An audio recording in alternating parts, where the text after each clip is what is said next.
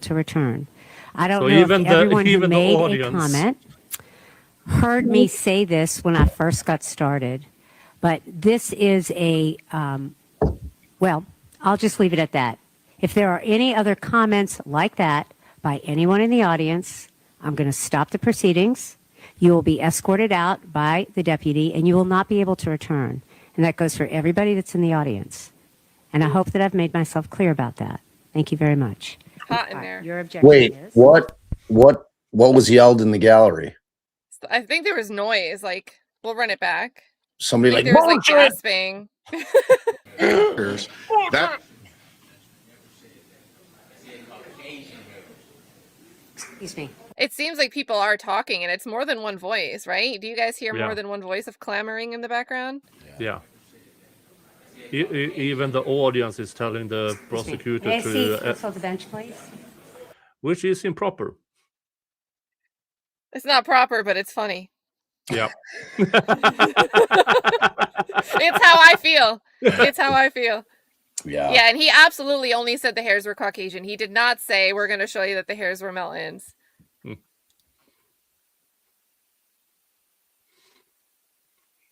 And what's funny is their witness was making conclusions without hair that had actually been DNA tested, speaking as if certain hairs were determined to belong to an individual, not just could be or were eliminated as being contributed from. Dang. Oh, man. This poor guy. Dude. Mr. Cruz demonstrated to you about all of it.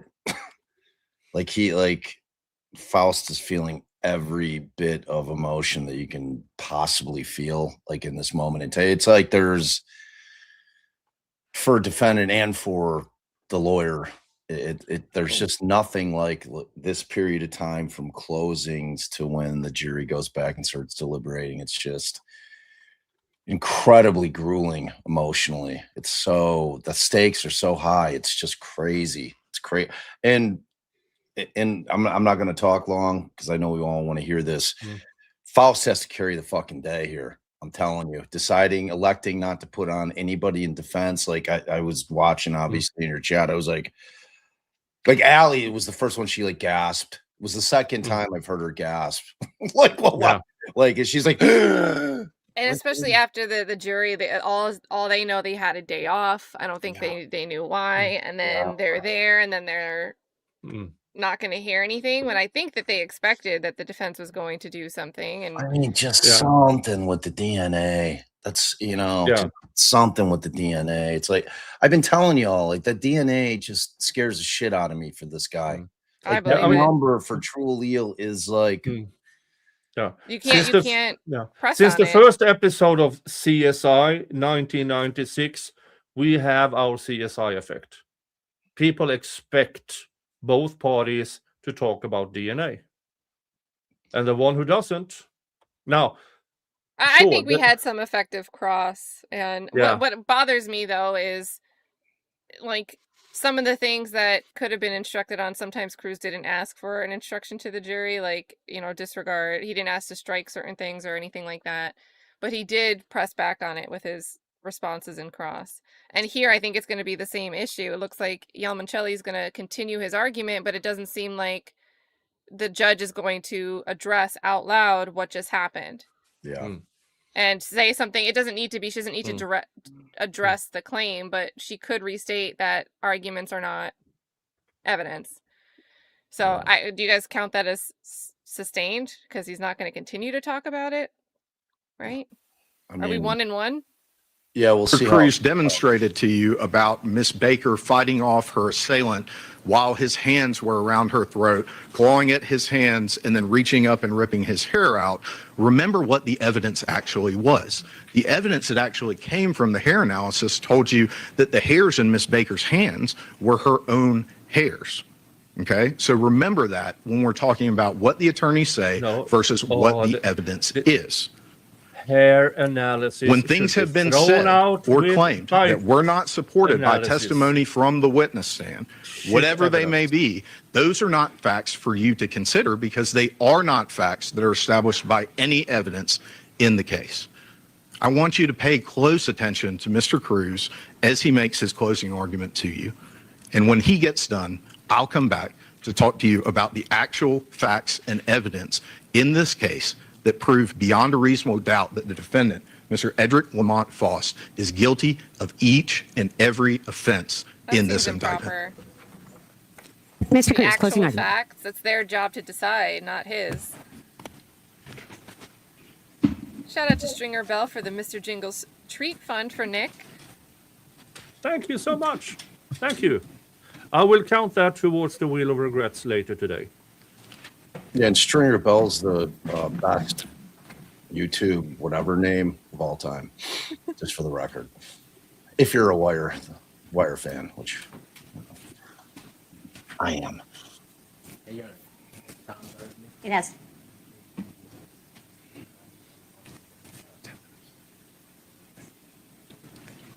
Wait, was he done by that?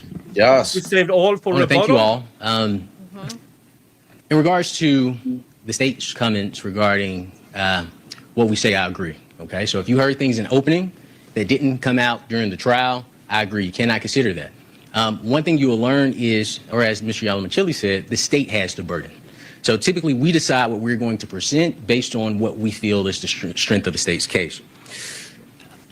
The case presented to you these last 3 weeks, including jury selection, is what can only be described as a story of negligence, a carelessness for the life and the death of Ms. Baker that extends far past indifference.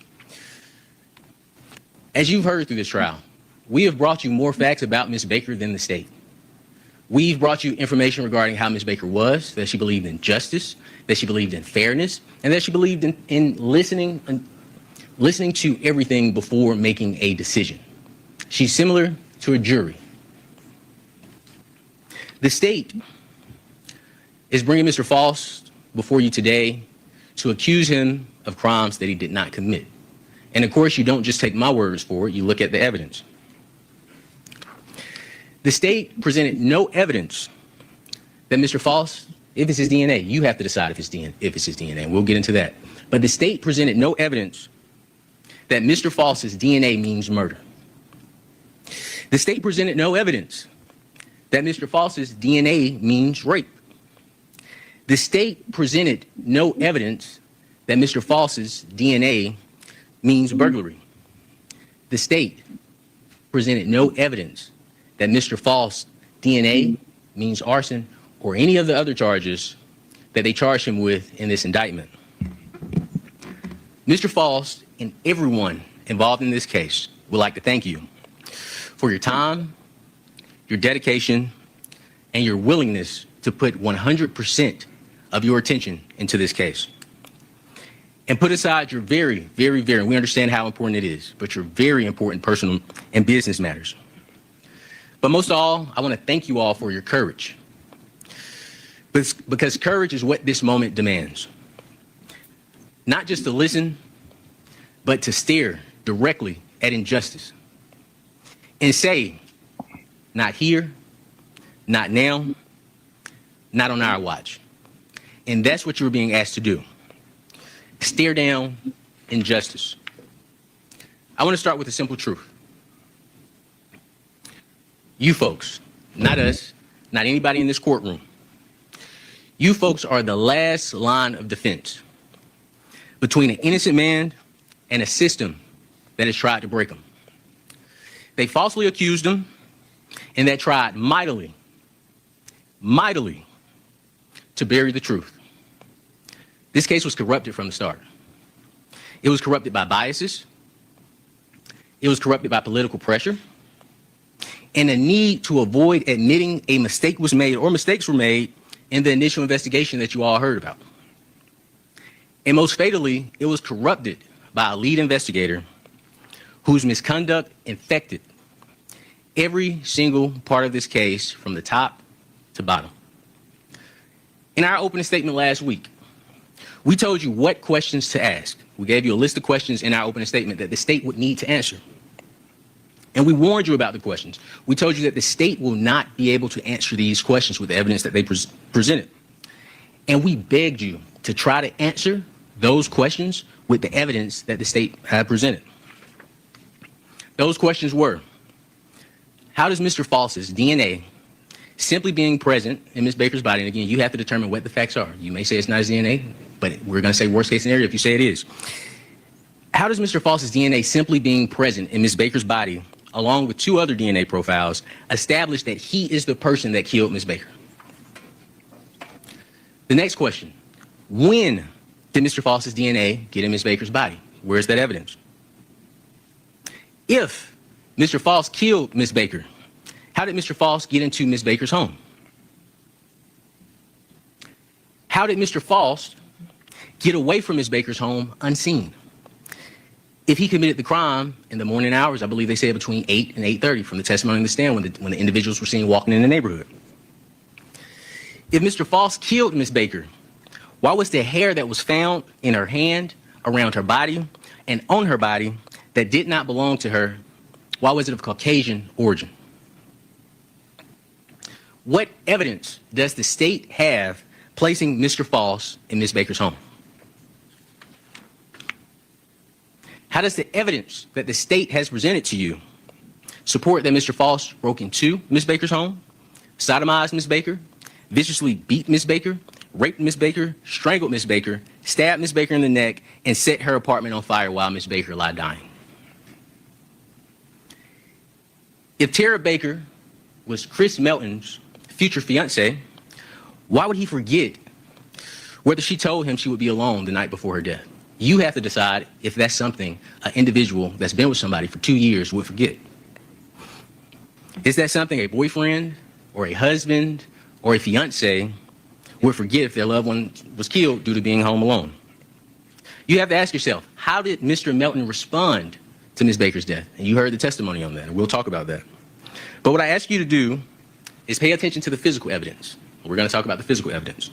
Pay attention to the science. The science is the most important thing in this case. The state wants you to believe that the DNA is everything. The science is going to be the most important thing in this case, and we're going to talk to you about the science. Pay attention to the medical facts that were given to you, but also pay attention to the integrity, which is the very essence, the integrity of this investigation. But you also saw something during the course of the trial that none of us might have expected. Something that should sadden us all. Something that maybe would anger us. On full display, you saw the lengths to which some, and only some, police officers will go to avoid admitting there were mistakes made in the investigation of Ms. Baker's case, to protect their own at the expense of the rest of us, at the expense of Mr. Faust, who is an innocent man. Before we examine the evidence in this case, which we absolutely will do, we need to understand the very foundation of the entire system of justice in which we operate. It is the bedrock on which this entire system is built. Reasonable doubt. And that term, you all have heard it before, but this term isn't just legal jargon. It isn't just a technicality, and it's not a slogan. It is a constitutional shield that protects the innocent and prevents the government from punishing without proof. The state has the high burden to prove every single element of every single offense that they've charged Mr. Faust with. And they have to prove that beyond a reasonable doubt, which simply means a doubt for which a reason can be given. Not a vague or arbitrary doubt, but a doubt based upon common sense and reasoning, as the state advised you. But I want to emphasize this because it sounds complicated, but it's very simple. It's a doubt for which a reason can be given. This doubt can be, and the judge will tell you this. What I'm about to tell you, you're going to hear the judge say the exact same thing. This doubt can be based upon a consideration of the state's evidence as a whole, Get her back there. a lack of evidence, or a conflict in the evidence. And those powerful words are not just some legal jargon. They're a mandate. They're your obligation. They're your community's protection against injustice. In our system of justice, Edward Faust sits here today, presumed innocent. He's cloaked in the presumption of innocence, and it protects him like a suit of armor from the top of his head to the bottom of his feet. And that presumption is not fragile. It doesn't just disappear because there's a charge that comes about, or because somebody has a badge, or because the state has a theory.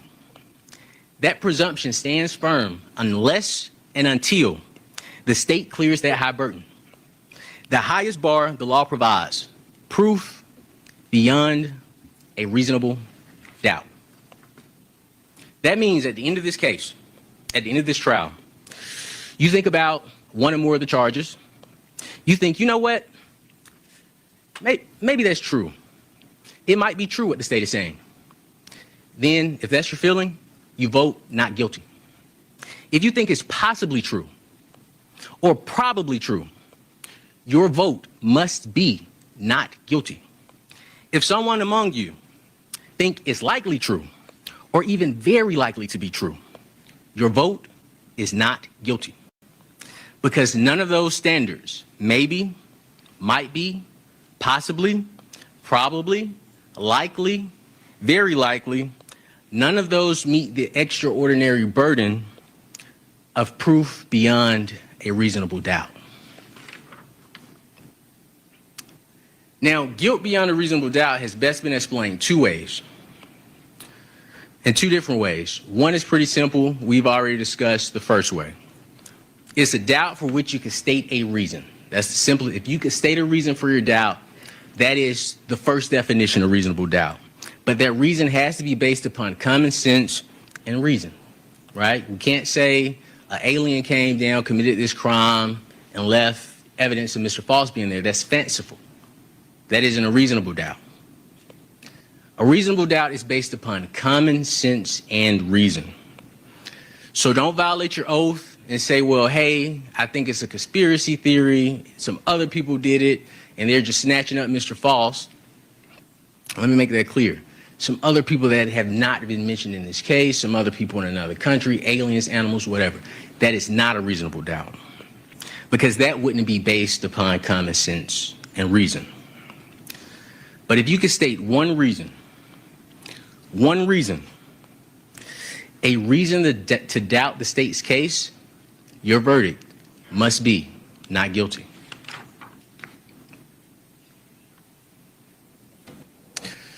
Now, as a jury, you have rules and principles just like we have them in our homes and in our businesses. We also have them in court. So you find a truthful verdict within the confines of the law that is given to you by the honorable court. So if you want to say the state never presented evidence showing how Mr. Faust's DNA means rape, there's no physical evidence or witnesses connecting Mr. Faust to Ms. Baker's home. And also add the fact that Dr. Falzone, who testified here, told us based on the injuries to Ms. Baker's anus, she was sexually assaulted anally. Dr. Falzone told us that.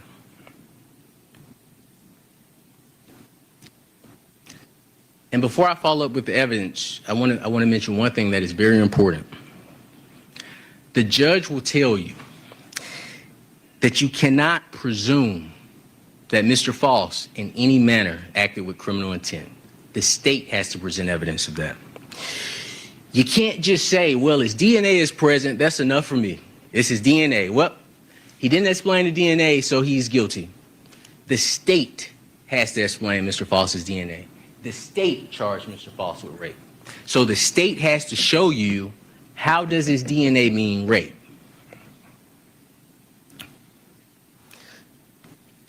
Otherwise, that presumes criminal intent, and it violates the oath you've taken to follow the law given by the honorable court. The judge will also tell you to convict Mr. Faust.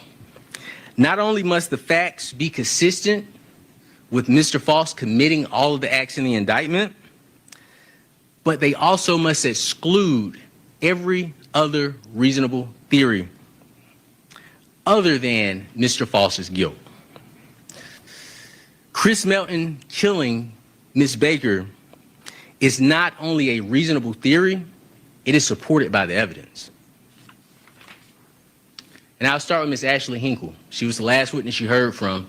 You'll go to the last page on that. The reset and drainage. Oh. Yeah, I had no idea that DNA could time travel. Here's the easel chat. Everyone wanted the easel. Put some notepad emojis in the chat. I had no idea. And again, no evidence came in about anybody running off, so I don't want you to consider that. You can't consider that. But this is what led us to say our case is where it needs to be. Ms. Hinkle, the states, this wasn't our DNA expert. This isn't somebody we hired. This isn't somebody we paid. This is somebody they brought in to support their case. Ms. Hinkle testified that DNA doesn't last in the anus for 5 days. And you may remember me asking her about the test where they had 5 swabs and they tested the 5 swabs and all 5 anal swabs came back negative. But at most, as we have, 3 days. And that's best case scenario. One of the journals said 2 days, but we'll give them the benefit of the doubt. We'll say 3 days. And the state came before you and said, well, it's a drainage theory. It's a drainage theory. You even had Chris Melton, and you have to decide how he knows this. I don't know where he got it from, I think I know where he got it from, but you have to decide where he got it from. He took the stand under oath and said, well, my DNA was there probably because of drainage. But this is the issue with the state's drainage theory. If we concede, I don't agree with it, but you have to decide what's truthful and what's not truthful. But if we concede that Mr. Melton was with Ms. Baker on Sunday and DNA only lasts 3 days, his DNA would have been gone by Wednesday. So for Ms. Baker to be killed on Friday and Mr. Melton's DNA to show up, it doesn't fit the physical evidence. It doesn't fit the science. And you may have heard the state ask a question, well, does the clock reset? And you heard Ms. Hinkle say, yeah, but it will require penetration. So if number one, it wouldn't be there, but let's say hypothetically, it requires penetration. Whose DNA profile was the only identifiable DNA profile in Ms. Baker's anus? It was Chris Melton's. So even if you take Mr. Melton's theory, even if you try to give him the benefit of the doubt, it doesn't match the science. And you actually heard Elizabeth Bigham say that. We have to explain your DNA. It doesn't make sense. The issue is Ms. Bigham went to a lab way out in California. You heard the young lady come in, Ms. Lacone. She was very honest. She said, well, I've never been asked to testify about this. This is a presumptive test. Both of these tests are presumptive tests. This is her first time coming into court. Based on what she said, she has not been called in court to testify about this science at no other time. But what Ms. Bigham does, when Mr. Melton wouldn't change his timeline, she changed it for him. And this is the significance of the DNA in the mouth. If you'll go to the paper before it. I don't know if I wrote this down, but let's see. This is the significance of the DNA in the mouth. The easel. So what Ms. Hinkle told us is that DNA in the mouth at longest lasts 24 hours. At longest. So when Ms. Bigham was meeting with Chris Melton saying, hey, we need to explain this because we need to put it on bad guy. We need to explain it because we need to go after the one we want. She knew when Chris Melton was saying, hey, I didn't see her the day before. Hey, I didn't see her 2 days prior. Hey, I didn't see her that week. That was a problem for their theory. It was a big problem. Because she wants Mr. Faust, whose DNA was at one time was only in the mouth.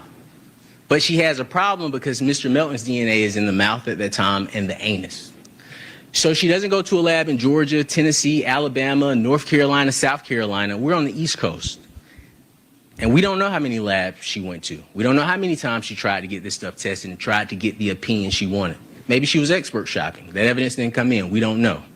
But we do know they flew someone all the way from California on taxpayer dollars to testify about these tests where this young lady says it's presumptive. This is a presumptive test. This is the evidence they brought you. And the reason they brought you that evidence is because they had to take Chris Melton out of the mouth. But they forgot about the anus. They forgot about the anus.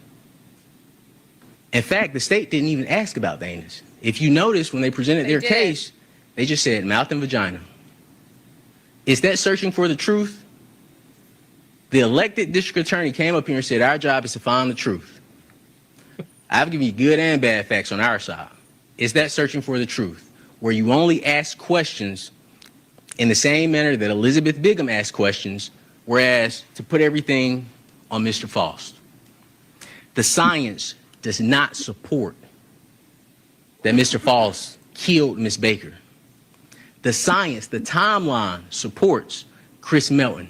He's continuously lied. Even Elizabeth Bigham had to admit, yeah, I told him it wasn't consistent with what he said 23 years ago, or for the last 23 years. When have you ever in your life, whether it's on television or any experience you've ever had, known law enforcement to tell someone, look, it's not consistent with what you've been telling us, but let me offer a suggestion of what you should say? You've never heard of that. You've never heard of that. If you weren't in this courtroom, you wouldn't believe it. If somebody told you outside that, hey, I heard about this case, you know, the lead detective is telling the individual to lie so they could put it on somebody else, you'll say, no way. This guy's nuts. He doesn't know what he's talking about, because it sounds so unbelievable. But what doesn't lie is the science and the physical evidence. You heard their expert, not my expert, their expert talk to you about the timelines.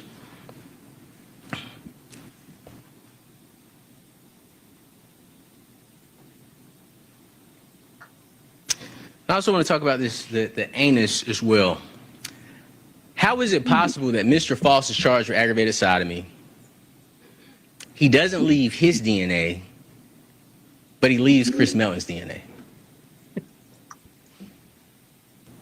How does that make sense? Mr. Faust is charged with aggravated sodomy for anally sexually assaulting Miss Baker, but somehow, some way, he doesn't leave his DNA. He leaves Chris Melton's DNA. That was supposed to be gone, because according to Chris Melton, he hadn't seen her since Sunday.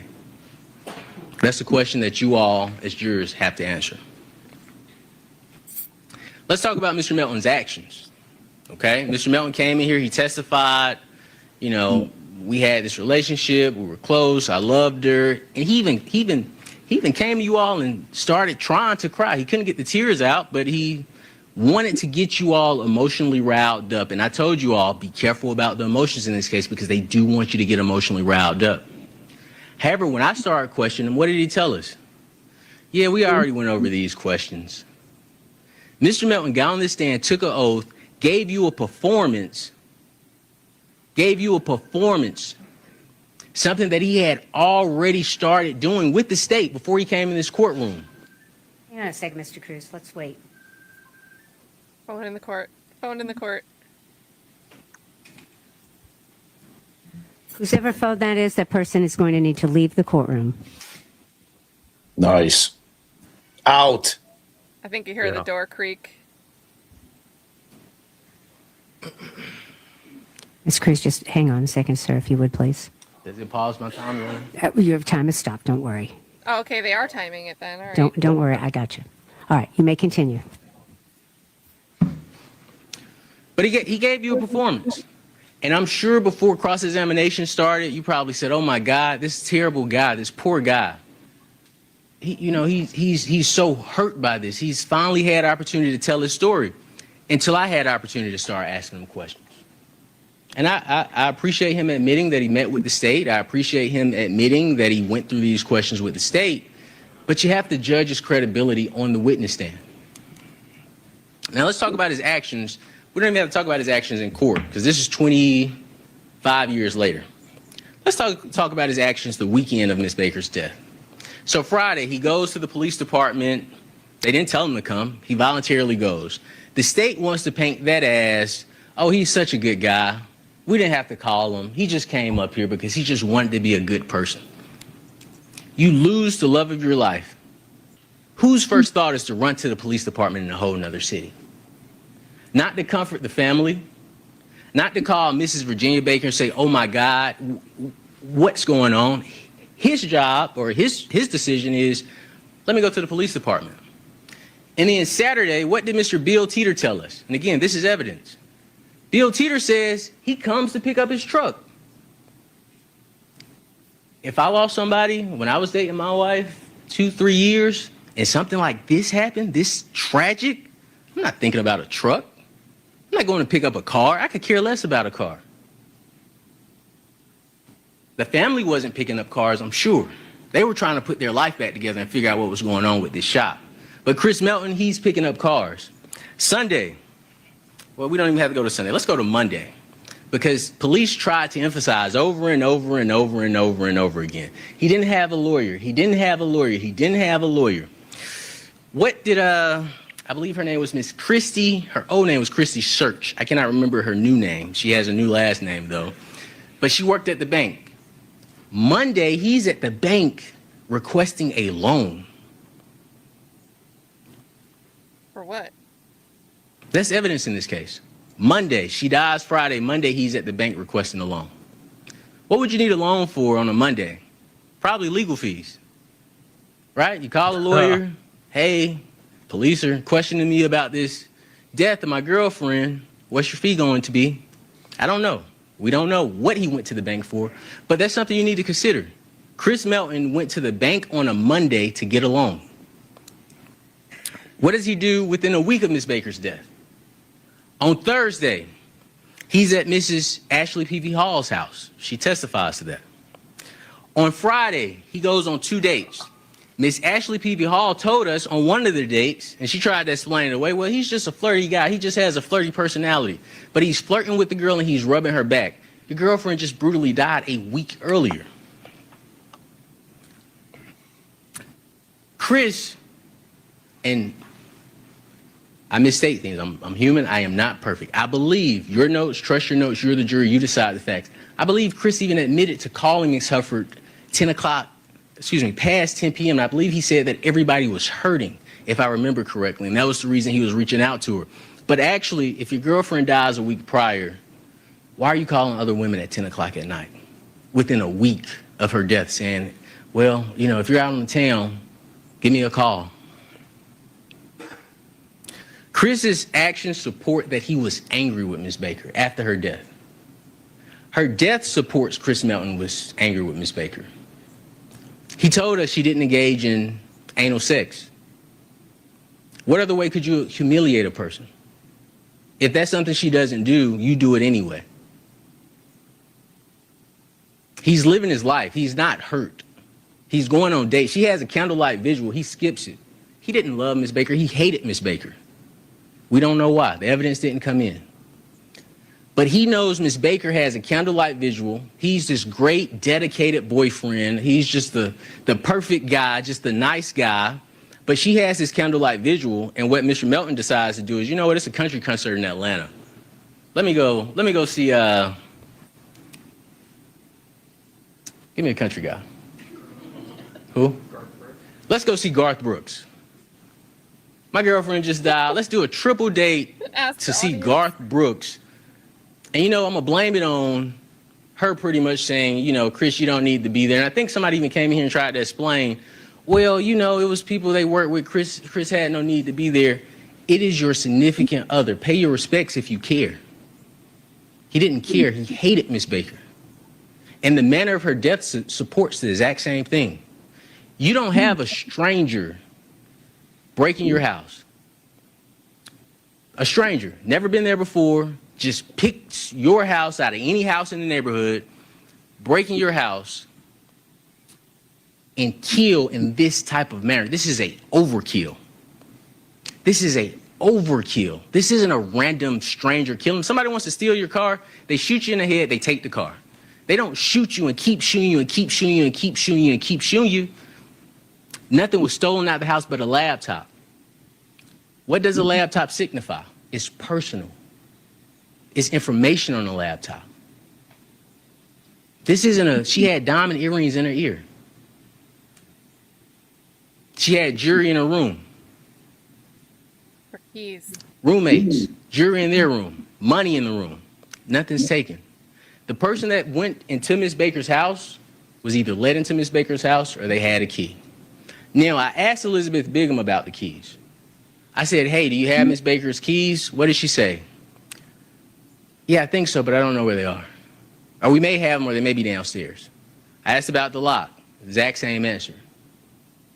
Now, the significance of those keys is twofold. One was Ms. Baker's house key on the key. And I asked Mr. Melton, did you see Ms. Baker enter her house? Because Mr. Melton would know what her house key looks like. A stranger wouldn't. A stranger wouldn't break into a house. Court's indulgence. A stranger wouldn't break into a house, take the keys, and say, let me see if this one fits. Nope. Let me try this one. Nope. Oh, this one works. And then run off. That's not something a stranger does. But a person that knows what your keys look like, or who has a key, they know, okay, I can get in and out quick. A stranger doesn't stay around and clean up your house. And Dr. Valerie Lowe said it best. She said, it's like somebody knew we weren't going to be at home. How would a stranger just, out of 6 people possibly being in the home, how would a stranger just pick the right time and then have the nerve to stay there and clean the place up? That's not a stranger. That's somebody that knew Miss Baker. That's somebody that was angry with Miss Baker. Miss Baker didn't have a towel near her. She didn't have clothes near her. This was somebody she was comfortable with. And again, whose DNA was present? According to the state, Mr. Melton's DNA is in her vagina and her anus. But for the last 23 years, before Elizabeth Bigham got involved, his DNA was in her mouth and her anus. Whatever you think right, or whatever you think is right, you have to decide. You're the judges of the facts in this case. Now, you know that Chris Melton is a liar. It's been, Ms. Bigham said it. You heard the recording. You heard me ask her questions about the statement she made to him. This is inconsistent with what you said over the past 23 years, and that interview was in 2024. Mr. Faust is a truthful person. During his interview, he was asked about white women that he dated. He named the white woman that he dated, but he also said that he's had plenty of women in his day. And he told the investigators, I don't discriminate. I'm not a discriminatory person. Color doesn't matter to me. Dating, and you got to listen to the questions they ask because they want you to make assumptions. They want you to hear things one time and then start making assumptions. Dating signifies a commitment. They asked him about dating. Chris Melton claimed to date Ms. Baker. Mr. Faust didn't. They asked Mr. Faust, why was his DNA found in the house? Now, at this point, you know Mr. Faust's DNA was not found in Ms. Baker's house outside of it being in her body. They were asking him trick questions to see what he would say. And what did he say? What? My DNA? My DNA? I've never been in a house in Deer Park. I've never been over there. And again, the physical evidence does not lie. The science does not lie. The physical evidence tells you that Mr. Faust is telling the truth. Every single witness in this case that we talked about, what was found in the house, including the microscope, I think he was, I can't think of his name, but the expert who did the microscope with the hairs, he admitted, Peterson. And I think it's bad science, but you have to decide. He admitted that there were no African American hairs found on, around, or anywhere near Ms. Baker's body. The physical evidence supports that Mr. Faust was telling the truth. The physical evidence supports that Chris Melton is a liar. After telling Mr. Faust that they had warrants for his arrest, they told him it was for, and mind you, let me not skip this point. They had already told him twice. So when you see him talking, he's already been told they have warrants for his arrest. He just isn't to the point where the warrants are for. But after telling him that they had warrants for his arrest for murder and aggravated sodomy, something significant happened. And the state doesn't want you to think about this. Just imagine you're at Walmart or you're just out and about living your lives.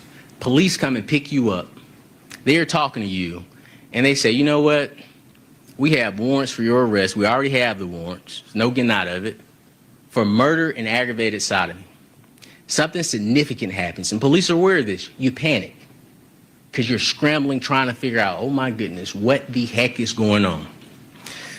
But they tell him this, and then they ask him, and it's very important that you listen to what they say, because you have to remember, Elizabeth Bigham is biased. She's already told Chris Melton, before she's met with Mr. Faust, we have to put it on this guy. You have to keep all this stuff into context. The interview with Chris Melton happened, I believe, on May 5th. I believe May 5th or 6th came in on the testimony. May 9th was Mr. Faust's interview. So she's already told Chris Melton, we're trying to get this guy. We have to go after this guy.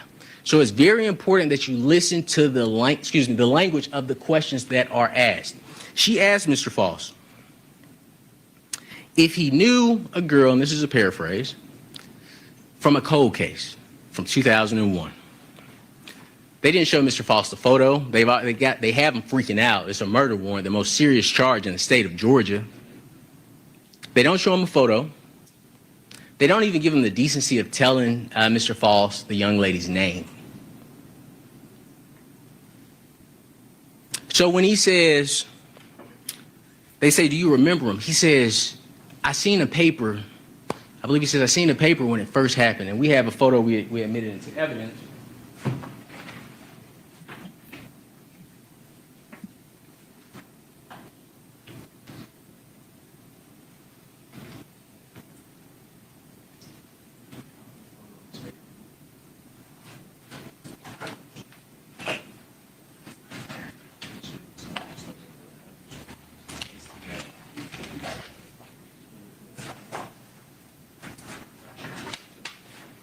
But I'll show you the media shot of Miss Baker. Now, mind you, this is 24, 23 years before his interview. So it's been a while since he's seen this, as he said in an interview. But this is the media shot of Miss Baker.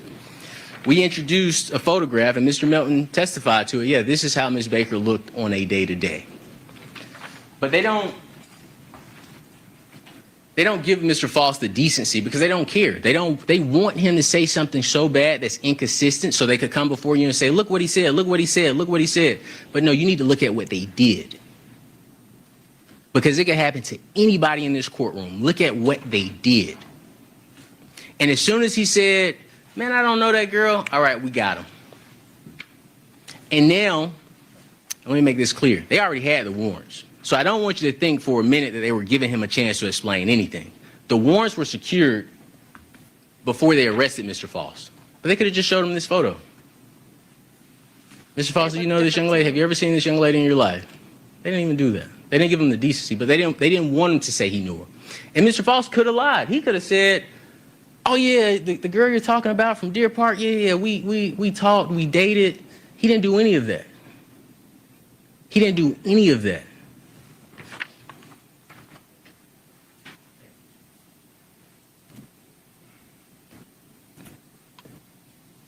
They never gave him an opportunity to understand who they were referring to, but now they want to use the evidence against him. You want to perform a shock and awe type of presentation on somebody, arrest them, tell them they're charged with murder and aggravated sodomy, and then have a gotcha moment. They didn't give Mr. Faust the chances or the grace that they gave Chris Melton. Elizabeth Bigham testified that Chris Melton said 7 times that he last saw Ms. Baker that they gave Chris Melton. Elizabeth Bigham testified that Chris Melton said 7 times that he last saw Ms. Baker 10 days prior to her death. We went through it together. 1, 2, this is the 3rd time, this is the 4th time, this is the 5th time. 7 times Chris Melton said 10 days.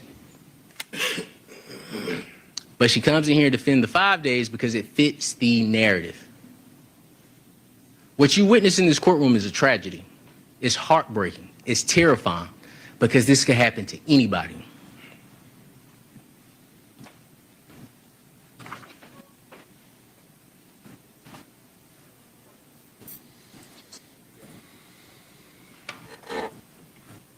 I have one. So in this little discussion that we just had, I've given you many reasons to doubt. We probably just discussed about 15 to 20 reasons to doubt the state case. You agree with one, you're done. We got a rhyme. If you agree with one reason to doubt, you're done.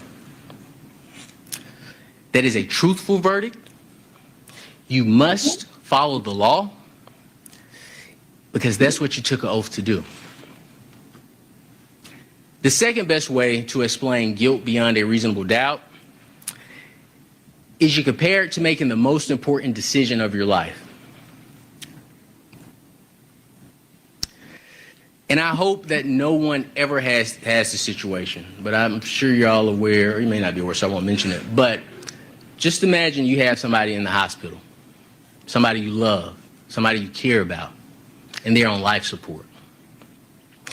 And you're the person in the hospital waiting room, and the doctor comes to you, and the doctor says, pull the plug.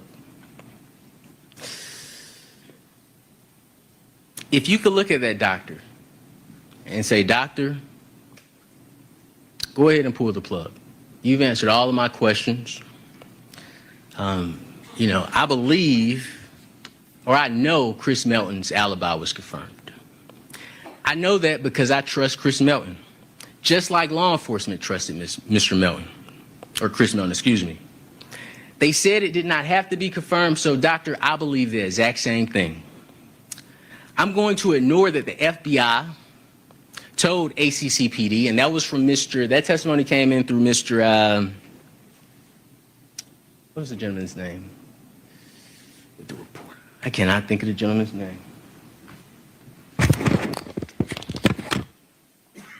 The testimony came in through Griffith. I asked Griffith about the FBI asking him to search Mr. Melton's hard drive. And what did Mr. Griffith tell us? Despite FBI saying, hey, this guy hasn't been ruled out, he's saying, well, you know what, ladies and gentlemen of the jury, I know best. His alibi is confirmed. Don't worry about it. The FBI didn't clear him. But you may say, doctor, I trust Mr. Griffith. I trust what he said. Although scientifically his DNA says that, although science says that his DNA should not be present 5 days in Miss Baker's anus, I'm going to ignore that. I believe the state's drainage theory, doctor. I believe what they said. I don't know how, but somehow it drained from Sunday to Friday, and it stayed there, doctor. And I also believe that Miss Baker and Chris Melton were in a loving, caring relationship, and he was destroyed by the fact that she passed away. I believe that, doctor, so pull that plug. I'm satisfied. My mind is set. And when your mind is satisfied, and you hear the judge talk about reasonable doubt and the mind being satisfied, if your mind is satisfied, you have enough information. And what that means is your mind is not wavering. Well, maybe it did happen this way, maybe it didn't happen this way. When your mind is satisfied, it said you have all the information that you need to make a decision. It is not unsettled. And at that point, you know what to do. We've all had those type of decisions. Do I want a McMuffin in the morning? Do I want hash browns? You know what? I'm going to go with the McMuffin. My mind is not wavering. It is settled. When your mind is satisfied beyond a reasonable doubt, you don't have any reason to doubt. And remember what we talked about. It's one reason. When your mind is satisfied beyond a reasonable doubt, you have no reason to doubt.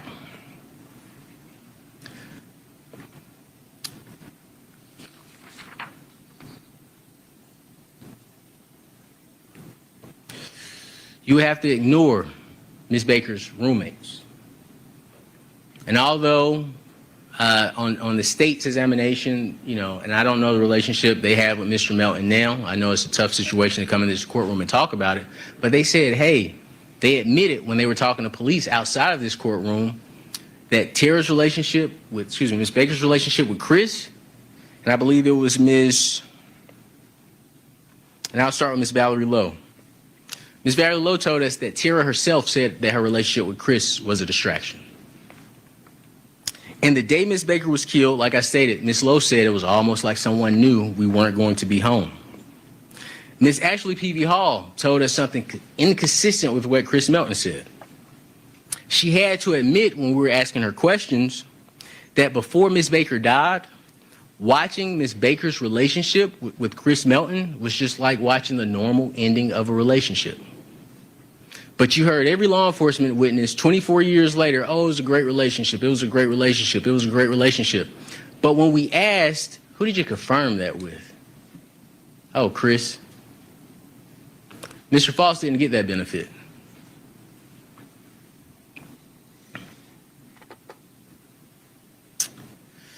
You'd also have to ignore that Chris failed to tell the police that him and Tara had a fight the week before her death. Right? And he came in here and he said, oh, well, yeah, it was a fight about a porno I had. It was an orange tape. He gave you this elaborate story about this porn to say we had a fight about a porn. Right? But I want you to consider that. I think that's a significant fact considering what occurred to Miss Baker when she passed away. Now, I don't trust Chris Melton. I think everything he says is not to be trusted, but you may. Miss Baker was sexually assaulted in multiple ways. If Chris Melton is telling the truth, the last fight they had was over pornography. And it was serious enough to cause a rift in the relationship. Now, with the laptop piece, we don't know if Miss Baker wrote Mr. Melton a letter, typed it up, so he needed to take the laptop. We don't know. That didn't come in. But that is something for you to consider. Their last fight, according to Chris, was over porn. Her death was sexual in nature. You would also have to ignore Chris's statement about punching this wall 30 times, I believe was his testimony.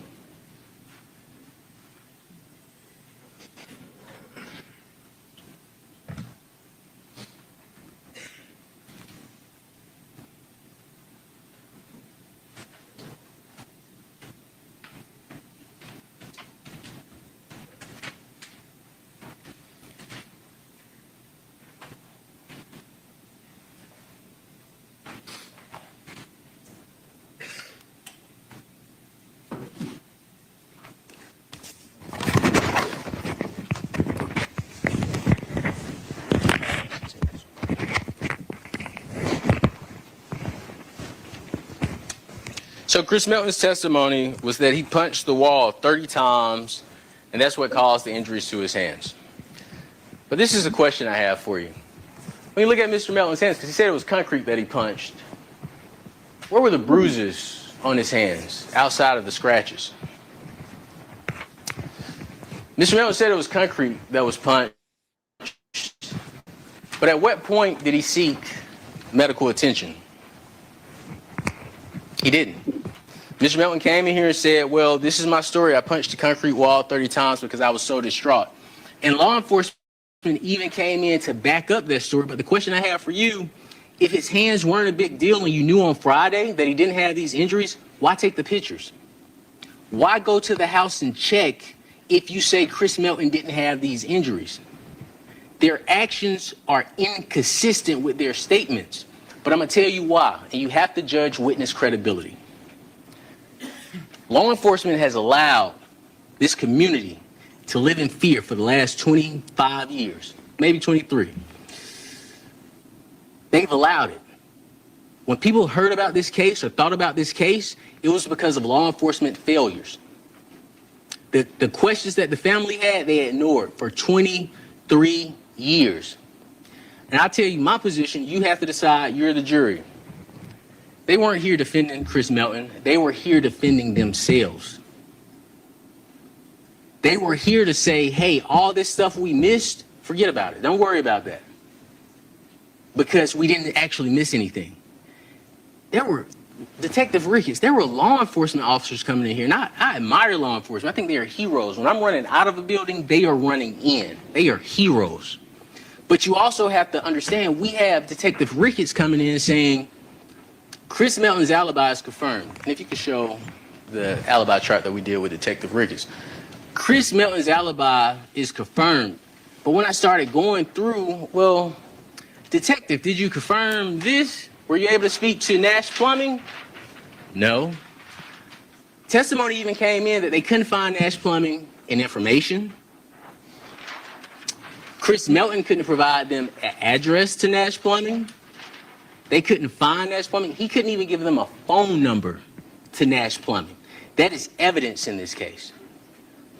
But instead of admitting for the sake of justice for the sake of Miss Baker and her memory that, hey, we may have made some mistakes, and if these mistakes get us closer to getting the right person in that chair, as opposed to the wrong person, we'll admit it, because that's the right thing to do.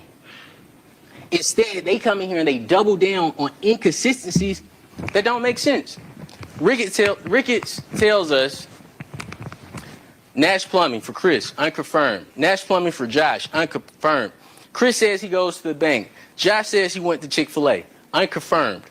As you know, the bank is at 9:08 a.m.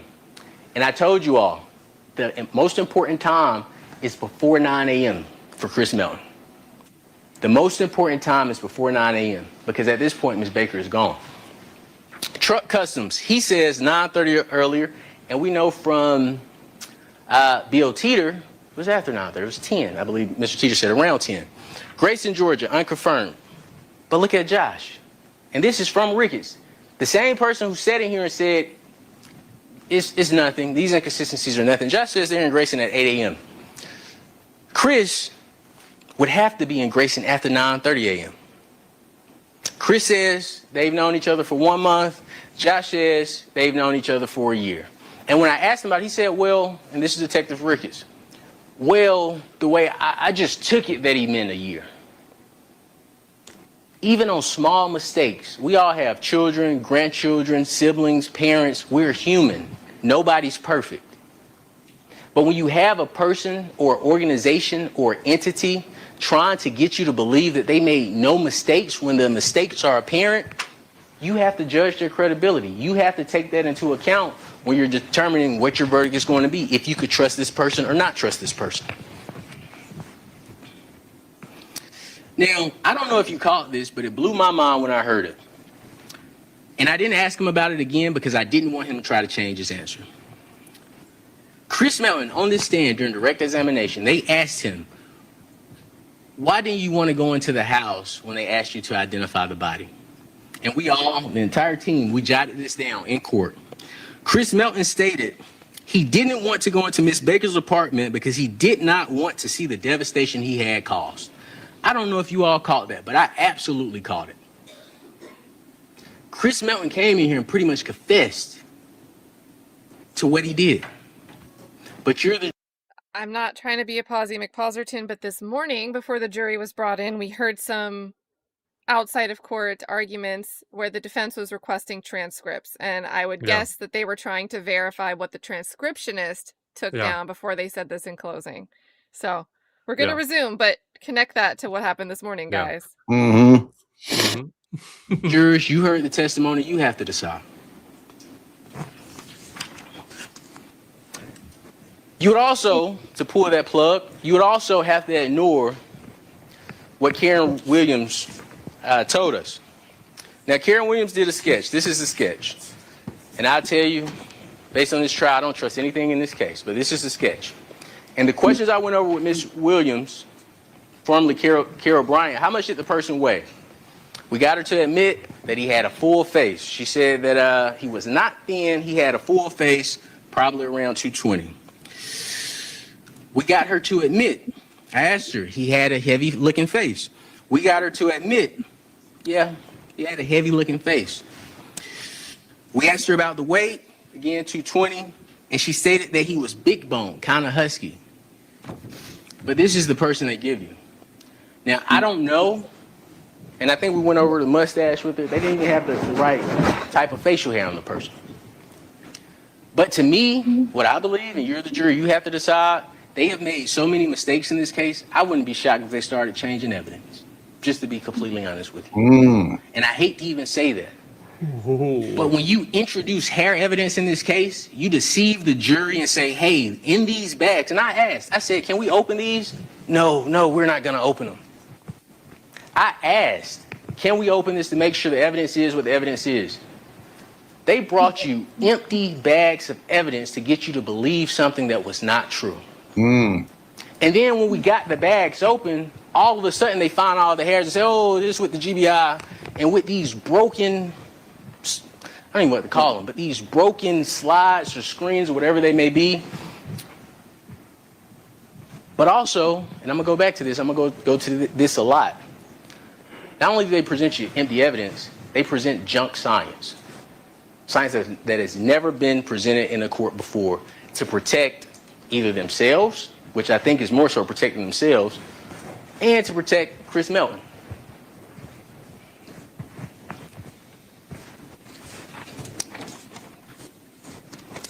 Now, when we talk about the sketches, remember what everybody said, and this was consistent, because I asked the same question for every sketch witness.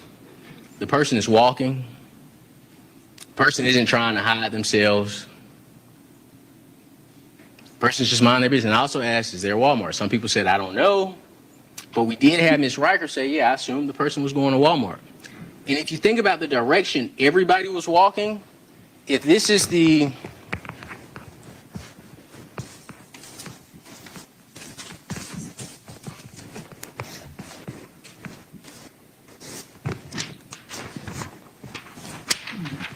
every single person that saw somebody said they were walking down this way. Nobody ever said, oh, well, I saw a person walking up towards Ms. Baker's house. They were all walking this way. And during the evidence, what is this way? The Walmart. You will have that photo with you in evidence. On the other side, down here, past this subdivision, it's the Walmart. But what they did was, okay, let's get all these sketches of these people. They're walking. They aren't doing anything suspicious.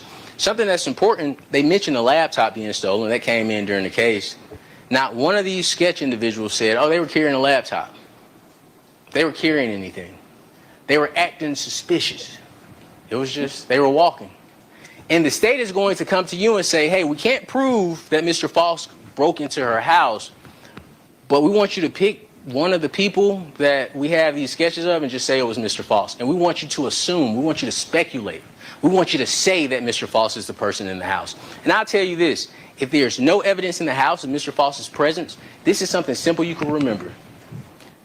No house, no Faust. If there's no evidence of Mr. Faust in the house, They switched his name. no house, no Faust. Tell them to present the evidence. If you can't present the evidence that Mr. Faust was in the house, we have to vote not guilty. We have to. We have to. You're saying this crime happened in the house, you charged him with burglary, we have to. That's the simplest way to remember it. So when they make up, hey, the guy was walking and he disappeared, so that meant he broke into Ms. Baker's house, you say no house, no Faust. Show me the hairs. Show me the blood. Show me the skin. Show me the DNA in her house, outside of her body, on her skin. Show me something. We presented a photo of Mr. Faust. He does have an afro. And they say, well, the hair in her hands, you know, we just want to show you that it's not Mr. Melton's hair. That's all we want to show you. It's not Mr. Melton's hair. It was Caucasian hair. Now, I don't understand, and you're the jury, you have to decide. How would Ms. Baker get a handful of her own hair? How is that possible? Your hand is outward away from your body, but it's your own hair? But in this case, it doesn't matter because what you're here to decide is if the state presented enough evidence that Mr. Faust is responsible for Ms. Baker's death. And they haven't. But what they are going to argue, they're going to say, hey, it was just one person walking down the street and he disappeared, so we want you to say this was the person that committed this crime. And they harp on, oh, he stayed 585 feet away from her house. He stayed 585 feet away from her house. Well, that means there's an issue with the investigation, because if the person that you say killed Ms. Baker stayed that close, why didn't nobody go to the house and speak to him? He did say his grandmother stayed there. You heard the recording. It's my stepmother's house. But now, 24 years later, 25 years later, they want to say, oh, that's evidence of guilt.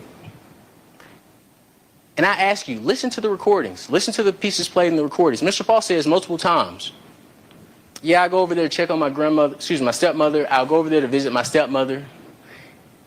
And I don't know about all of you, but we all have permanent addresses. Mr. Faust said he stayed in that house for 40 years, but he also said, yeah, I have different women I stay with here or there.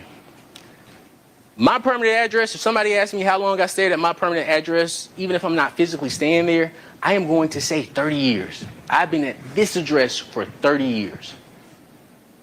Even if I don't physically stay there, because that's my permanent address. That's where I may want to send taxes. That's if I get a ticket, I may want to send a ticket there.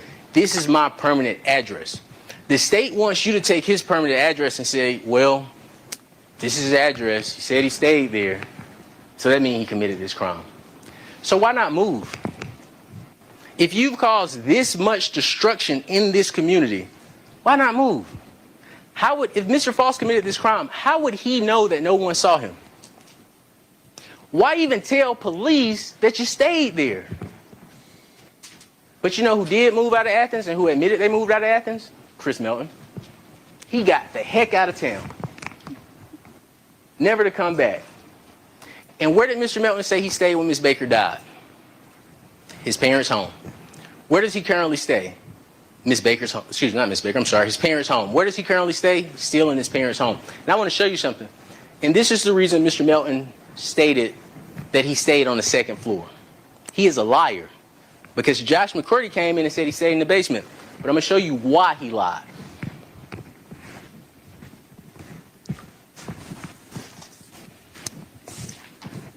And this is a ball that was dropped by law enforcement. The reason Mr. Melton lied is because the basement to his house has its own door. So he wanted to separate himself from that door because obviously I had to show him the pictures first. He didn't want you to know that he had an entrance and an exit he could go in that his parents would know nothing about. This is the door right here. Crime of opportunity. Mr. Melton had the opportunity. Think about what Mr. Teeter told us with him dropping his truck off. He dropped his truck off and went to see the police in Josh's truck. Why would he do that? Maybe he didn't want law enforcement to search it. But you all have to decide.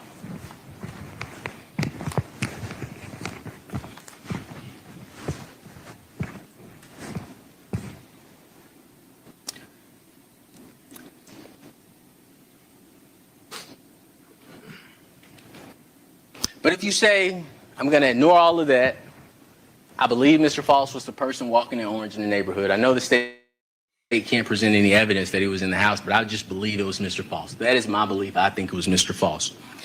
You pull that plug because your mind is settled, is satisfied, and it is not wavering. And you then find Mr. Faust guilty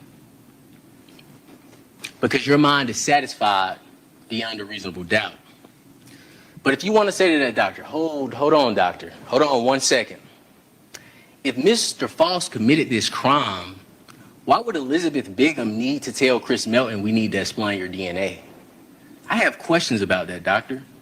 That doesn't make sense.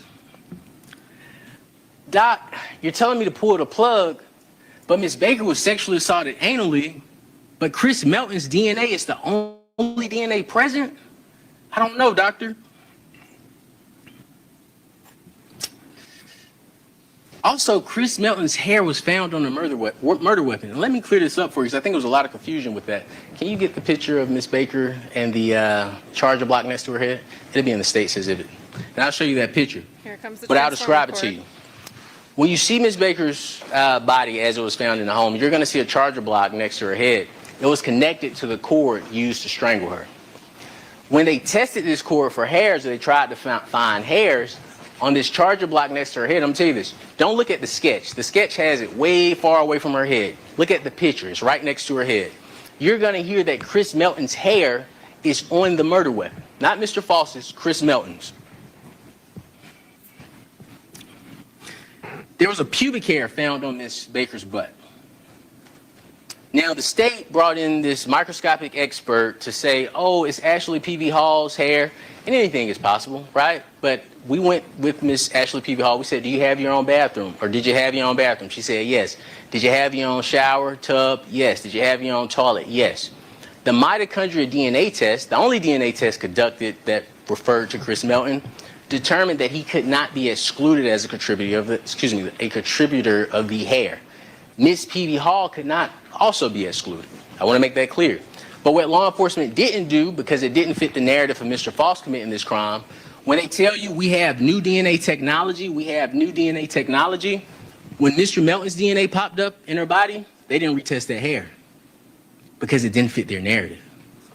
So potentially, not only is Mr. Melton's DNA in Miss Baker's anus, his hair was on her butt. But they never followed up when the mitochondrial DNA test said we can't exclude him as a contributor. But again, you ask the doctor, Doc, you're telling me that a complete stranger broke into Ms. Baker's home without any signs of forced entry, spent time beating her, strangling her, stabbing her, sexually assaulting her, and then he takes the time to clean up the house, setting it on fire and only taking a personal item such as a laptop, despite money, jewelry, diamonds being in the house? And then this stranger was able to somehow lock the back and front door and get away unseen. Is that what you're telling me, Doc? I have questions.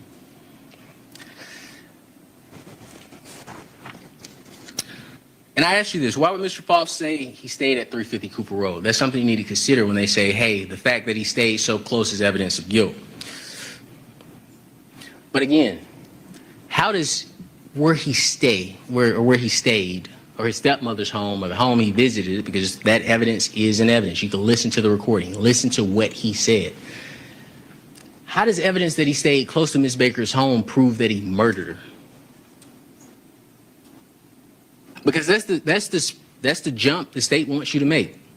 They want you to hear, oh, he stayed close and his DNA was in there, so that means he murdered her, he raped her. He did these horrific acts. We can't prove he's in the house, and remember, no house, no Faust. We cannot prove he's in the house. But we want you to look at all this other stuff. Look at it. Look how close he is. They went out and got drone footage. Just wasting time. Drone footage to show you how close the houses were. So what? So what? Ask them, how does that prove your case? The burden is on you. Give us the evidence. We want to protect this community, but we also want to avoid injustices. If you want us to convict, give us the evidence.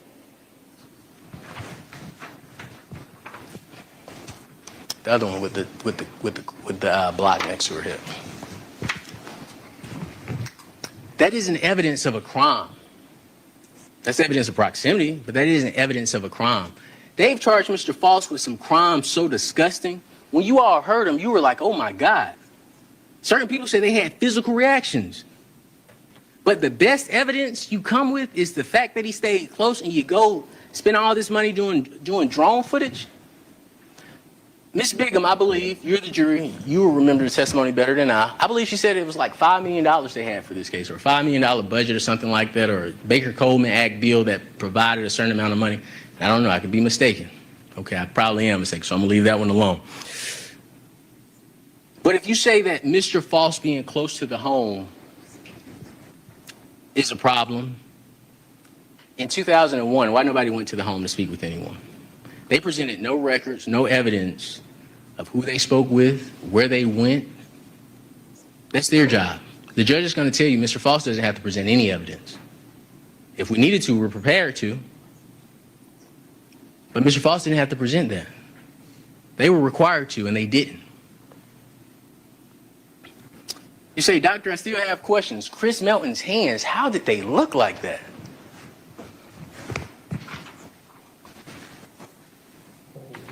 This is a tough picture, but it's part of the evidence in this case. This is where Chris Melton's hair was found. It was found on this object right here. This is Miss Baker's head. So when we say Mr. Melton's hair was found on a murder weapon, the cord used to strangle, this cord here is wrapped around Miss Baker's neck. So when we say his hair was found on a murder weapon, it literally was found on the murder weapon, next to her head. And again, I'm gonna emphasize this for deliberations. Don't look at the sketch, because the sketch, you have the photos. You don't have to look at a sketch of how the scene looked. You have the photos yourself. Justin.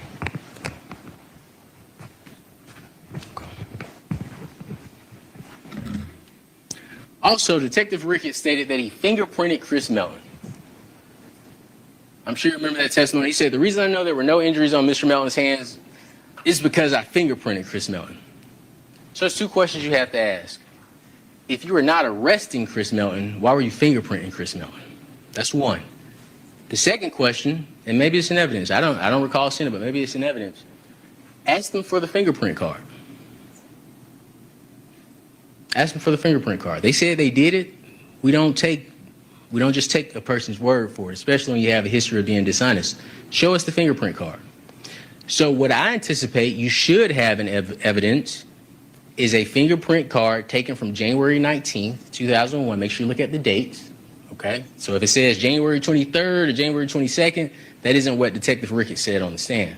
There should be a fingerprint card for January 19, 2001 with Mr. Melton's fingerprints in it. You can open all of this stuff if you want to. You're the jury. You're the finders of fact. So Detective Ricketts said it, ask for the evidence.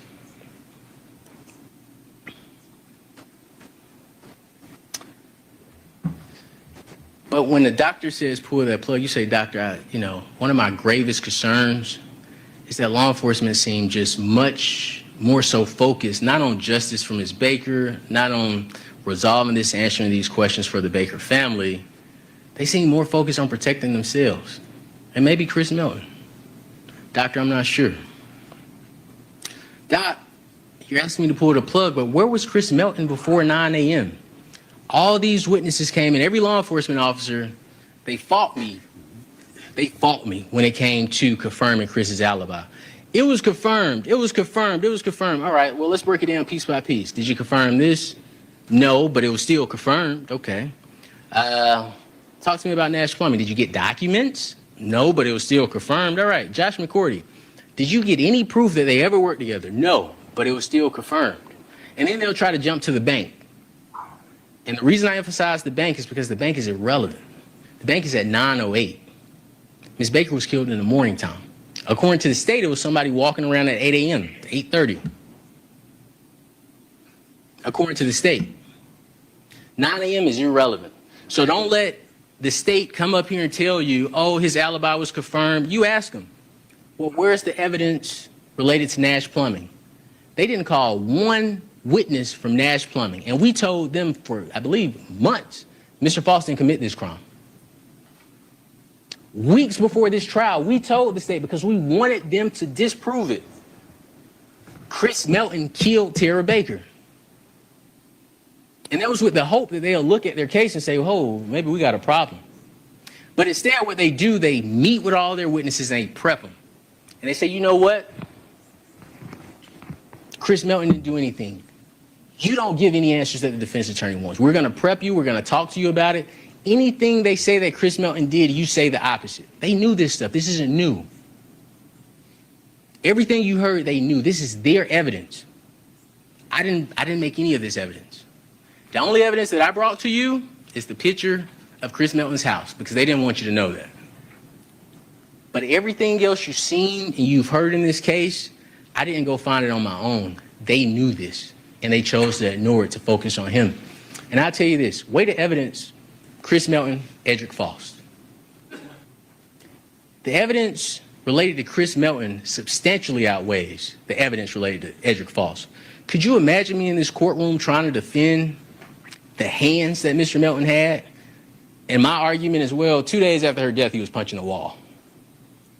You all would look at me and say, this guy's crazy. What is he in here talking about?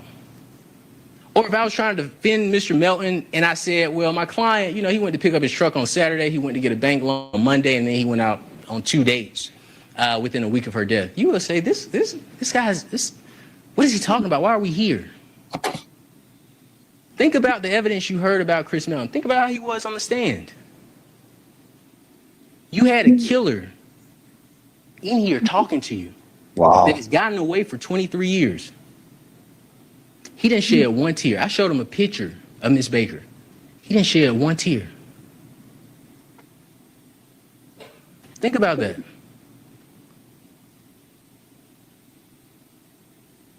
Edric Faust did not harm Miss Baker. But you don't have to take my word for it. You can look at the evidence. You can look at the evidence.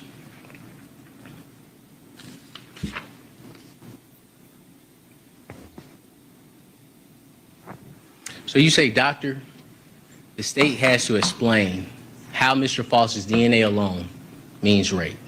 How does his proximity, if you say he stayed there, how does his proximity mean murder, rape, arson, aggravated sodomy, 2 counts, 4 counts of felony murder, burglary? You need the evidence. So, doctor, you don't pull that plug. Hold on, my mind is wavering. It is not satisfied. It is not settled. I have questions. Doc, don't pull that plug. When Mr. Faust chose you all to decide his case, he gave you all awesome power. You may have noticed that each and every time the Honorable Judge Lott entered and exited this courtroom, we'd stand in her presence. And the reason we stand in Honorable Judge Lott's presence is to show respect for her awesome power as the giver of laws in this courtroom. You may have also noticed each and every time you, ladies and gentlemen, entered and exited this courtroom, we stand in your presence. Because just like Judge Lott, you all are the judges of the facts in this case. In our standing, that is symbolic to show our respect to your power. The first thing you did as a body when you entered this courtroom, or excuse me, when you entered this jury box, you stood up, you raised your right hand, and you took an oath. And by that oath, each of you, you promised, you swore to decide this case based on two things. One, the facts, only as they came out in this courtroom. And two, the law as given to you by the Honorable Judge Lott. Because you need to understand the law and the facts, I would like to discuss them both with you at this time. Starting with the law. The first principle of law that I like to discuss with you is the Bill of Indictment. Okay? Don't be afraid of this document. This is a very important document. Embrace it and read it. Because in this document contains the charges that you will decide against Mr. Faust. During your deliberations, and this is very important, use this document because this will tell you what evidence you're looking for. The indictment was returned by the grand jury, and you've heard this term before, of Clark County. And what the grand jury is 16 to 23 people. They meet with the district attorney's office, and you've heard Agent Bigham's testimony, but they meet with the summary witness, okay? A summary witness is a witness that just comes in and tells the group about the case. I can't be there. Mr. Faust can't be there. He can't defend himself. He can't hear anything that you all heard. The judge isn't there. It's simply the district attorney's office and their witness. And they tell the room whatever they want to tell them. And they return an indictment. And the judge will tell you that this indictment is not evidence of guilt whatsoever, in any way whatsoever. And the reason why is because it is only a one-sided story. That's it. It's a one-sided story. That's how you get this indictment.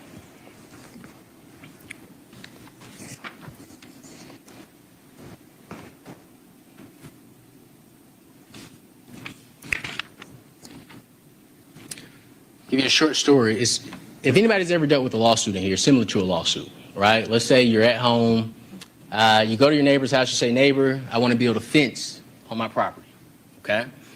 I am going to build a fence 5 feet inside of my property line because I don't want to encroach on your property, all right? Do you have any problems with that? Do you want to go get your own surveyor? Do you want to have somebody come out and look at it? I don't want any problems with you, so I'm going to make sure I build it 5 inches inside of my property line. Your neighbor says, no, don't worry about it. You build your fence.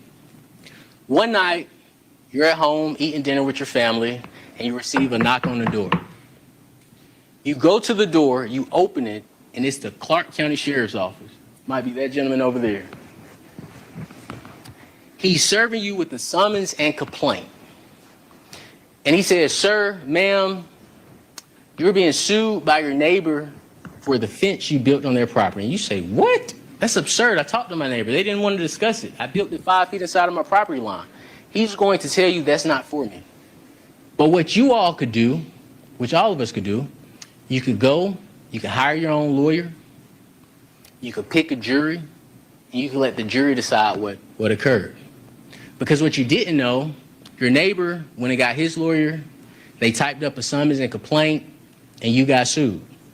It doesn't mean you did anything wrong. Doesn't mean your neighbor's right. Doesn't mean your neighbor's telling the truth. But that's the way a civil case gets started. The same thing with the bill of indictment.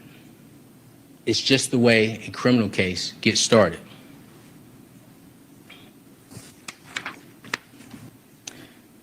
The next principle of law I'd like to discuss with you are the 12 counts in the indictment. The sole issue in this case, it may make deliberations very simple for you all. The sole issue, everything that is charged in this indictment we believe occurred. The sole issue where we are on opposite ends of the earth is whether or not Mr. Faust committed these crimes. That's the sole issue you have to decide. Has the state presented enough evidence that Mr. Faust committed these offenses? Malice murder. It's the first count in the indictment. And you're going to have these jury charges. The first element of malice murder, and this is the only question you have to answer in regards to malice murder, the first element is that the defendant, in this case Mr. Faust, caused the death of another person. That's the only question you have to answer in regards to malice murder. Did Mr. Faust, let me change that, did the state, because it's their burden, did the state present enough evidence to you to prove beyond a reasonable doubt that Mr. Faust, and I hate to use this language, but murdered Miss Baker? I'll tell you they didn't, and we've discussed it.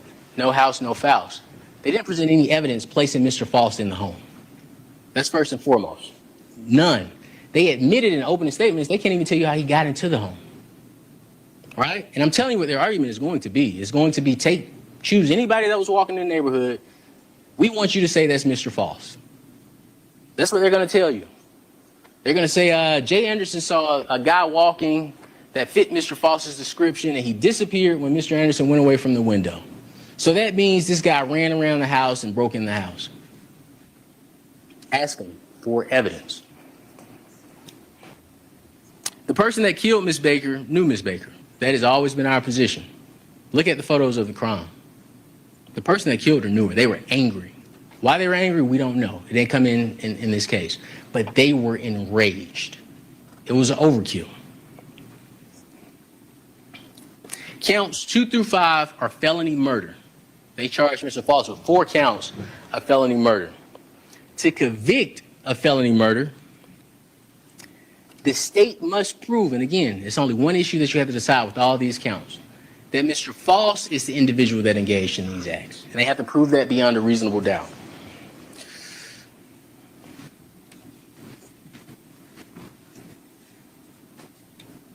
We've addressed counts 1 through 5. Count 6, burglary. The state must prove that Mr. Faust, and again, it's every count, they have to prove Mr. Faust did this, that Mr. Faust entered the home. And we can stop there. We don't even have to go through every other element. They have to prove that Mr. Faust is the person that entered Miss Baker's home. And the state has admitted that although, and I repeat this because it's so mind-blowing to me, that although they can't prove how Mr. Faust got in the home or that Mr. Faust was in the home, this gentleman is sitting over here. That has been shocking to me since day one. They can't prove, or matter of fact, we all know now that the science says Chris Melton is the only identifiable DNA profile in Miss Baker's anus, but they have this gentleman sitting over here charged with aggravated sodomy. That's why juries protect the community. That's why we have juries. Because the first thing any totalitarian governmental system does, they get rid of the jury. They say we decide who's guilty or who's innocent. This right here, and a lot of you may not know what this is, okay? But this right here is the strongest symbol in any democratic society that uses jurors. And I could kick it, I could probably rip it off the ground. But the reason this is so powerful, and the reason you see this in every single courthouse, is because when they were putting the Constitution together, when they were founding this great country, this is in place to symbolize the separation between the people and the government. This is the strongest symbol, this partition. And that's why their table is closer, because they want to make it clear. This is a separation of the people from the government.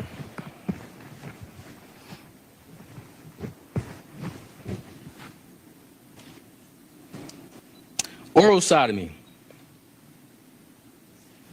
The state must prove that Mr. Faust forcibly and against Ms. Baker's will, and they presented no evidence of that. And I think this is significant. And I may say this wrong, but I'm gonna say it, so please forgive me. And if I stumble over my words, please forgive me. Elizabeth Bingham was the person that decided who raped Ms. Baker and who didn't. She had two options. She had Chris Melton, she had Mr. Faust. She was the one that had to make the call. She was the lead investigator on this case. So it wasn't Ms. Baker saying, hey, this is who did it to me. Ms. Baker had Caucasian hair everywhere. She tried to leave him something. But Elizabeth Bingham is the person that made the call. And despite all the evidence in this case, and she told you that she reviewed her entire case, for everything in this case that I've seen, she's seen. Instead of saying, hey, you know what, let me follow the evidence, she sets a meeting with Chris Melton and tells Mr. Melton, look, this is what we need to do. She hasn't talked to Mr. Faust. She doesn't know Mr. Faust at this point. It's just, this is what we need to do. I'm going to go after this other guy. So when you think about these charges, I want you to think about them in the context of why we were here. There isn't a person saying that Mr. Faust did all these terrible things outside of the person who had to make the decision on who to pursue. And they chose Mr. Faust. So they have to present evidence supporting that Mr. Faust was engaged with Ms. Baker without consent. And the court is going to tell you that. You're going to hear it in jury instructions. They have to prove that any contact was without consent. And Mr. Faust can't answer that question for you. They snatch him up 24 years later. Chris Melton has been answering the question for 23 years, or 25 at this point. And his answers, lies, lies, lies, lies, lies. A person lied to me one time, I'm done with him forever. If somebody could take an oath before God and get on this witness stand before God and lie, is that somebody you could trust? He's shown police multiple times he's willing to lie. He said 7 times he saw her 10 days and switched it for him. And then he came here and said the same thing. Oh, I was mistaken on the 10 days. You know, Liz, he called her by her first name. He actually has a nickname for her. He calls her Liz. You know, Liz reminded me that it was actually 5 days when I saw her. He's a liar. He's not truthful. Mr. Yalamachili told you the purpose of a case, any trial, is to find out the truth. You don't build a case to find the truth based on liars and lies. And this is what this case has been.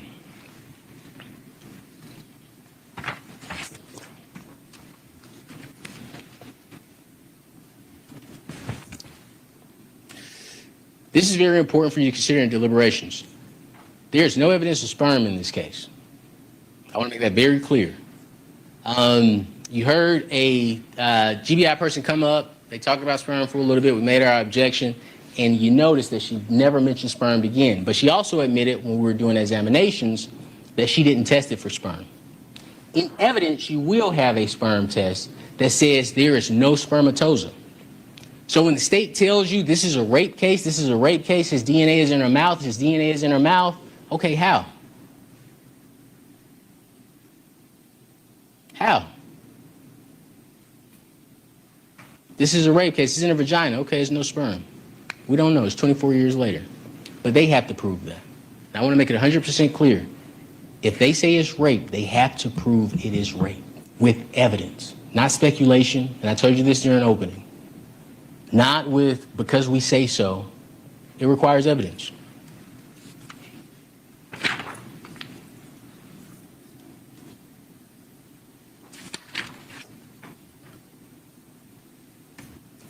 Count 8, rape, as I just mentioned, I want to make it clear. No assumptions, no stereotypes. You make your decision based on evidence. The state wants you to rely on assumptions. They want you to make leaps.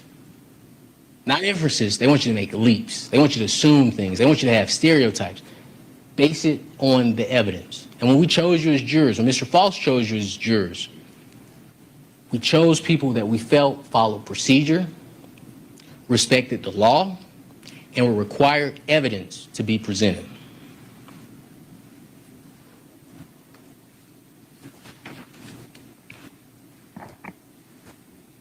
Aggravated assault, same thing. They have to prove that it's Mr. Faust.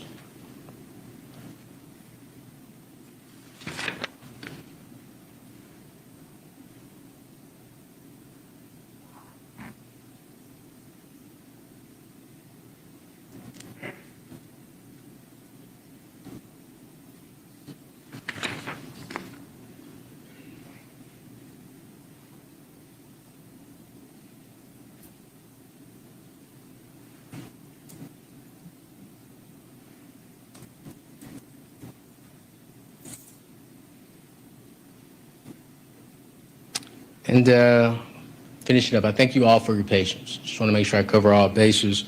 I believe I addressed the whole drainage theory. It is not possible. And don't take my word for it. Take it, Ms. Hinkle's word for it. It's not possible. 3 days is the max.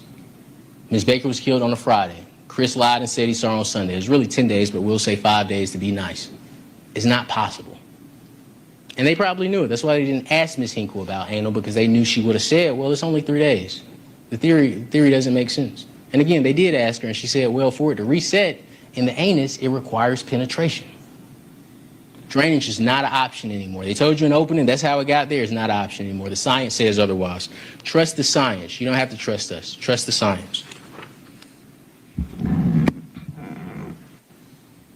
They brought in evidence that Ms. Baker showered daily. That's something that you need to keep in mind.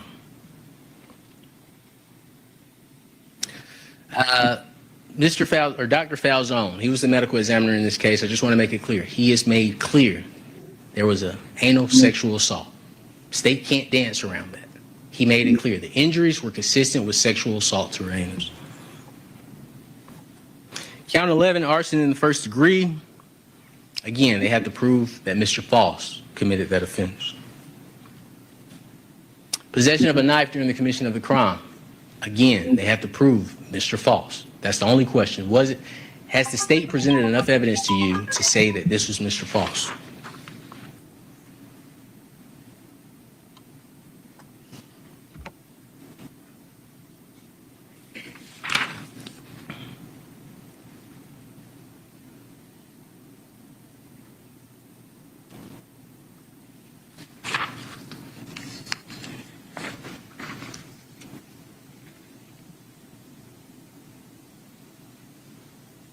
Judge is going to give you instruction on credibility of witnesses.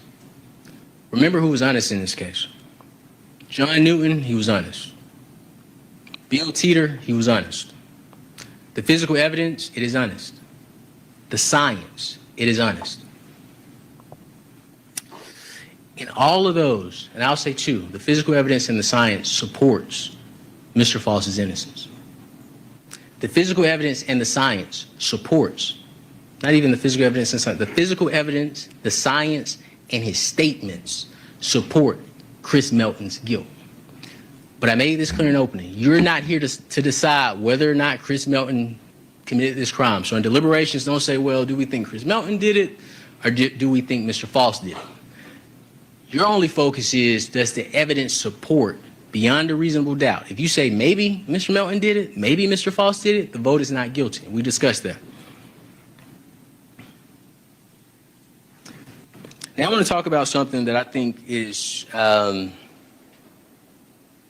significant in this case, and I'm sure you're all aware of this because we talked about it in jury selection. And we also talked about it in opening. One of the biggest pieces, there is a bill that was passed in this a bill that was passed in this case, and Ms. Bigham talked about it. I told you in opening that it was the fame, the lights, being the superstar police officer that closed this case that led them to say, hey, this is somebody we could put as the face of Ms. Baker's death. But I want you to consider Mr. Faust was put on the news as the bad guy. This case, He hasn't been the bad guy once in this case. Right? The worst you've heard about Mr. Faust in this case is the indictment. They spent, and listen, I took to heart when people said, hey, we got stuff to do. We got to get out of here. We can't stay here 6 weeks. We can't stay here 8 weeks. We can't stay here 4 weeks. They spent 7 days defending Chris Melton. Think about how long you've been here. They spent 7 days on Chris Melton and 2 days on Mr. Faust, maybe 3.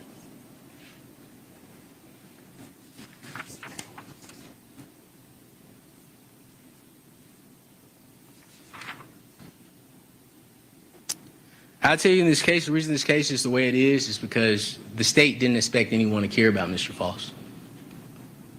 They didn't expect anyone to do the work for Mr. Faust. They did not expect anybody to take Mr. Faust's case seriously. Once they showed, hey, this is the person that committed this terrible act, what they expected was probably a 2-day trial. Expected some guy to just come in here and say, oh, this client is terrible, we don't care. They expected you all to come in here, and they truly, they expected you all to come in here and say, hey, his DNA is enough, I'm done. That's what they expected. That's the only reason they would bring you a case so weak. And that's why we said in opening, speculations aren't allowed here, right? We have to follow the law. We have to look at the evidence because they wanted you as jurors to just say his DNA is enough. He did it. He did it. That's it. That's our case. And that's why they spend so much time in opening talking about these numbers. Oh, it's so big. It's this, it's that. Because they want you to say, we don't care about evidence. His DNA is enough. The state could do that. You are the protectors of this community. We don't do that. If we put people away, we put them away with evidence. It's rules to the law. They have to follow the law.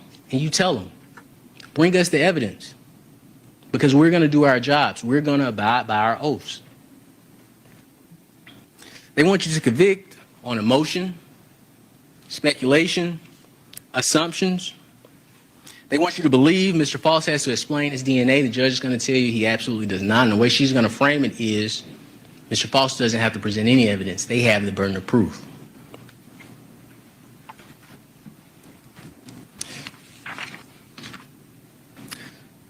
And thank you for your patience. I am wrapping up. I asked you for a few more minutes. 16. The next principle I'd like to discuss with you is the presumption of innocence. That is a very, very, very powerful principle. In America, every person that has to be charged with a crime is presumed innocent. And we do that for humanitarian reasons. It would be terrible for someone who didn't know anything about a case to presume that someone is guilty, to presume that someone committed something just because they are charged with the offense. That would be considered inhumane because not only would that happen to me, that would happen to everyone. So when we became a country, in our Constitution, it was written that every single person charged with a crime is to be presumed innocent. And again, I told you, it covers him from the top of his head to the bottom of his feet. So the state's evidence could rip off the chest plate of that armor of Mr. Faust. It could rip off an arm. It could rip off a leg. It could rip off the helmet of that armor. But if there's a piece on the elbow, if there's a piece of armor left on the knee, just as Mr. Faust walked in here and met you all 3 weeks ago, that presumption is not guilty.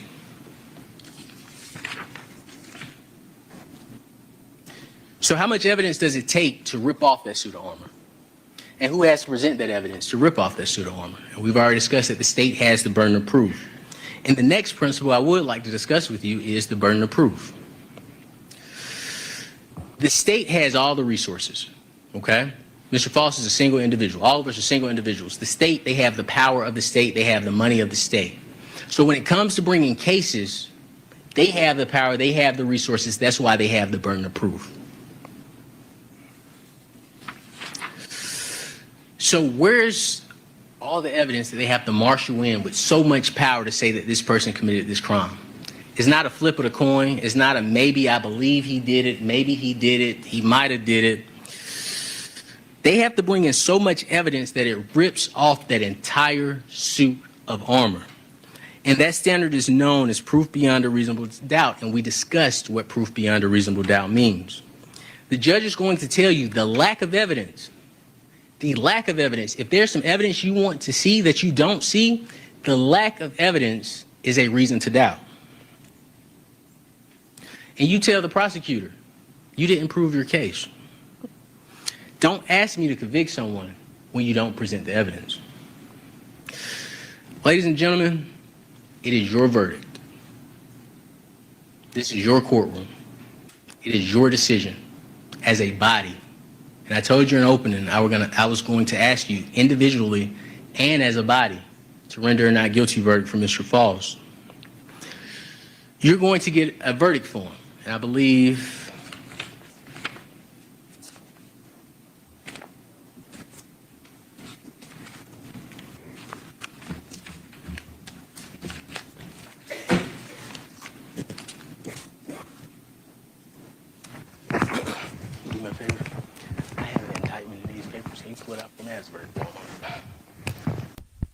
but you're going to receive a verdict form, and I'll show you the verdict form once we get it.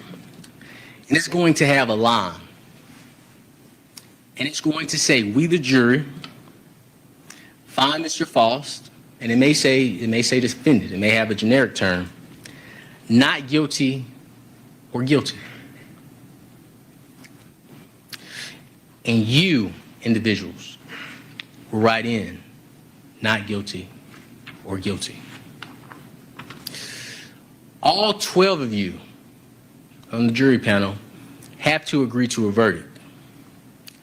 Don't surrender your verdict. If you feel that your position is truthful, whatever it may be, don't surrender your verdict. Don't say, okay, it's 4:45 on a Friday, I'm ready to go home. Thank you.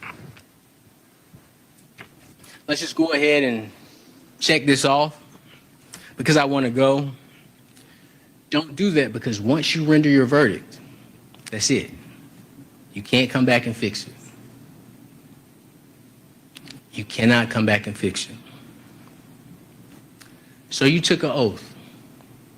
Follow that oath. I know each and every one of you will, because otherwise Mr. Faust would not have chosen you to sit on the jury. He would not have chosen you to decide his fate. I took an oath as well, and I didn't stand up to take my oath, but I also took an oath. And I'm going to have things to tell you. The prosecution is going to get up. They're going to make their argument. But due to the rules, I cannot say another word to you. This is my last time. This is Mr. Faust's last time having an opportunity to say anything to you. So they're going to say things that I am going to disagree with, but I won't have another opportunity to speak with any of you. I may think of something later that I forgot to say, but Mr. Faust trusts you. He trusts you with his life. We trust you. I want to thank you for your time and your devotion to this community, the United States of America, as well as the state of Georgia. In regards to malice murder, which is count 1, we ask you to vote not guilty. In regards to felony murder, count 2, we ask that you vote not guilty. In regards to felony murder, count 3, we ask that you vote not guilty. In regards to felony murder, count 5, we ask that you vote not guilty. In regards to burglary, count 6, we ask that you vote not guilty. In regards to aggravated sodomy, count 7, we ask that you vote not guilty. In regards to rape, count 8, we ask that you vote not guilty. In regards to aggravated assault, count 9, we ask that you vote not guilty. In regards to aggravated sodomy, count 10, we ask that you vote not guilty. In regards to arson in the first degree, count 11, we ask that you all vote not guilty. In regards to possession of a knife during the commission of a felony, we ask that you vote not guilty. Court's indulgence.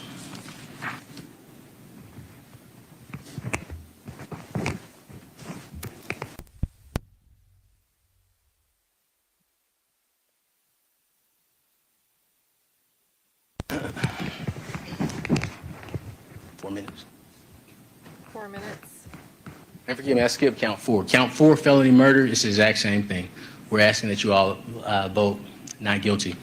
There was something that I didn't mention. I was trying to be considerate of you all's time and kind of get through the argument. But there was something said by Agent Bigham, and I'll end on this note. She stated that Chris Melton's DNA was supposed to be there. There was her statement to you all when we asked about the DNA. Something that isn't appropriate in this case is to assume that because someone is a boyfriend and the timeline doesn't fit, that they are entitled to someone's body. Ms. Baker could tell Mr. Melton no. His DNA being there doesn't automatically mean he has access to her. And I would tell you all to reject that statement from Ms. Bigham, but also use that to judge her credibility. She would rather tell you that Mr. Melton's DNA is supposed to be there despite it being in a place he said that it shouldn't be, right? They're saying, hey, this guy may not have committed this crime. She chose Mr. Faust's DNA as the DNA that shouldn't be there versus the guy that told her, yeah, my DNA shouldn't be there. That isn't anything that she did. But I submit this case to you all. I want to thank you all for your time, your attention, and your patience with me throughout this trial.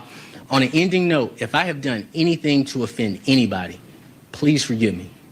Hold it against me. Don't hold it against my client. I truly apologize. I promise you it was not intentional.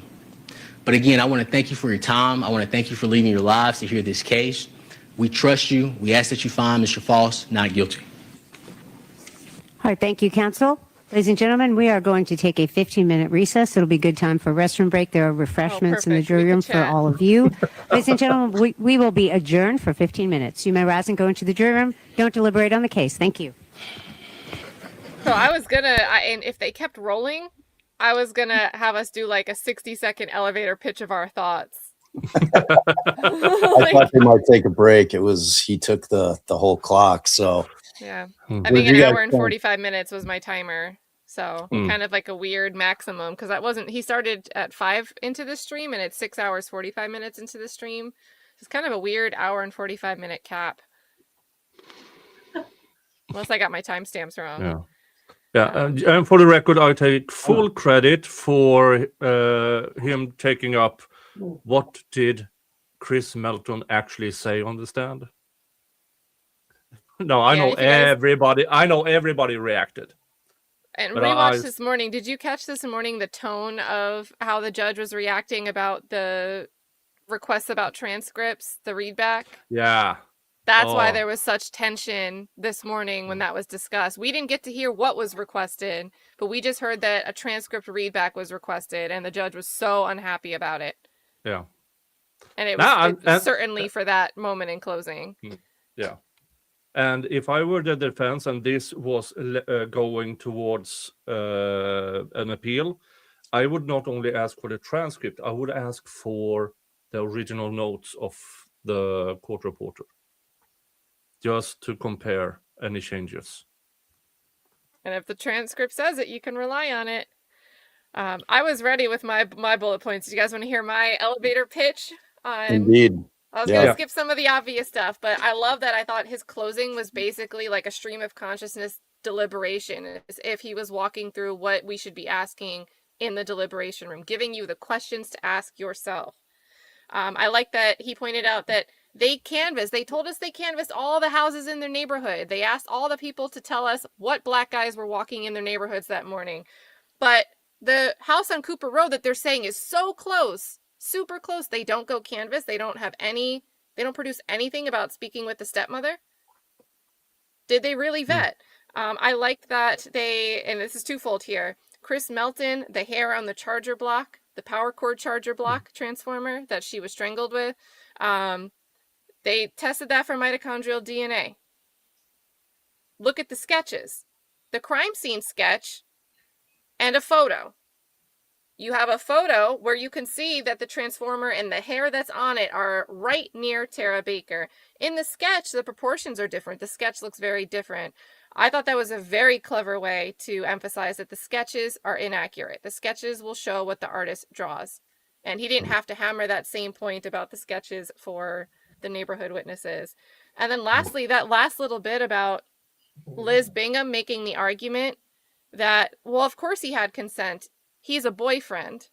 And argue that that's not only an inappropriate argument to make, that's not the case. Victims can be victimized by their own partners, but to argue that you should weigh that against her credibility because she'll say anything. So that's my elevator pitch. Nick, you're up next. Me. Now, first of all, I was not bored a second. Now, closing arguments. When I stream those, you could see me going off on something because my brain is on three different things at the same time. I was not bored 1 second. And also, as Kat mentioned, he put himself in the juror's perspective. That was really, really good. And he caught something I didn't. The argument about the porno, and then she was sexually assaulted. I did not make that connection. That was that's a good one. Also, I mean, I've been thinking about Chris Milton trying to avoid to incriminate himself, but he can't help himself because he has to involve some truths in all the lies. But even those truths make him look guilty. So even when he tried to explain it away, it still made him look bad as fuck. Oh, sorry. That's okay. I personally don't curse much, but I say all the crime charges, all of those horrible words that YouTube hates. So this is not a YouTube compliant channel. Yeah, but overall, usually it's the other way around. The state tells you, trust the science, trust the evidence. Here's the defense going, trust the science, trust the evidence. And the prosecution, I suspect, will tell them to, well, this had to have happened. Well, that must have happened. Oh, Chris Milton's alibi. They're in for an interesting closing argument, the state. Yeah, I'm done. Passing the torch to Bob.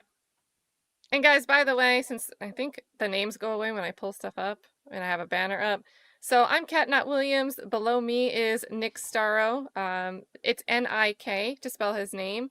And then below him is Bob Mata with Defense Diary. So wherever you guys are watching, please make sure you hit the like button and do the YouTube things wherever you're tuning in. And Bob, what's your elevator pitch? So I love watching closing arguments. And, it's hard for me when I watch them to not kind of put yourself in that position because I did it for so long.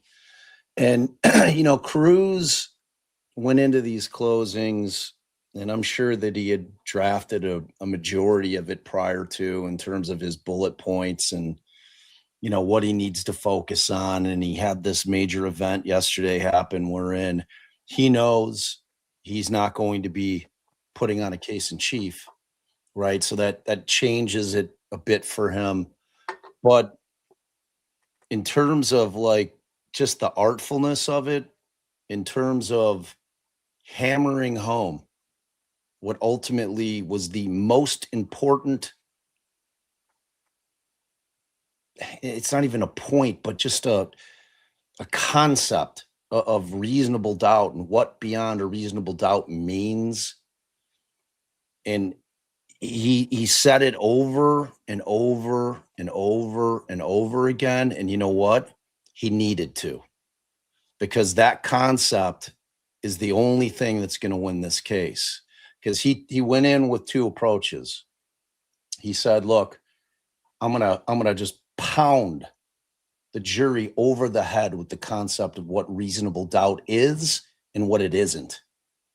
And then the other thing I'm going to do is I'm going to take my white hat off the shelf there, and I'm going to put it on, and I'm going to try Chris Melton. Because at the end of the day, when you look at these two cases, if Chris Melton was sitting in a chair on the opposite side of Faust, and you were trying those two cases against one another, who is there more evidence against? Like unequivocal. I would have ended the closing right when he said they took 7 days. 7 days to defend Chris Melton. And you got 2 days of them trying to convict my client.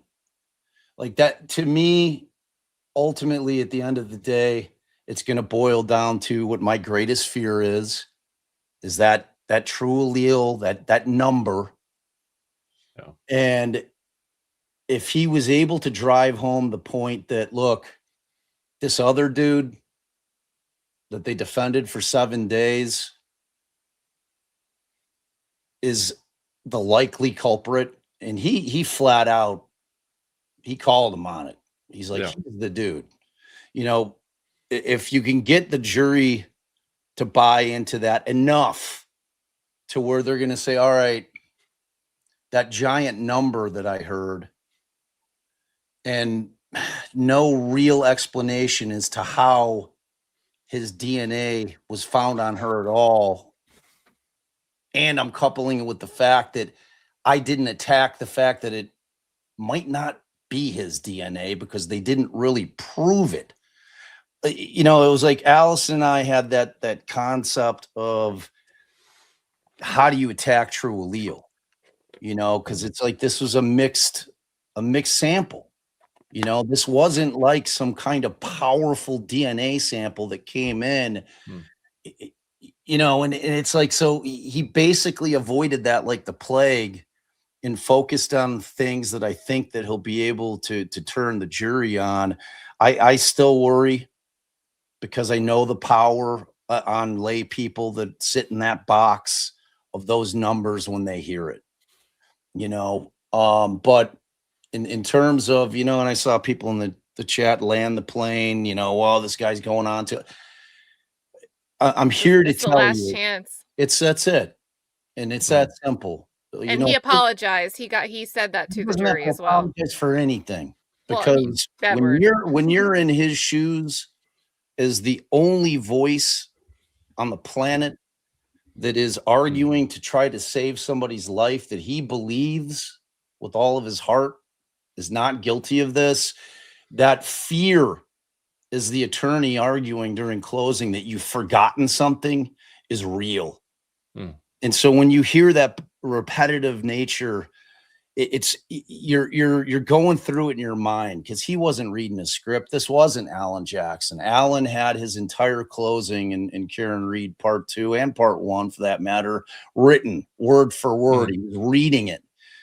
Cruz had bullet points. Cruz was adamant that he wasn't going to step away from that podium, at least to the best of his ability, without getting everything out that he needed to get out in order to defend his client. So, you know, I mean, look, it's a hard thing defending somebody. Like I think it's the hardest job in the world. I just do, because the weight of the world is on your shoulders, and that's facts.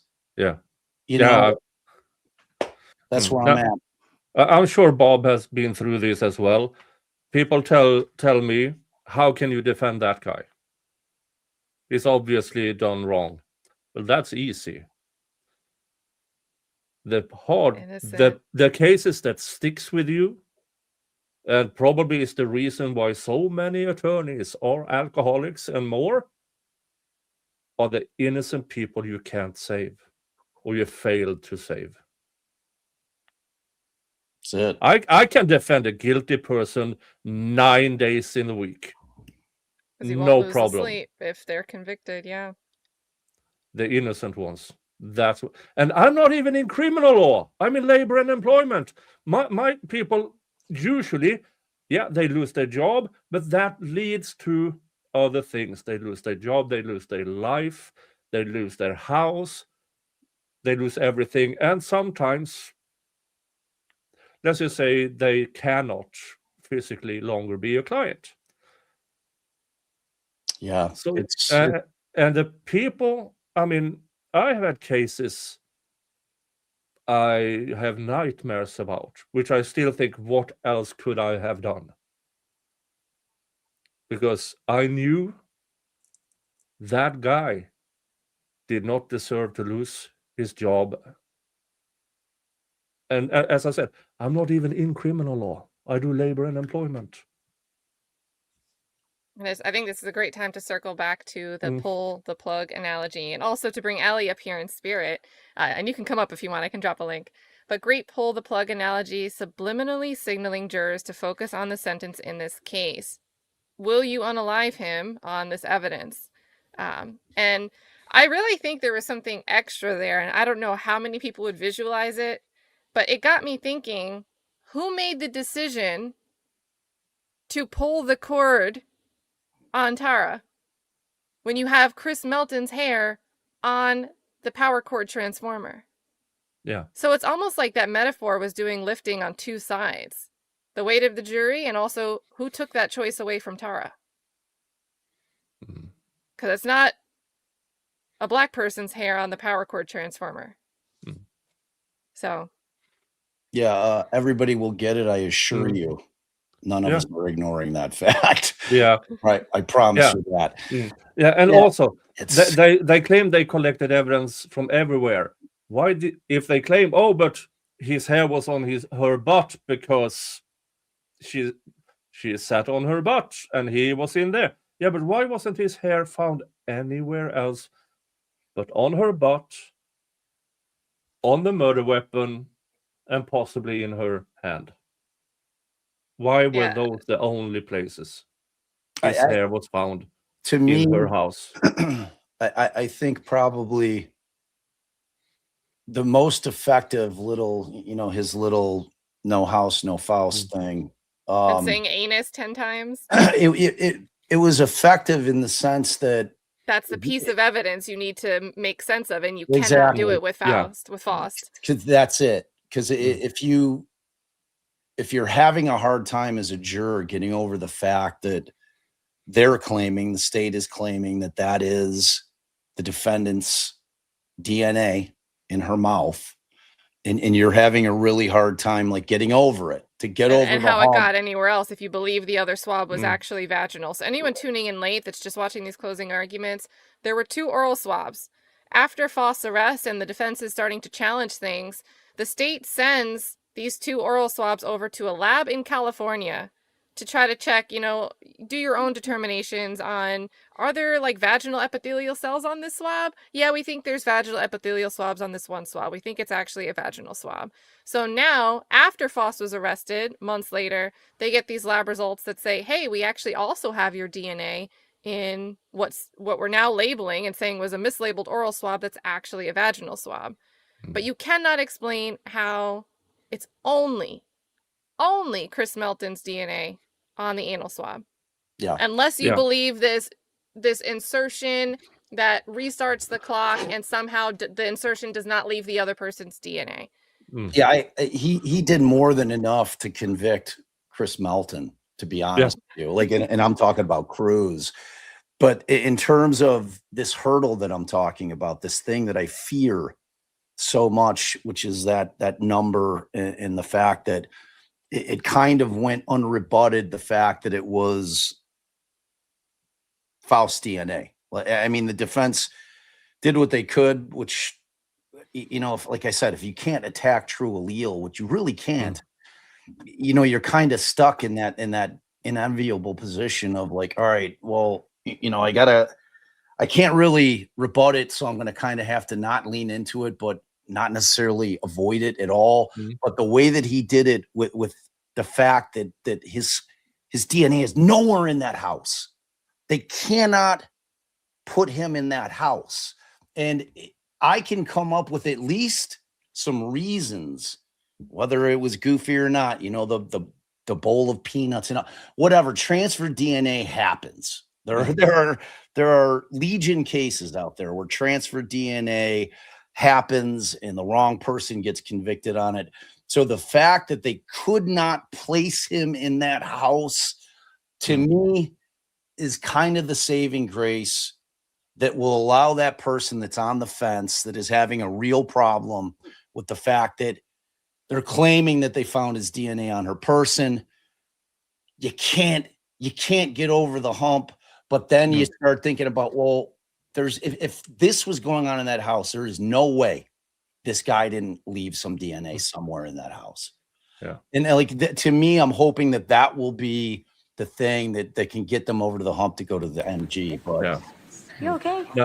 All right, we're Okay. going to get into it. I do want to, Touche here says it's like when he saw the judge crippling his ability to defend, he worked the whole case for this closing and nailed it, and remaining a gentleman the whole time, even with that specific call out to the honorable court and why we stand up.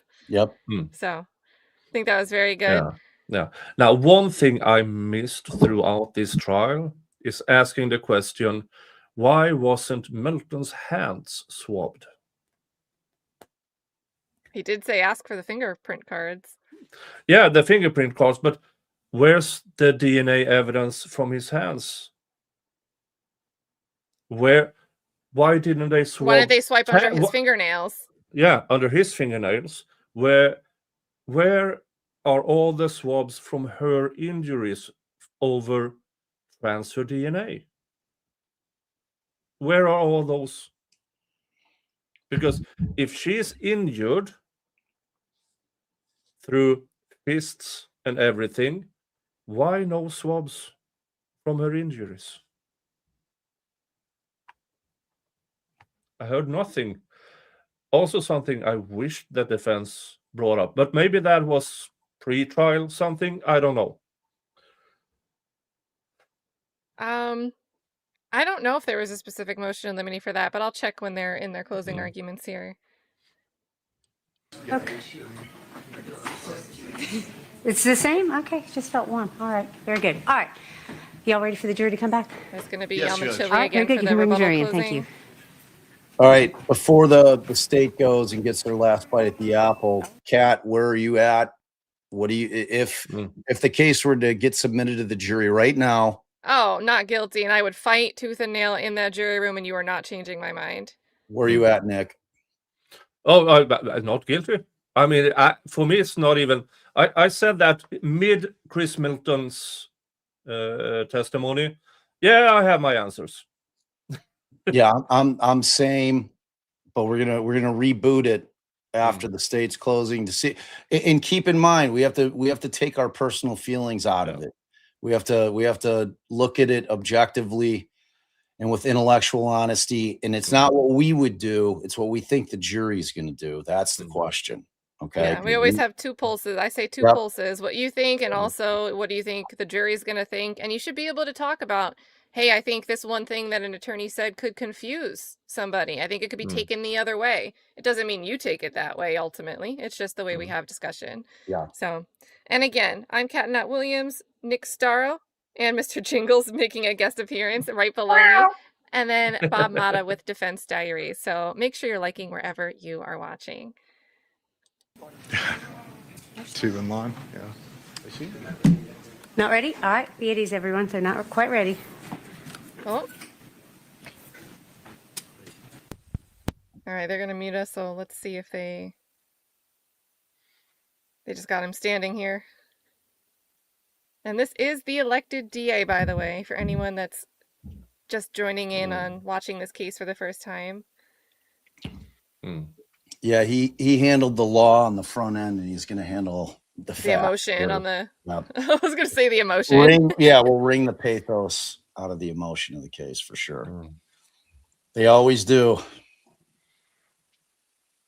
Yeah, guy needs to be reelected.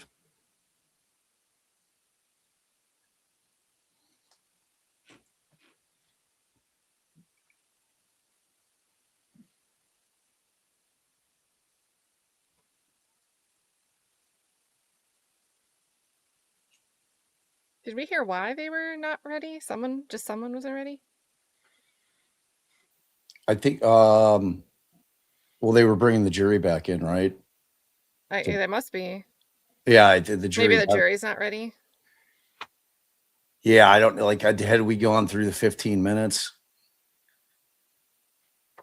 in terms of the break? Yeah, because I know the jury was definitely out of the room. But so it's going to be. Is he going to use a PowerPoint? You think? Please be seated, everyone. Yep. He said it in his opening. He was waiting for Liz, the GBI agent, in the office upstairs to get his PowerPoint down. Yeah. All right. So you guys ready? Let's go. And just remember, Cruz using his easel. Like, there's no better physical. There's no better, like, just actual physical way to look at the difference between the state and the power of the state and what defense attorneys have to deal with than that. Also, defense was 1 hour and 45 minutes, according to how I clocked it. The first opening by the state was 20 minutes. So if he's also going to do the 145, we could have 1 hour and 25 minutes on this rebuttal closing. So just so you guys know, I don't know if that's what he'll do. All right, ladies and gentlemen, we are ready to resume with concluding arguments. Mr. Yalamanchili. Thank you, Your Honor.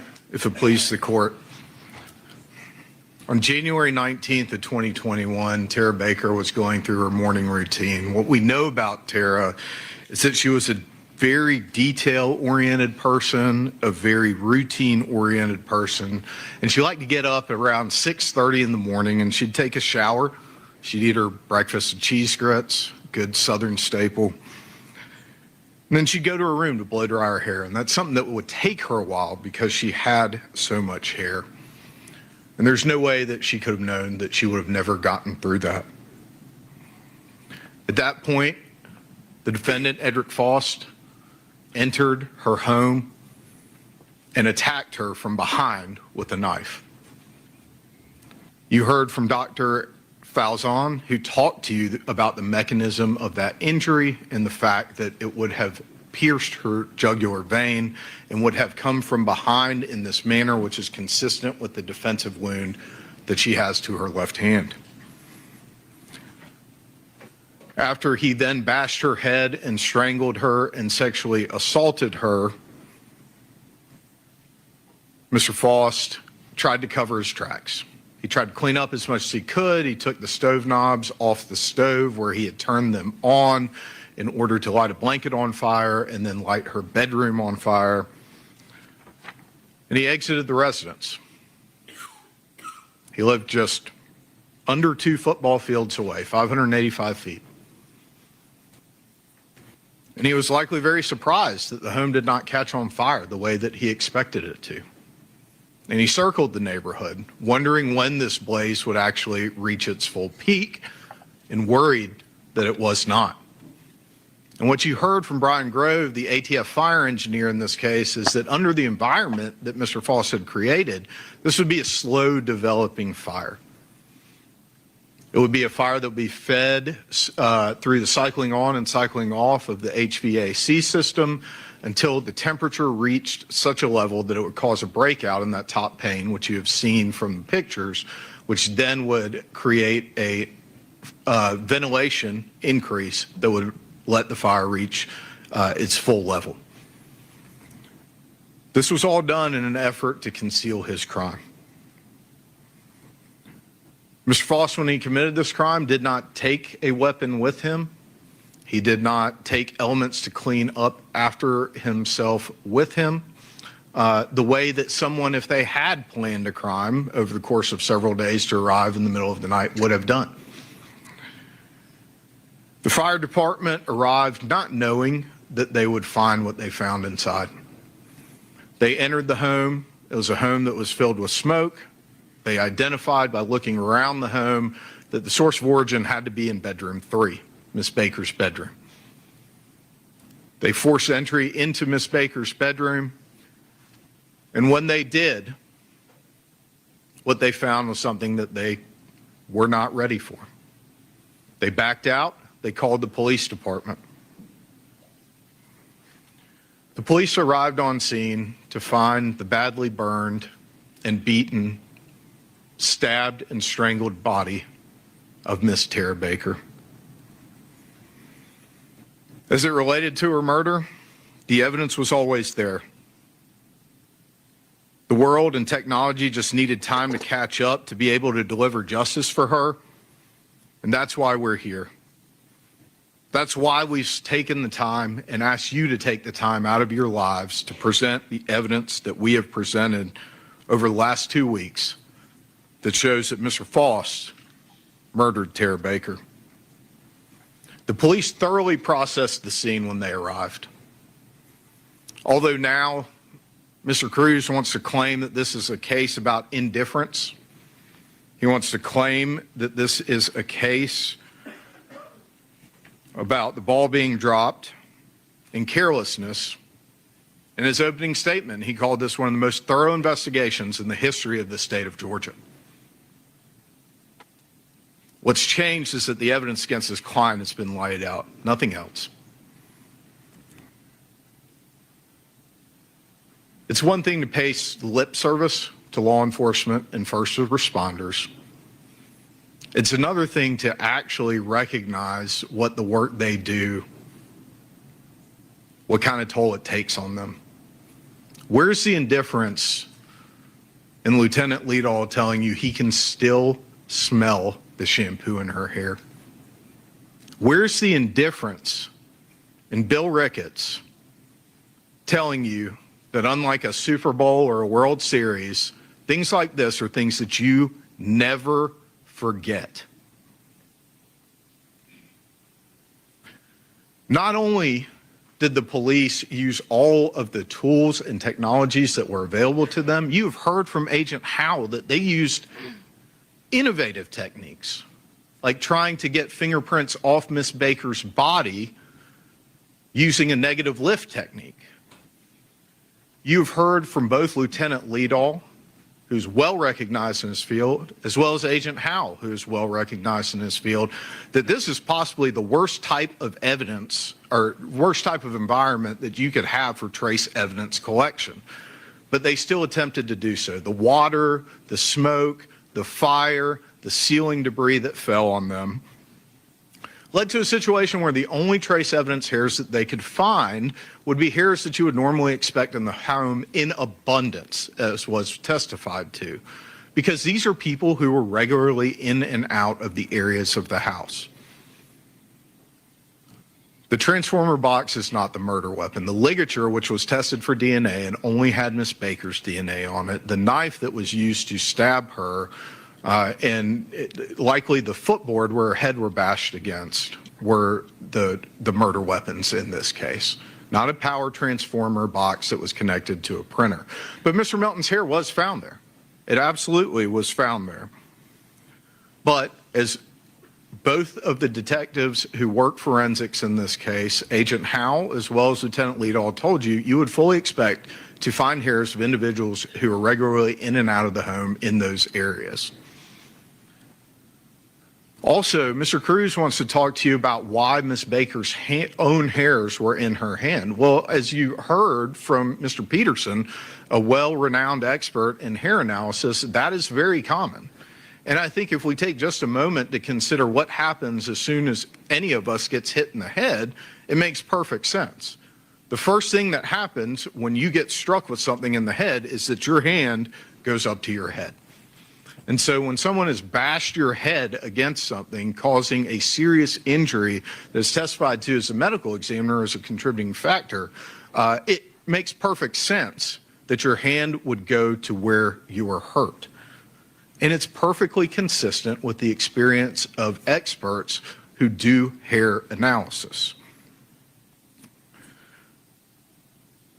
As part of the processing the scene, the entire scene was processed for fingerprints. There were no usable prints found. The screen, which was tampered with in a manner that was consistent with removing it, was processed, but unfortunately no usable prints were found on that item as well. And as the case languished for over 20 years while the police were looking for new leads, that screen was lost. We didn't try to hide that from you. We owned it from the very beginning. All this happened before I could drive a car. If I could go back and make sure that screen stayed in evidence, I absolutely would, but we can't. We have the case that we have. And I think it's important to talk about evidence, right? Mr. Cruz has access to the same physical evidence that the state has access to. And the defense has no obligation whatsoever to present any evidence. But he has access to that same evidence log that Agent Bigham made part of her case file. So if Mr. Cruz wanted you to see the keys, the defense has the opportunity to present that. It's in evidence, as Agent Bigham testified to. If Mr. Cruz wanted you to see the lock, he could present that. It's in evidence. But that's not what he wants, because they're irrelevant, and he knows that. What he wants is to create the type of conspiracy theory that he's just told you in his closing argument you shouldn't follow as being reasonable doubt. And so I'm going to ask you in your deliberations to hold him to that. The police knew from early in the investigation. The autopsy happens the next day, and even when they arrive on the scene, it seems very likely to them that Miss Baker had been sexually assaulted while she was in the process of dying.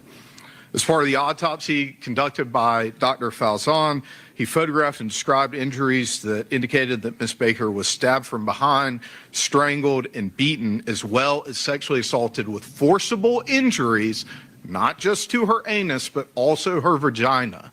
A fact that for some reason the defense regularly ignores and doesn't want you to think about. Dr. Faust, due to the fact that there were injuries and indications of sexual assault, did what he always does, which is to take oral swabbings, vaginal swabbings, and anal swabbings. Unfortunately, when the envelope was labeled, two things got labeled as oral swabbings, but we know that we have a vaginal smear as part of the evidence in this case. And there can be no vaginal smear without a vaginal swabbing. That's impossible. And so that's how everyone knows that one of those oral swabbings was a vaginal swabbing. In his opening statement, Mr. Cruz tried to tell you that the injuries to Mr. Melton's hands are from when he is strangling Miss Baker and she is clawing at his hands, and that the hairs in her hand are from in that fight against her attacker reaching up and pulling his hair out. He physically demonstrated that to you during your opening statement, during his opening statement. How does that comport with what the actual evidence in the case is? It doesn't. Okay? And I don't want you to take any of this as some kind of attack by me on Mr. Cruz. Mr. Cruz has an incredibly important and constitutionally mandated job in this case. And that's to make sure, regardless of what the evidence is, that he does everything he possibly can to walk Mr. Faust out that door, even though he murdered Tara Baker. And that should be his job. I was going to say objection. Yeah, You're weaponizing constitutional duty as that's, to me, emphasizing that he should have brought evidence. He should have presented a case. Yeah, this is his burden constitutional duty. This is burden shifting. Look at him. Yeah, this is. I'm glad he objected, because now this could be an appellate issue. I wonder what she's going to tell. That is his job as mandated by the Constitution, and he is doing it as he should. Unforced error. But you have a different job, and I have a different job. My job is to look at the evidence, see where it leads, and then bring that before you so that you can deliver a verdict that speaks the truth. That's my job. Mr. Cruz has tried to manufacture moments of doubt for you. He has the same evidence log that Agent Bigham put in her case file that indicates that there were envelopes in which hairs were put and sent to the GBI, and then there are slides containing hairs that were done for analysis. Okay? And so this theater of opening up envelopes and creating what could be seen in out of context as some kind of moment of missing evidence is just a complete fabrication. The very next question we asked Lieutenant Liedall was, well, I mean, those are the envelopes you packaged the hairs in. You got any idea what the GBI did with them when you sent them over there? No. Then, as soon as we called the GBI witness, what did they all tell you? They almost looked at myself and Mr. Bolden, like, we had three heads when we asked them, well, I mean, after you take the hairs out of the envelope, you put them on the plating slide, you analyze them, do you then deplate them, put them back in the envelopes that they came in and send them back to the police department?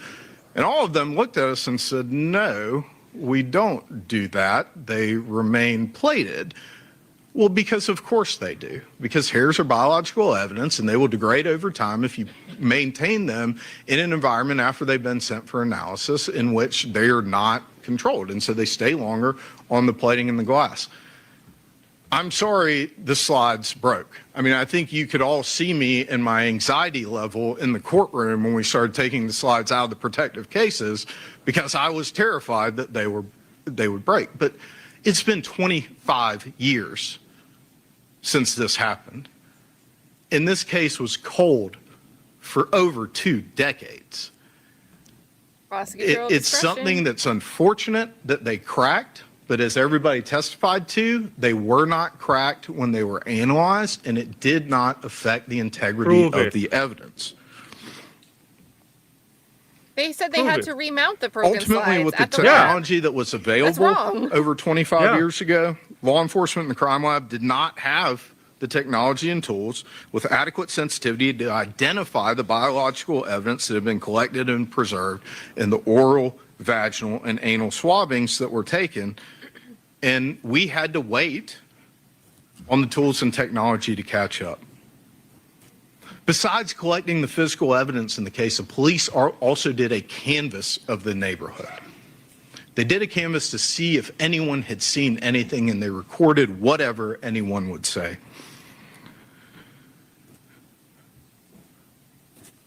But at the time, they didn't have any leads to go on that yielded anything fruitful. They looked at every person of interest they possibly could. And this idea that political pressure is the reason we're here right now, if the police had allowed political pressure to guide their decisions, they would have arrested someone 25 years ago, but they didn't. They followed the evidence. They followed the evidence in the case. What we would ultimately learn is that Mr. Faust lived less than 2 football fields from Miss Baker. He lived just 585 feet with a direct line of sight to her home. We've learned that the description given by several witnesses in the area was consistent with Mr. Faust. At the time, we did not have him as a person of interest because he appeared nowhere in this case file that has tens of thousands of pages in it and over 100 hours of interviews. We would learn eventually that the sketch created by renowned forensic sketch artist Marla Lawson, based on the descriptions that were given by the people who saw Mr. Faust walking around the neighborhood, were consistent with Mr. Faust's appearance as it was just 2 weeks or so after the crime was committed.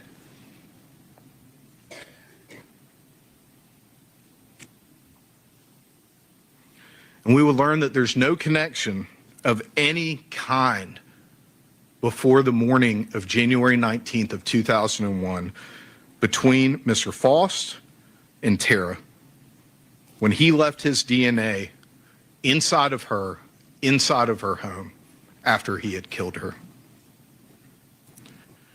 We learned that Mr. Faust's DNA was present in Tara's mouth and vagina, even though he denied ever having spoken with her or had any contact of any kind with her or anyone who lived in Deer Park. We learned that when he was given an opportunity to explain why his DNA was present, an opportunity that the defense has repeatedly said he was not provided, Mr. Faust chose instead to end the interview by asking to be taken to jail. But unfortunately for the Baker family and for everyone who knew, cared for, and loved Tara, it would take us decades to know those things about Mr. Faust and to know that he had killed and sexually assaulted Tara Baker. Law enforcement began doing everything that they possibly could to catch a break in this case. They began constructing a timeline of Tara's whereabouts, a timeline that the defense doesn't want you to pay attention to.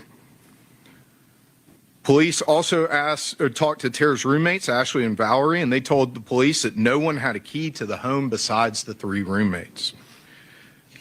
Ashley in particular was very close to Tara, going all the way back to when they were in the same sorority at Georgia College. I think Ashley would have considered Tara her best friend, and she would have thought that the same was true of Tara. Ashley told you that Tara and Chris had a good relationship with nothing other than normal ups and downs of any relationship, especially one that had lasted as long as Tara and Chris's had, and that they were trying to find ways, as many people do in their early 20s, coming out of college, stepping into an environment where your academic challenges are much more significant, both in the stress and also the long-term impacts of it, and also into the world of working and trying to build a business for yourself, to do something good for the future that you hope to share with someone. And that Chris's work demands and Tara's school demands had made it to where they weren't able to spend as much time as they'd like to together. And that's probably one of the reasons that Tara was so excited about seeing Chris that weekend for her birthday. Something that Ashley told you and that Chris told you. Police knew from speaking with Katie Lonstein, who you heard from, someone who told you that her and Tara's friendship was one that started pretty much on the first day of law school and grew quickly through the crucible that is your first year. I mean, I remember my first year. I still have some of the best friends in my life from that time in law school because you're spending 11 or 12 hours going to class and studying, and you have this incredible pressure of performing in a very highly competitive environment in front of other people who are your peers, and it causes people to bond very quickly. You could see that in the pain that this still causes Katie 25 years later. And she told you that in all the time and experience that she had with Tara, the only impression that she got from Tara about her relationship with Chris is that it was a good, positive thing. She also told you, importantly for the timeline, that Tara was very committed that semester to her academic performance. She was going to be at the law library till 10 p.m. every night. Even when Katie left that night at about 9:15 or 9:30 to go home, Tara was staying because Tara was a routine-oriented person and a detail-oriented person and an incredibly hard worker who said she was going to stay at the law library until 10 p.m. and who had class the next morning. Katie told you about the type of friend that Tara was. You know, every friend group I feel like has the mom or dad friend who kind of watches out for everybody. And that's who Tara was. When she didn't call Tara when she got home, Tara called her. And we know that happened at 9:46 p.m. And still no phone records Tara also allowed. talked to you about the plans that they had for that Friday night and how Tara was excited about the weekend. As police investigated the case, as you've heard, they looked at Chris hard from the very beginning. That's where the police always look first, is at the romantic relationship or someone in a close relationship with the victim. You've heard that. Chris cooperated fully with police. Mr. Cruz claims that he didn't talk to Miss Virginia, Tara's mother. Well, that's not true at all. The way he found out is he called Miss Virginia back while he was at Truck Customs, and she told him what happened, and his first instinct was to go to the last place that anyone knew Tara to be. And so he went. And on the way, he called her roommates, trying to find them, calling their families, trying to see whether this was Tara or someone else. Chris wanted to cooperate because he thought by cooperating and giving as much information as he possibly could, it would move this investigation towards finding the person who killed Tara. He didn't know at the time that it would take 23 years, but it did. Chris and Tara had met at Georgia College. They hadn't gotten really serious until they both moved home. They had worked through a long-distance relationship. They had found a way to be together And Chris had to move closer to where his work was once he decided to take the step, once he had found his place in the world in plumbing, to be something more than just working for someone else. He wanted to be something more because he was inspired and motivated by the way that Tara lived her life. And, you know, to Ashley, she sat up on the stand and she told you, you know, to me, it kind of seemed like it was a relationship that seemed destined to end. And I could see that. I mean, I'm sure Tara's family may not have felt that Chris, without a college degree and as a plumber, wasn't good enough for this woman who, by all accounts, sprinted ahead of the field all the time. She was on a mission to do the things that she wanted to do. But in this world, it does not matter what people on the outside of a relationship see or what they feel or expect. What matters is how the two people feel about each other. And what we know about how Tara felt about Chris and what Chris felt for Tara was that they loved each other, regardless of whether the world thought that they were similarly yoked or mismatched or anything else.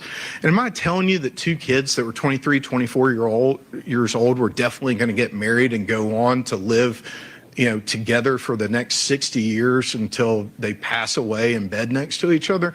No, you don't know what people are going to do or how life is going to unfold. But what I'm telling you is there is not one shred of evidence, not one single shred of evidence that indicates that Chris Melton was angry with Tara, would hurt Tara, or wanted her dead. In fact, the exact opposite is what her best friend said. She said he was the sweetest guy in the world. I never saw him be anything but kind towards her. Until cross-examination, when we played prior statements. You know, I do think it's interesting that Mr. Cruz wants to tell you that a stamped, timed transaction from a bank that is over an hour from Athens that blows a giant hole in the middle of his Facts not in evidence again. Isn't Facts not in evidence. because to me, it is the most objective, relevant piece of evidence about Chris Melton's alibi. An alibi that is solid. An alibi that you can't call unconfirmed because Josh McCurdy confirms all parts of Chris's alibi for the morning of the murder. No. All And parts? Chris's He father, said he doesn't remember the bank. who Mr. Cruz did not mention one single time in his closing argument, also told police that Chris was home that morning and he saw Chris get in the car with Josh McCurdy. Mr. Cruz knew that, lies here is which is unchecked. why he needed to make this relationship between Josh and McCurdy and Chris Melton, who were work friends who never hung out outside of work, something more than it was. You'll recall in cross-examination, Mr. Cruz repeatedly asking David Griffith, the crime analyst with the Athens Clark County Police Department, well, they went to high school. You didn't know they went to high school together? They went to high school together. The words that the attorneys say are not evidence. The evidence in this case is that, in fact, they did not go to high school together and that they were just work friends who had known each other for a year. There's also this twisting of what people have said and what it means. Chris Melton said he had known Josh McCurdy for a year from working together in the same crew for someone else. And about a month before Tara was murdered, he had talked to Josh about coming to work for him. That's what the evidence is in the case, not some inconsistency between when Chris says he met Josh and when Josh says he met Chris. Josh picked him up. They go, and you've heard from Bill Ricketts, you've heard from David Griffith, that it is not unusual. People do not timestamp their lives for there to be some inconsistencies in when people went certain places or the order in which they went to certain places or people to leave things out. If Chris was trying to manufacture an alibi, why in the world would he have not told the police about the bank until Sunday? It's because on Friday when he was talking to the police and he's trying to recall everywhere that he was that morning in the middle of this tragedy, he forgot. That's a completely normal thing, and you've heard the investigators testify about that. Sounds like a defense attorney. They go around, the rain prevents This is them a from doing all defense of the work of they need to Chris do. Milton. They go to truck customs before lunch. is They not go a to truck prosecution of customs Faust. again after lunch, may have stopped by quickly right before lunchtime as well. And that's the point at which Chris gets a page from Miss Virginia Baker, Tara Baker's mom, and he goes straight to Athens. The police ask him to go to the scene and identify the body. He tells them he does not want to. When asked, and Mr. Cruz again is trying to twist Mr. Melton's words, he did not say, I didn't want to see the damage I had caused. He said he didn't want to see the damage he had caused. He wasn't. How could he do that? So Chris goes to the scene to ID Tara Yes. so that her family won't be forced to do it. After that, he goes to the police department because he wants to tell them whatever he can. He wants this crime to be solved more than he wants anything else in the world. Police listen to what Why Chris didn't he has go to to say, the and the vigil? very next day start calling Bill Teeter and Josh McCurdy, who are the people that he identified, and they confirm the major points of his alibi. They later confirm his alibi further with his father and even further with the objective evidence from the bank. The evidence about the time of After travel that the 9 defense doesn't a.m. want you to know, doesn't want you to consider, because it blows a giant hole in everything that they're saying. When he came back on January 21st of 2001 to give that blood sample and to be interviewed further, he was talking to the same police officer, Bill Ricketts, who he saw on the first day. The police officer that showed you how he would roll his hands by touching each and every finger on January 19th, the day that Tara was murdered, each and every one, something that's recorded in Bill Ricketts' police report 23 years before Edric Faust ever shows up in this case. That's the other thing the defense is trying to do. They're trying to act like all of these facts existed in the same environment, in the same moment, and that is not true. Bill Ricketts' police report indicating that he fingerprinted Chris Melton is from the time that he fingerprinted Chris Melton. It's nothing manufactured. It is an accurate recording of exactly Another what he piece of did. evidence And what he told you is that conveniently he lost. and no other police officer that testified, or any police officer in the Athens-Clarke County Police Department or GBI or anywhere else, saw any injuries to Chris's hands. The things they would have absolutely been looking for, because they were looking at him as a person of interest. That's always would have been looking at. Unfortunately, nothing broke. They couldn't get anything, and the case went cold. But eventually we caught up. Through the determination of a family in the face of unimaginable tragedy, through the fierce and unwavering love of a mother, Tara would not be forgotten. And the long and difficult journey to find justice for her and accountability for her murderer, Mr. Faust, never ended. The GBI Cold Case Unit was created to bring in fresh eyes and to use modern technology and tools to investigate cases where all leads have been exhausted and no likely perpetrator has been identified. I want to back up because I left something out on Chris's interview with Bill Ricketts on January 21st. He tells Bill Ricketts on January 21st that he and Tara had sex for the last time Saturday night into Sunday morning. That's what he says 2 days after the murder. That's what Bill Ricketts testified to here. And then So he this changes idea, his mind. this false idea that somehow the first time that Chris Melton ever said that he had had sex with Tara within roughly 5 days of her being killed by Mr. Faust was in 2024 because Agent Bigham put that idea in his mind is completely untrue. It is completely false. Agent Bigham was reminding someone, as they would do for any witness in any case that had taken 23 years for them to talk to them for the first time, of the fact that, you know, hey, at the time you said this, okay? And if Mr. Melton was trying to make up a story in order to make things make sense, then he would have just followed their direction. But here's the really interesting part about that. They were wrong at the time, and they just didn't know it yet as far as where the DNA was found. Okay? And Mr. Cruz, although he's saying to you that he doesn't want to follow any conspiracy theories and that conspiracy theories are about reasonable doubt, is also trying to tell you that the time that the police and the crime lab were able to determine that what they thought about where the DNA was came from Agent Bigham, that's not true at all. You heard Ashley Hinkle testify on May 10th, the day after they interviewed Mr. Faust. The day after, they go back and they get a known sample. They take the known sample to the crime lab and they run it. And then what did Ms. Hinkle tell you? She's got these two things that are both labeled as oral swabs, but they're showing different results on profile. So what does that indicate to her in the context? Context is important of what we know about the rest of the evidence. We know from the medical examiner's report that there were vaginal, oral, and anal swabs taken. So I've got these two oral swabs. They're showing different results. This says that there are oral, vaginal, and anal swabs, and I've got a vaginal smear. Well, then one of these is not an oral swab. It's actually the vaginal swab.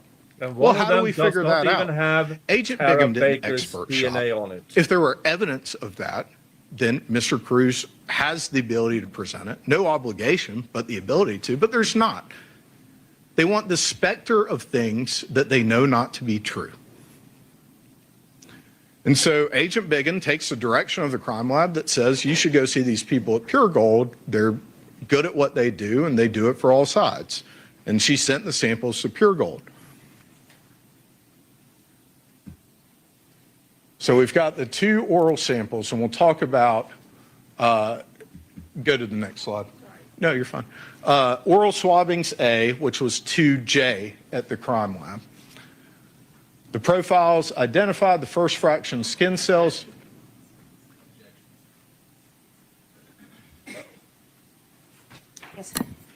Yeah, it says sperm. They can't write sperm. Or even the skin cells. Didn't she say that she couldn't conclude if it was skin cells either? Like neither of this should be on there. Yeah. Yeah, this needs to go.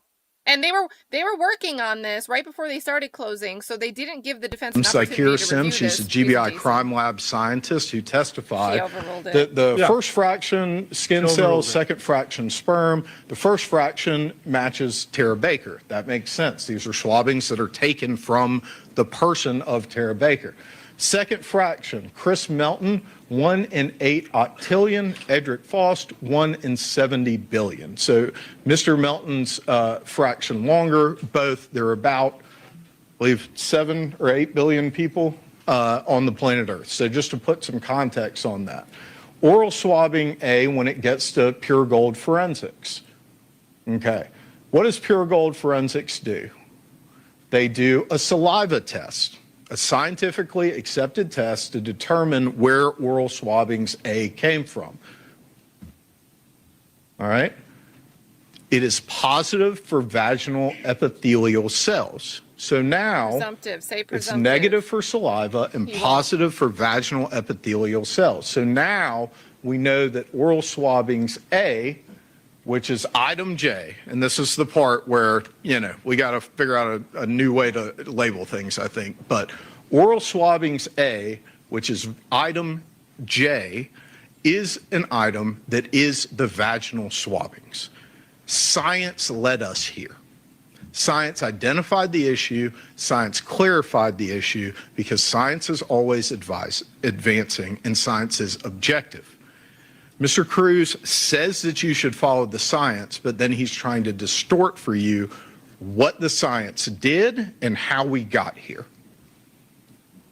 As it relates to oral swabbing B, which is crime lab item 2I, profile first fraction skin cells, second fraction sperm, first fraction matches Tara Baker. That makes sense. It comes from Tara Baker's person.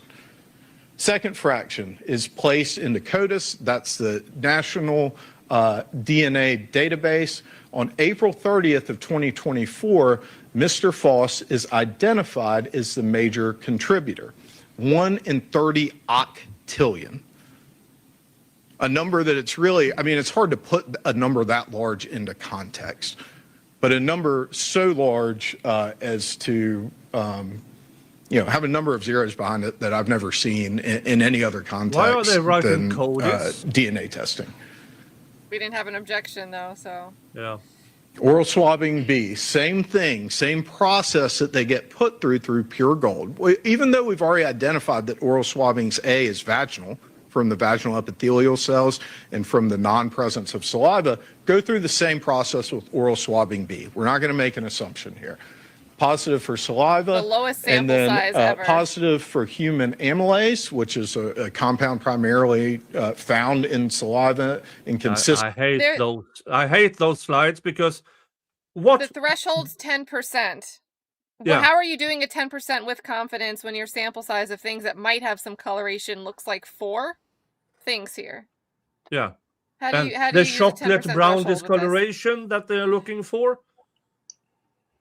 We couldn't make it without half of it was pure black, half of it was piss yellow, and then in between there was some brownish. Oh, welcome back, This Bob. is so stupid. Oh, I was here. I was snuggling with Allison, listening to the book. Hey, Allie. Hey, look, man, at the end of the day, it's that gazillion number he keeps. Yeah. The number, like, this shit is all lost on the jury. It's like.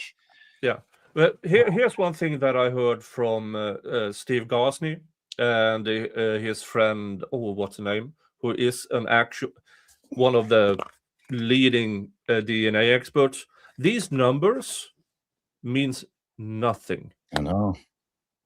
They actually means absolutely nothing when it comes to counting it towards how many people are around.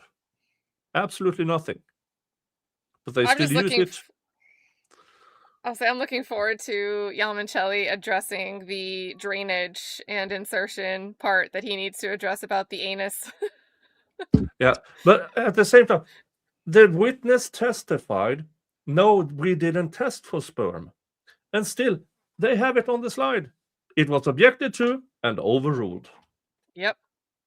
Just as what else was it that he objected to? I love when an error is in closing arguments, because you cannot argue that it wasn't important to the case if it's something that the state continuously tried to harp on throughout the trial. And earlier, also objected to, the state brought up, we checked all other suspects.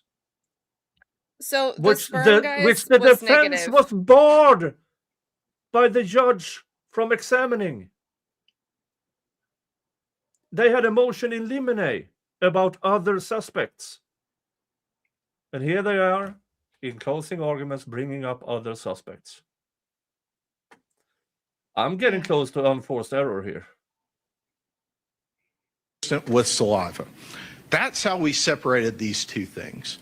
It has nothing to do with what needed to happen in order for an investigation to move forward or anything along those lines. Those are the types of conspiracy theories that Mr. Cruz himself has already told you is not reasonable doubt, but signaled the desperation of the defense to create and manufacture some doubt.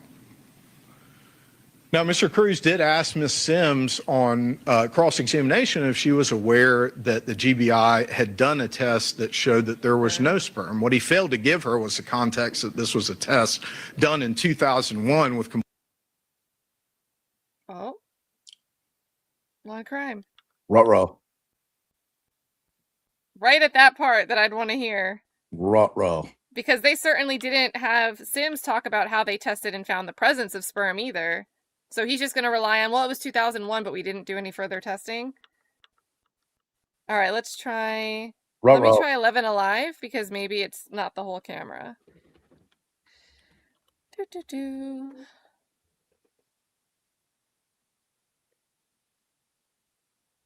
right, 11 Alive. Yeah, same. Oh, it's, yeah. So it's the main camera pool.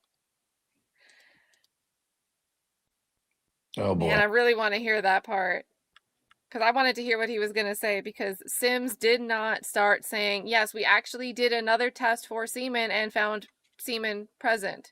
That did not happen. And that sounded exactly like what he was about to argue to the jury. All right, we are all the way forward, so we're just stuck on this shaking window.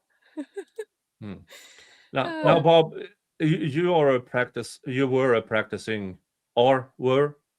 I'm still active. I try. Yeah, still active. Now, I know you're not based in Georgia, but if there is a motion in limine from the state about other suspects, if there is a motion in limine regarding what was it? The skin cells and phone records as well. And the state still brings it up in closing arguments, especially we checked all other suspects. Yeah, I mean, the problem is that Cruz has to object to it again. I mean, that's the thing. It's like, you don't, there's that courtesy, the professional courtesy of, but try to avoid, objecting during closing arguments. But in terms of perfecting the issue for appeal, I mean, Al's the first one to tell you have to object. Yeah, I mean, but he did object to he did object to burden shifting. The defense had all of this themselves, and they did nothing with it. Objected, overruled. Well, and then he has a constitutional duty to look at everything and present everything and put on everything he can for his client. Was the extra layer on that burden shift? Yeah. Well, Allie was down there trying to pull up. She was looking at the portion of his closing wherein he talked about when Faust went silent during the interview / interrogation. Like I don't even know that that's allowable. I think Allie was trying to pull up some law to see if he's even allowed to say that. Because I think the interview was, I don't. It's kind of weird. I feel like a better argument might be we didn't get to watch the argument in full, so maybe I feel like it's lacking in context anyway. The jury, maybe you can say there was a pause, but that's subjective at that point. Yeah, but they didn't silence. Yeah, they didn't actually show him saying "take me to jail." So why is it allowed in closing arguments? I mean, yeah, I think there's a few things that Yalmancelli is referred to, like exactly. And this, at least over here, you are absolutely banned from referring to unknown evidence. Which is, if this is not in evidence and you try to bring it up, over here you're in deep trouble. Yeah, well, here you at least have to make the facts not in evidence objection. You know what I mean? It's yeah, but this damn courtesy to not object during closing, I hate it. Yeah, I mean, sometimes you just can't abide by it. Yeah, that's the bottom line. It's like especially if the prosecution over and over again is referring to evidence, to stuff not in evidence. Exactly. Well, I mean, if there's anything egregious, who cares about the courtesy? That goes out the window with the quickness. I mean, never, that courtesy never stopped Alice and I from objecting. You have to protect your client. Rights. But also some unforced errors are not needed to be objected to because it's obviously not allowed. I've seen that in other cases. I checked my notes on the Zykeria Sims testimony. So she mentioned that when they do the cuts of the swabs, they cut the swab, and that they can look and distinguish between male and female DNA, and that they can tell if there's non-sperm and sperm cells present. There's an objection they approach, and that was one of the times, because there's been more than one, Judge Lott would not let Cruz proffer when he wanted to argue that the sperm conclusion is outside permissible testimony for this witness. Oh, so then on refresh. Oh, is it good? Yeah. Okay. Wow. So we missed all that. Yep. Wow.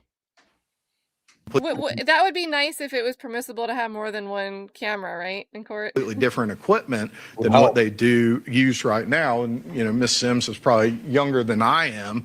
And so, I doubt that she has any familiarity besides reading in a textbook what the GBI was doing back in 2001. Unless that didn't cut out any time. Maybe it's just... we brought in Dr. Jennifer Coursey to testify. I was afraid for a minute I was going to mess up her last name there, but I think I got it right. To testify about the testing that they did do at the time. And yes, it was not positive at the time, but it was a less sensitive test than what they have available now. And that's what led to Mr. Faust. Not anyone trying to pin anything on anybody, but on April 30th, and I think it's important for you to keep this in mind, on April 30th, the GBI had an indication that they knew who had killed Tara Baker. But they didn't go arrest that person immediately. What they did is start to scour the case file again. Did we miss something that Edric Faust and Tara Baker were connected in some kind of way? Did we miss something? Like, let's look through. And they spent 9 days before they arrested Mr. Faust, someone who had committed one of the most brutal murders in the history of Athens-Clarke County. They spent 9 days trying to run down any explanation they could possibly conceive of through the largest case file in one of the most thoroughly investigated cases in the history of the state of Georgia. How many days was they couldn't establish one link between the two of them, because until the morning of January 19th of 2001, there was no link between Edric Faust and Tara Baker, other than she lived close and he saw one car in the driveway.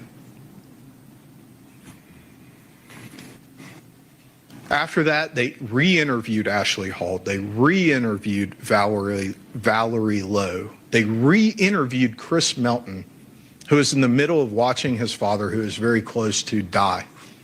His father passed away about 2 weeks after he was re-interviewed. They ended up, over the course of this investigation, as Agent Bingham testified to, re-interviewing about 30 witnesses, trying to make sure that they did as thorough a job as they possibly could. And then Mr. Faust was arrested, and he was given an opportunity to explain any connection he could have possibly had to Miss Baker. He denied initially knowing anything about a murder in that area. And think about this. This is a place where he had lived for 40 years. They've been talking about Deer Park throughout the interview. And then they're talking about a murder. And then all of a sudden, he says, oh, you're talking about that murder the law student at UGA who lived right over there. Oh, yeah, now I know what you're talking about, but I don't know anything about her. I saw her in the newspaper, but I don't know anything about that or anything else. They asked her, you ever had any contact of any kind with her? No, none. And then came the moment when he was confronted with something then he knew he couldn't explain without telling the truth. And that's that his DNA was inside Miss Baker's body, inside of her home. And he was asked by Agent Howell, help me understand. I'm here to exonerate just as much as I am to hunt. Help me understand. Which is bullshit. And his response was, take me to jail. Because he knew at that point commenting on silence that he had finally been caught.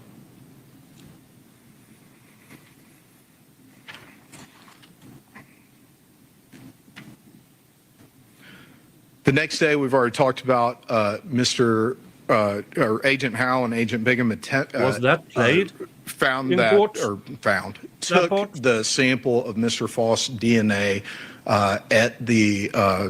pursuant to a search warrant. They submitted that to the GBI crime lab, and that's when this issue with oral swabbings being mislabeled as vaginal swabbings was identified.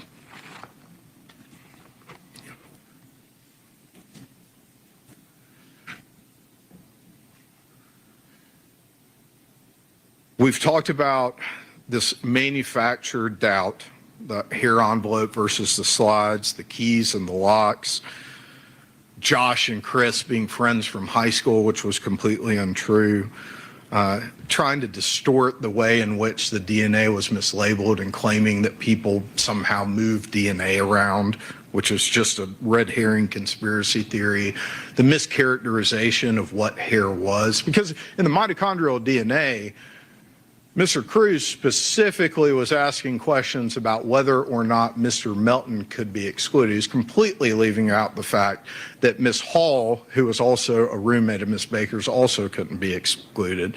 The bodies on Tara's hair, I think it's on Tara's body, the hairs on Tara's body. I got it out the last time. The hairs on Tara's body are really important here because I think they put Chris's hair on the power transformer box in context. Both of Tara's roommates were found to have hairs on Tara's body, okay?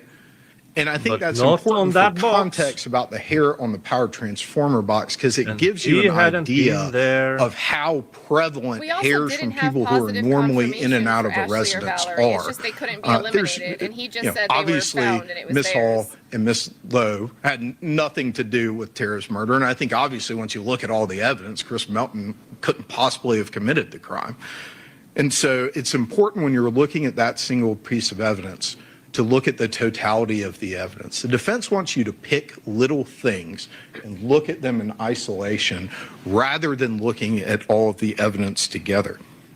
No, they asked you to look at all of it together. Here's another That's thing about the literally evidence that I what think is they said. really, really Look important. at It has all to do the with evidence. Ashley Hinkle's testimony, which is being mischaracterized by the defense. Mr. Melton's DNA is in Tara's vagina, okay? Only Mr. Faust's DNA is in the mouth.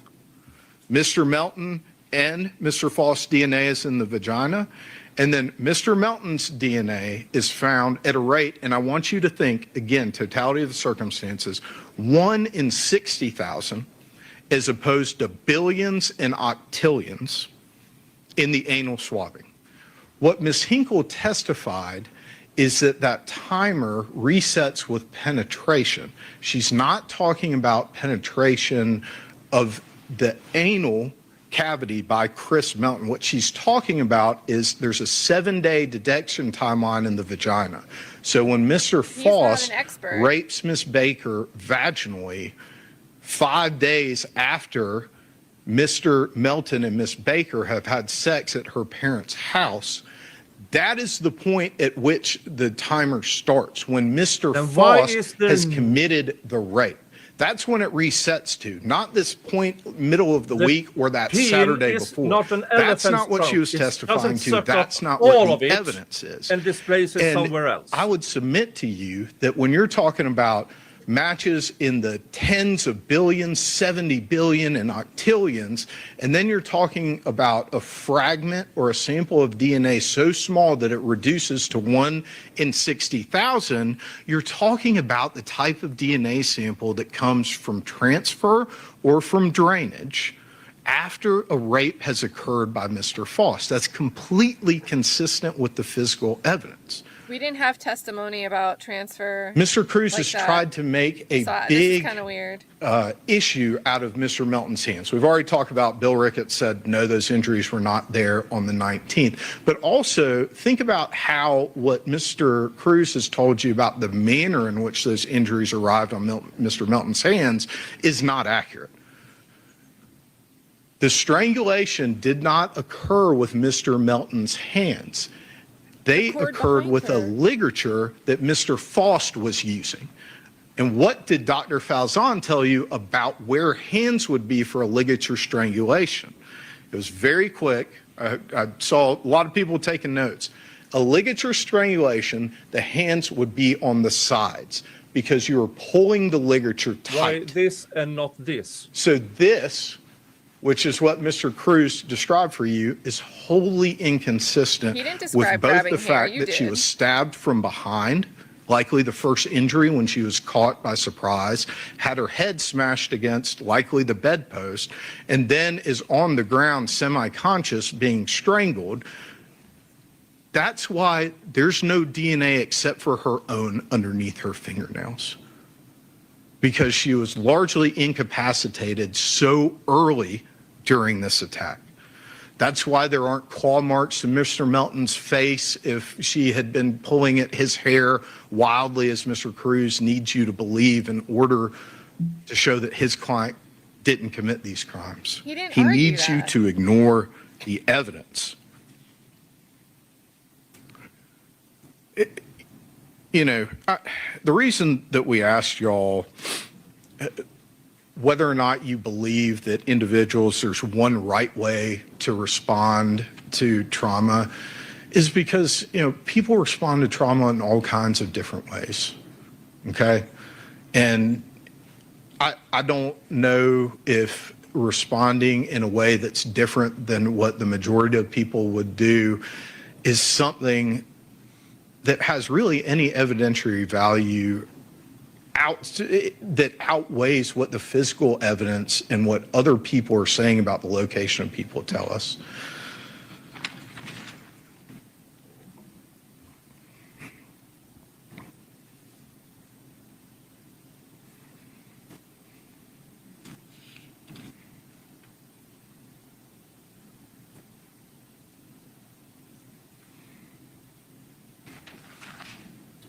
Sorry, I took a lot of notes.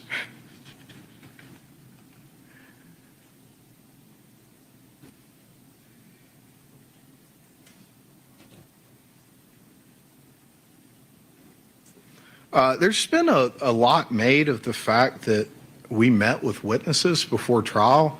I mean, I'm unaware of any trial that's ever been conducted, certainly in a 25-year-old cold case homicide, where you wouldn't meet with the witnesses before you called them up to the witness stand. I mean, frankly, I'd fire anybody in my office who had a murder trial where they didn't meet with witnesses. So again, you can consider that in whatever capacity that you want, but it is a routine and expected practice, and it's basically malpractice not to talk to people before you call them as a witness in a trial.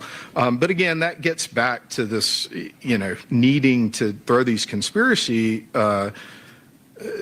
theories out there. Mr. Melton's hands, why would you fingerprint him? The same reason that they collected hair samples from Valerie and Ashley and everybody else that's in and out of the house on the regular basis. It's so that if you have something, you have elimination samples. That was testified to during the course of the trial. Again, mischaracterizing the power transformer box as a murder weapon. It wasn't. I think all of these mischaracterizations, I think you should take in context of Mr. Cruz's own statement about if a person's not straight with you one time, then you're done with them forever. I mean, I think the defense has not been straight with you plenty of times during the course of this trial. Wow, commentary. Then you're done with them forever. I mean, I think the defense has not been straight with you plenty of times during the course of this trial.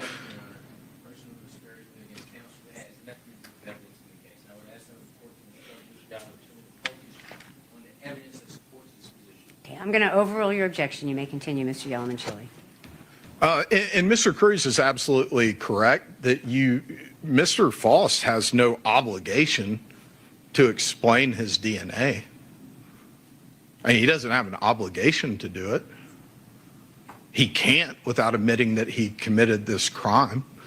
What? I agree with him that the state has the burden, and it doesn't ever shift to the defense, and they don't have to prove anything. But he was given an opportunity to explain his DNA in his interview. And what he told police, what he told the GBI is just take me to jail. After this trial, and that's because there is no out there. Will you queue up? Fuck the professional courtesy. Object away. Should make a motion for a mistrial right now. Yeah, that he can't explain it without saying he's guilty. What the fuck? Yeah. My DNA? Man, it's been a long time. We've made so many advancements and things. Man, if you can help us understand why your DNA is in that house, help us. I don't want to put help us. I'm here to exonerate just as much as I am to hunt. Y'all come on, take some DNA.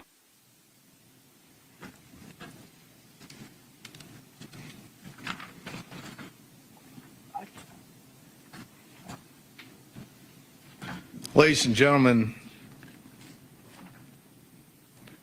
we've done everything we can with this case. It's gone through generations of police officers.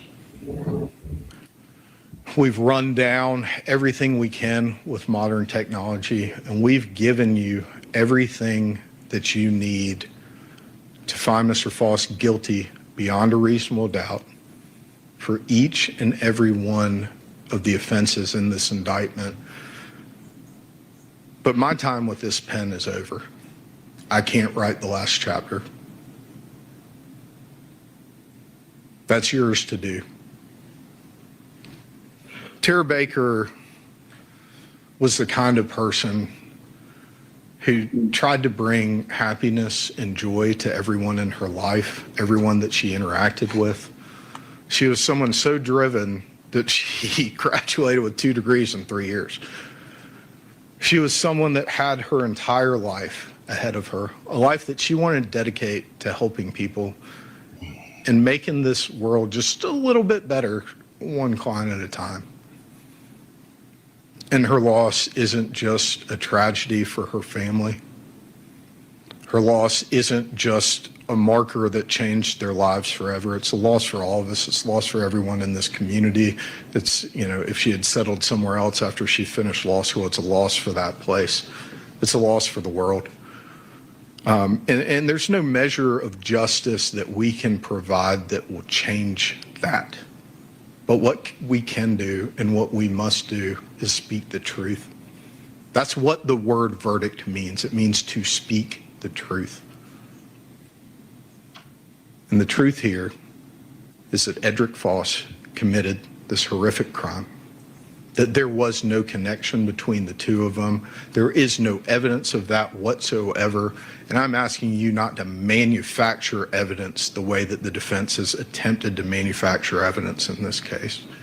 Trust what you heard in the evidence from the witness stand and return that verdict that speaks the truth.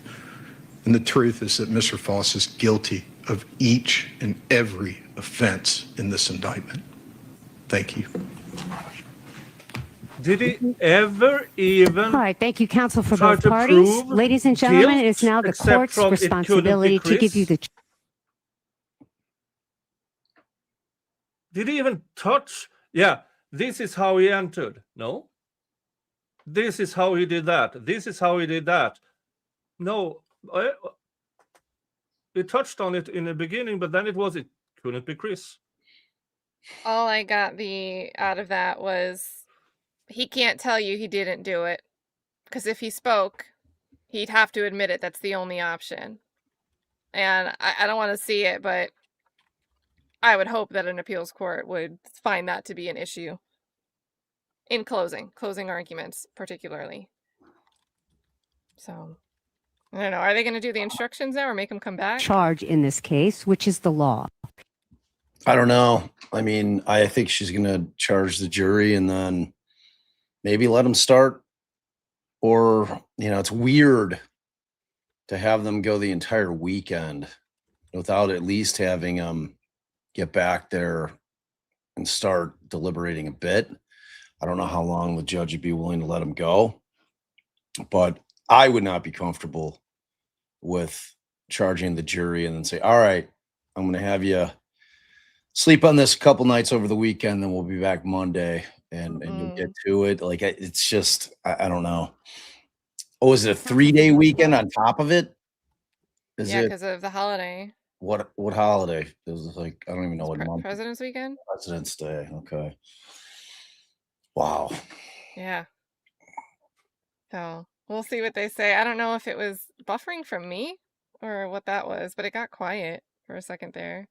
Charge in this case, which is the It's just the law. court volume, I And guess. what I'm going to do is to read it to you, but I'm also going to give you a copy of the law. I'm going to ask Mr. Terrell to pass out the charges to each and every one of you. You don't have to follow it as I speak to you, but you certainly can.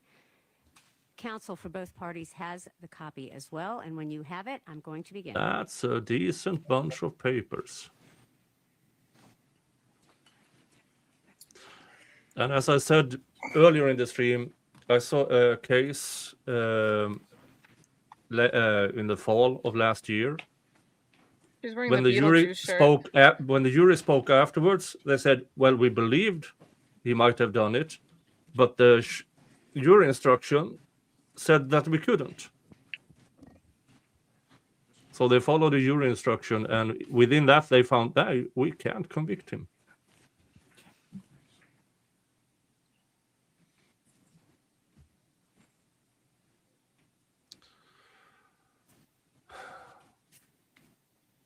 Oh, wait. Somebody said Everybody have a copy? Life is Good said, she said before that after the charges, they need to select a 4-person and decide if they want to start deliberating. Monday, Everybody court have is a copy? We have a open. couple extras. I We think observe everybody's the ready. holiday in All right, December. very good. Thank you very much.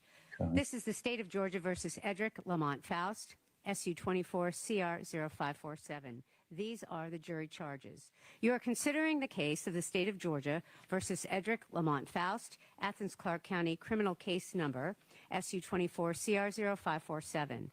The grand jury has indicted the defendant with the offenses of malice murder, felony murder, felony murder, felony murder, felony murder, burglary, aggravated sodomy, rape, aggravated assault, aggravated sodomy, arson in the first degree, and possession of a knife during the commission. Here, let me refresh it because I think my boost knocked off. Lamont Either Faust that or she with got the quiet. offense of felony murder. I think it was the boost Yeah, knocking it was off. low. Though. All right, so she's just reading the charges though. So Murder for the said accused There in we the go. county of Clark and state of Georgia on or about the 19th day of January 2001 did unlawfully while in the commission of a felony, to wit aggravated assault, as alleged in count 9 of this indictment, cause the death of Tara Baker, a human being, by strangling her with a cord and stabbing her in violation of OCGA section 16-5-1C, contrary to the laws of said state, the good order, peace, and dignity thereof. Count 6 of 12. And the grand jurors aforesaid in the name and behalf of the citizens of Georgia further charge and accuse Edric Lamont Faust with the offense of burglary, for that the said accused in the county of Clark and state of Georgia on or about the 19th day of January 2001 did unlawfully and without authority enter into and remain in the dwelling house of Tara Baker with the intent to commit a felony therein, to wit, aggravated sodomy and rape, in violation of OCGA section 16-7-1, contrary to the laws of said state, the good order, peace, and dignity thereof. Further, as to count 6, the identity of Edric Lamont Faust as the perpetrator of the crime alleged was unknown to the state of Georgia until April 30th, 2024. Count 7 of 12, and the grand jurors aforesaid in the name and behalf of the citizens of Georgia further charge and accuse Edric Lamont Faust with the offense of aggravated sodomy, for the said accused in the county of Clark and state of Georgia on or about the 19th day of January 2001 did perform a sexual act with the person of Tara Baker involving the sex organ of Edric Lamont Faust and the mouth of Tara Baker, said act having been performed with force and against the will of Tara Baker in violation of OCGA section 16-6-2, contrary to the laws of said state, the good order, peace, and dignity thereof. Further, as to count 7, the identity of Edric Lamont Faust as the perpetrator of the crime alleged was unknown to the state of Georgia until April 30th, 2024. Count 8 of 12, and the grand jurors aforesaid in the name and behalf of the citizens of Georgia further charge and accuse Edric Lamont Faust with the offense of rape, for the said accused in the county of Clark and state of Georgia on or about the 19th day of January 2001 did have carnal knowledge of Tara Baker, a female, forcibly against her will, in violation of OCGA section 16-6-1, contrary to the laws of said state, the good order, peace, and dignity thereof.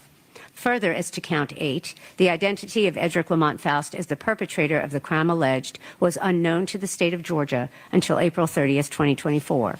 Count 9 of 12, and the grand jurors aforesaid in the name and behalf of the citizens of Georgia, further charge and accuse Edric Lamont Faust with the offense of aggravated assault for the said accused in the county of Clark and state of Georgia on or about the 19th day of January 2001 did make an assault upon the person of Tara Baker with a deadly weapon, to wit, a knife, by stabbing her, in violation of OCGA Section 16-5-21A2, contrary to the laws of said state, the good order, peace, and dignity thereof. Further, as to count 9, the identity of Edric Lamont Faust as the perpetrator of the crime alleged was unknown to the state of Georgia until April 30th, 2024. Count 10 of 12, and the grand jurors aforesaid in the name and behalf of the citizens of Georgia further charge and accuse Edric Lamont Faust with the offense of aggravated sodomy for that the said accused in the county of Clark and state of Georgia on or about the 19th day of January 2001 did perform a sexual act with the person of Tara Baker involving the sex organ of Edric Lamont Faust and the anus of Tara Baker. Said act having been performed with force and against the will of Tara Baker, in violation of OCGA Section 16-6-2, contrary to the laws of said state, the good order, peace, and dignity thereof. Further, as to count 10, the identity of Edric Lamont Faust as the perpetrator of the crime alleged was unknown to the state of Georgia until April 30th, 2024. Count 11 of 12, and the grand jurors aforesaid in the name and behalf of the citizens of Georgia further charge and accuse Edric Lamont Faust with the offense of arson in the first degree for the said accused in the county of Clark and state of Georgia on or about the 19th day of January 2001 did knowingly damage by means of fire the dwelling house of Tara Baker located at 160 Fawn Drive, Athens, Georgia without said owner's consent in violation of OCGA Section 16-7-60A1, contrary to the laws of said state, the good order, peace, and dignity thereof. Further, as to count 11, the identity of Edric Lamont Faust as the perpetrator of the crime alleged was unknown to the state of Georgia until April 30th, 2024.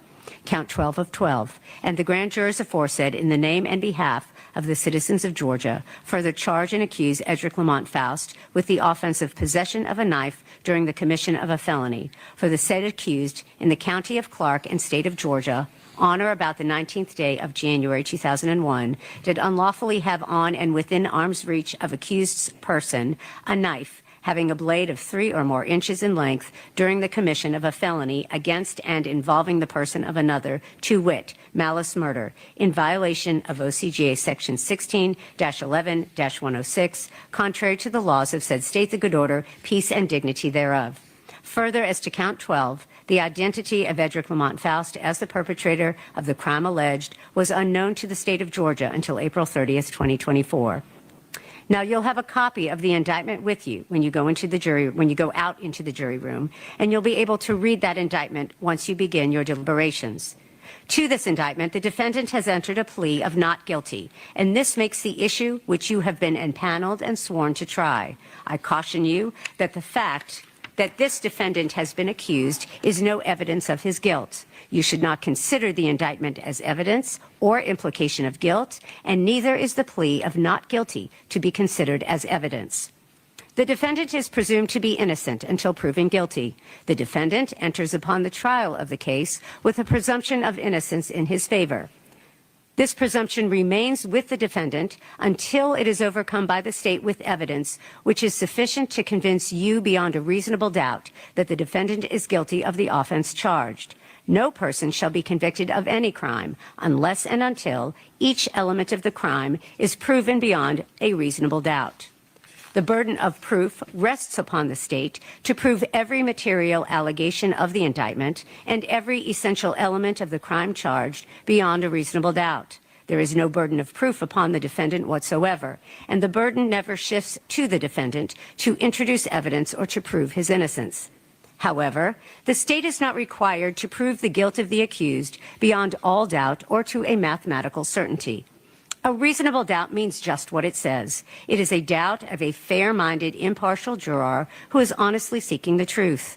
A reasonable doubt is a doubt based upon common sense and reason.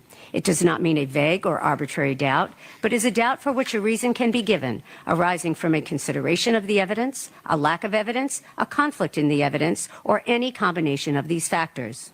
After giving consideration to all the facts and circumstances in this case, if your minds are wavering, unsettled, or unsatisfied, then that is a doubt of the law, and you must acquit the defendant. But if that doubt does not exist in your minds as to the guilt of the accused, then you would be authorized to convict the defendant.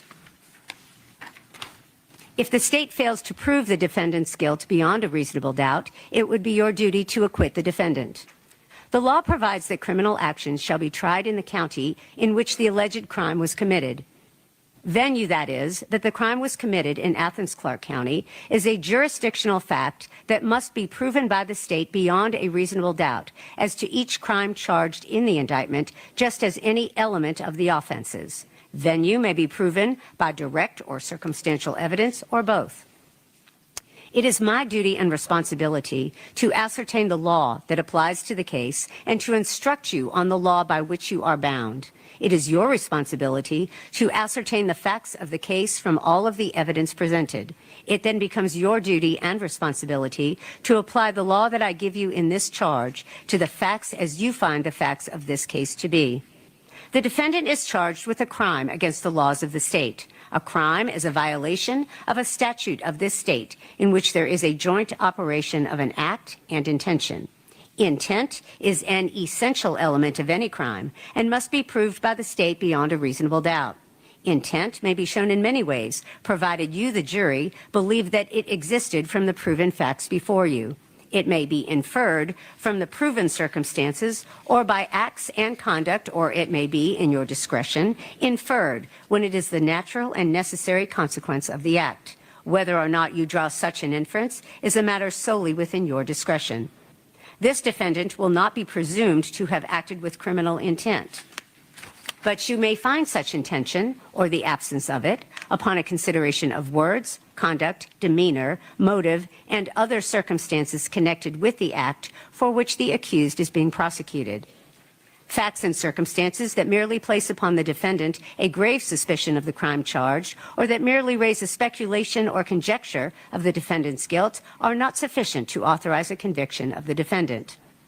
Your oath requires that you will decide this case based on the evidence. Evidence is the means by which any facts which are put in issue is established or disproved. Evidence includes all the testimony of the witnesses and any exhibits admitted during the trial and stipulations of the attorneys, that is, any facts to which the attorneys have agreed with approval by the court. Evidence does not include the indictment, the plea of not guilty, opening or the closing remarks of the attorneys, or questions asked by the attorneys. The parties have entered into a stipulation that has been approved by the court about State's Exhibit 113, a photograph of defendant as he existed on February 8, 2001. Where parties stipulate facts, this is in the nature of evidence. You must take that fact or those facts as a given without the necessity of further proof. You make all decisions based on the evidence in this case. Where parties stipulate exhibits only, this is in the nature of evidence. You may take that testimony as if it were given in court, and you may rely on it if you find it credible. However, either party may dispute such testimony by other evidence. You make all decisions based on the evidence in this case. Direct evidence is that which may be seen or heard or otherwise directly sensed, such as by smell or taste or touch. It may be brought into court in the form of exhibits or the testimony of direct witnesses to such matters. It is evidence that points immediately to the issue in question. When direct evidence by inference points to an obvious, likely, or reasonable conclusion, even though that conclusion was not directly seen, heard, smelled, tasted, or touched, that is said to be circumstantial evidence. Circumstantial evidence is the proof of facts or circumstances by direct evidence, from which you may infer other related or connected facts that are reasonable and justified in light of your experience. It is evidence that only tends to establish a conclusion in question by its consistency with such conclusion or elimination of other conclusions. Sometimes circumstantial evidence may point to more than one conclusion. To authorize a conviction on direct evidence, circumstantial evidence, or both, the proved facts must not only be consistent with the theory of guilt, but also exclude every other reasonable theory other than the guilt of the accused. The law does not require a higher or greater degree of certainty on the part of the jury to return a verdict based upon circumstantial evidence than upon direct evidence.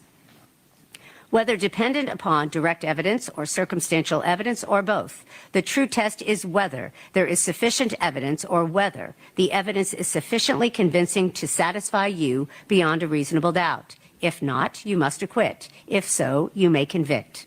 There is no rule that either circumstantial or direct evidence is stronger than the other if conflicting. The comparative weight of circumstantial evidence and direct evidence on any given issue is a question of fact for the jury to decide. Quick break here just to bring up Miss Janet Demeanor, who is working all day but in the chat with us. So she has watched this whole trial and or listened while commuting on the way home. Always good to have you back on here. Enjoyed you being here on Monday. Hi, Miss Demeanor.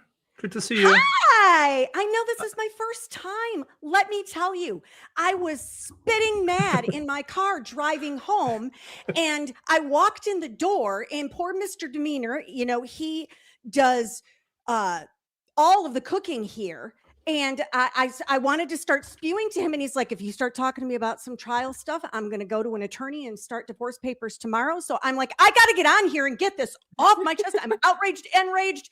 Oh my word. My staff, they already know I'm nuts, but now they're like, she's really gone off the deep end now. I think we all know the feeling. Furious. And yes, Mav Hawk was asking about my lights. My lights are red like this because I feel like I'm in HE double hockey sticks. What in the world are we doing? What world are we living in? Yeah. All right. I'll be quiet so this driveling idiot can finish her crap that she has to say. Miss Demeanor, I would love to have you on my show. That starts in 15 minutes, but you Absolutely. Yeah. Link is in the private chat. Perfect. And on my... It's called Slightly Buzzed Friday Show. You probably know it. And cursing is not only allowed, it's encouraged. Well, I'm not a big cursor, so, but that's okay. I don't mind that other people do. Same. I'm not a judge. Also, snark attack are absolutely allowed. Yeah. I'm about some snark now. Yeah. Right, I'm hitting the play button. And I have Jury to jump must off determine to the credibility prepare of for my show. Oh, if you jumping off now? Yeah, I have to prepare, which means Okay, more or less this will bringing. redirect over there, I need to bring in the beer and go to the big boys' room. That's my preparation for the show. Well, we will redirect over there again. That is where the conversation, the rants and bants about everything that happened in today and in this trial in general will be happening. So I'll be joining, obviously, when I'm done here. Yeah. See you, Nick. See you in a bit. Bye. We brought Bob back. Yeah, I mean, I was trying to nap through this entire the jury charge. Trying witnesses. to take. Well, I in probably deciding woke you this, up. you may consider all of the facts and circumstances of the case, including the witness's manner of testifying, their means and opportunity of knowing the facts about which they testify, the nature of the facts about which they testify, the probability or improbability of their testimony, their interest or lack of interest in the outcome of the case, and their personal credibility as you observe it. The defendant in a criminal case may take the stand and testify and be examined and cross-examined as any other witness. However, the defendant does not have to present any evidence, nor testify. If the defendant chooses not to testify, you may not consider that in any way in making your decision. To impeach a witness is to show that the witness is unworthy of belief. A witness may be impeached by disproving the facts to which the witness testified. The credibility of a witness may be attacked by disproving the facts to which the witness testified. Your assessment of a trial witness's credibility may be affected by comparing or contrasting that testimony to statements or testimony of that same witness before the trial started. It is for you to decide whether there is a reasonable explanation for any inconsistency in a witness's pretrial statements and testimony when compared to the same witness's trial testimony. As with all issues of witness credibility, you, the jury, must apply your common sense and reason to decide what testimony you believe or do not believe. For malice murder, the state must prove that the defendant, 1, caused the death of another person, 2, unlawfully, and 3, with malice aforethought. The killing must have been done with malice to be murder. Malice, as the term is used here, is not necessarily ill will or hatred. Rather, it is the unlawful intent to kill. You may find malice when the circumstances show that the defendant acted with the deliberate intention to unlawfully take the life of another person. You may also find malice when there does not appear to be significant provocation and all the circumstances of the killing show an abandoned and malignant heart. The state does not have to prove premeditation to prove murder. If a killing is done with malice, it is murder regardless of how briefly the malicious intent existed. No specific length of time is required for malice to arise in the defendant's mind. Malice may be formed in a moment, and instantly a fatal wound may be inflicted. If malice was in the defendant's mind at the time of the act or the killing and moved the defendant to do it, that is enough for the killing to be murder. Premeditation typically means a prior decision or plan to do something. Premeditation is not an element of murder and does not need to be proved by the state for you to find malice aforethought. However, in determining whether malice existed at the time of the killing, you may consider any evidence of premeditation or lack of it. The state does not have to prove motive to prove murder. For felony murder, the state must prove that the defendant, 1, caused the death of another person, 2, by committing a felony. The state does not have to show that the defendant acted with malice to prove felony murder. Burglary to a dwelling, aggravated sodomy, rape, and aggravated assault are felonies, which I will define for you shortly. You may find the defendant guilty of felony murder if you believe that he caused the death of another person by committing the felony of burglary to a dwelling, aggravated sodomy, rape, or aggravated assault, regardless of whether he intended the death to occur. There must be some causal connection between the felony and the death. Felony murder is not established simply because the death occurred at the same time as or shortly after the felony was attempted or committed. The felony must have directly caused the death or played a substantial and necessary part in causing the death, regardless of when the death ultimately occurred. For burglary in the first degree, the state must prove that the defendant, 1, entered into and remained in the dwelling of someone else, 2, without authority, and 3, with intent to commit a felony. Aggravated sodomy and rape are felonies, which I will define for you shortly. A dwelling includes a house or any building or structure that is designed or intended to be used as a residence. A dwelling also includes any part of that house, building, or structure. It doesn't matter if the dwelling was occupied, unoccupied, or vacant when the alleged burglary happened, but you may consider these factors in deciding if the dwelling was meant to be used as a residence. To prove entry into a structure, the evidence only needs to show a breaking of the plane of that structure. This, quote, breaking of the plane, end quote, must be done by the defendant.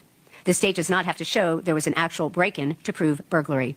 For rape, the state must prove that the defendant, 1, had carnal knowledge, 2, of a female, 3, forcibly, and 4, against her will. Carnal knowledge means sexual intercourse, which is any penetration, no matter how slight, of the female sex organ by the defendant's male sex organ. Force means acts of physical force, threats of harm, or intimidation. Against her will means without her consent.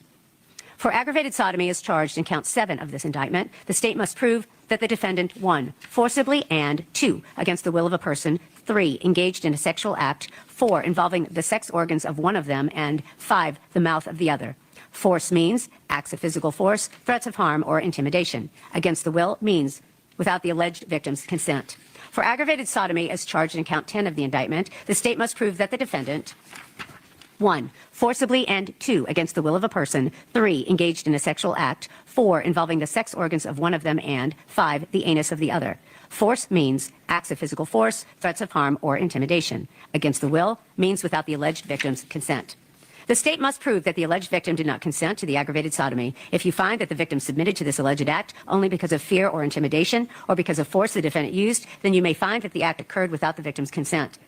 For aggravated assault, the state must prove that the defendant, 1, assaulted another person, 2, with a deadly weapon.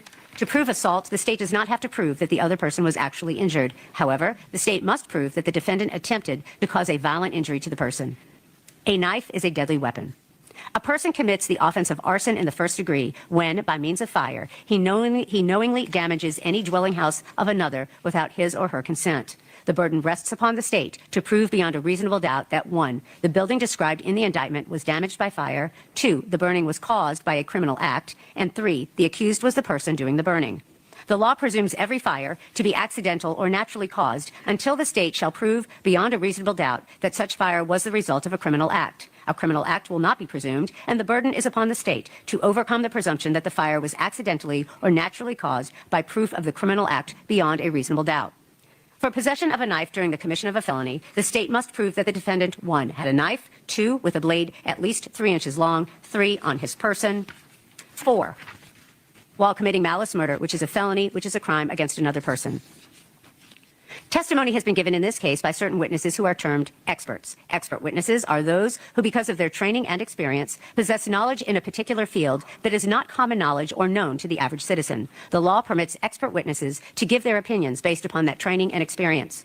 You are not required to accept the testimony of any witnesses, expert or otherwise. Testimony of an expert, like that of all witnesses, is to be given only such weight and credit as you think it is properly entitled to receive. The testimony of a single witness, if believed, is sufficient to establish a fact. Generally, there is no legal requirement of corroboration of a witness, provided you find the evidence to be sufficient. A statement that the defendant allegedly made while in custody has been offered for your consideration. Before you consider this as evidence for any purpose, you must determine whether the defendant's statement was voluntary, and if the statement was given in custody, whether the defendant was properly advised of his or her constitutional rights. To be voluntary, a state must be freely and willingly given and without coercion, duress, threats, use of violence, fear of injury, or any suggestions or promises of leniency or reward. A statement induced by the slightest hope of benefit or the remotest fear of injury is not voluntary. To be voluntary, a statement must be the product of a free will and not under compulsion or any necessity imposed by others.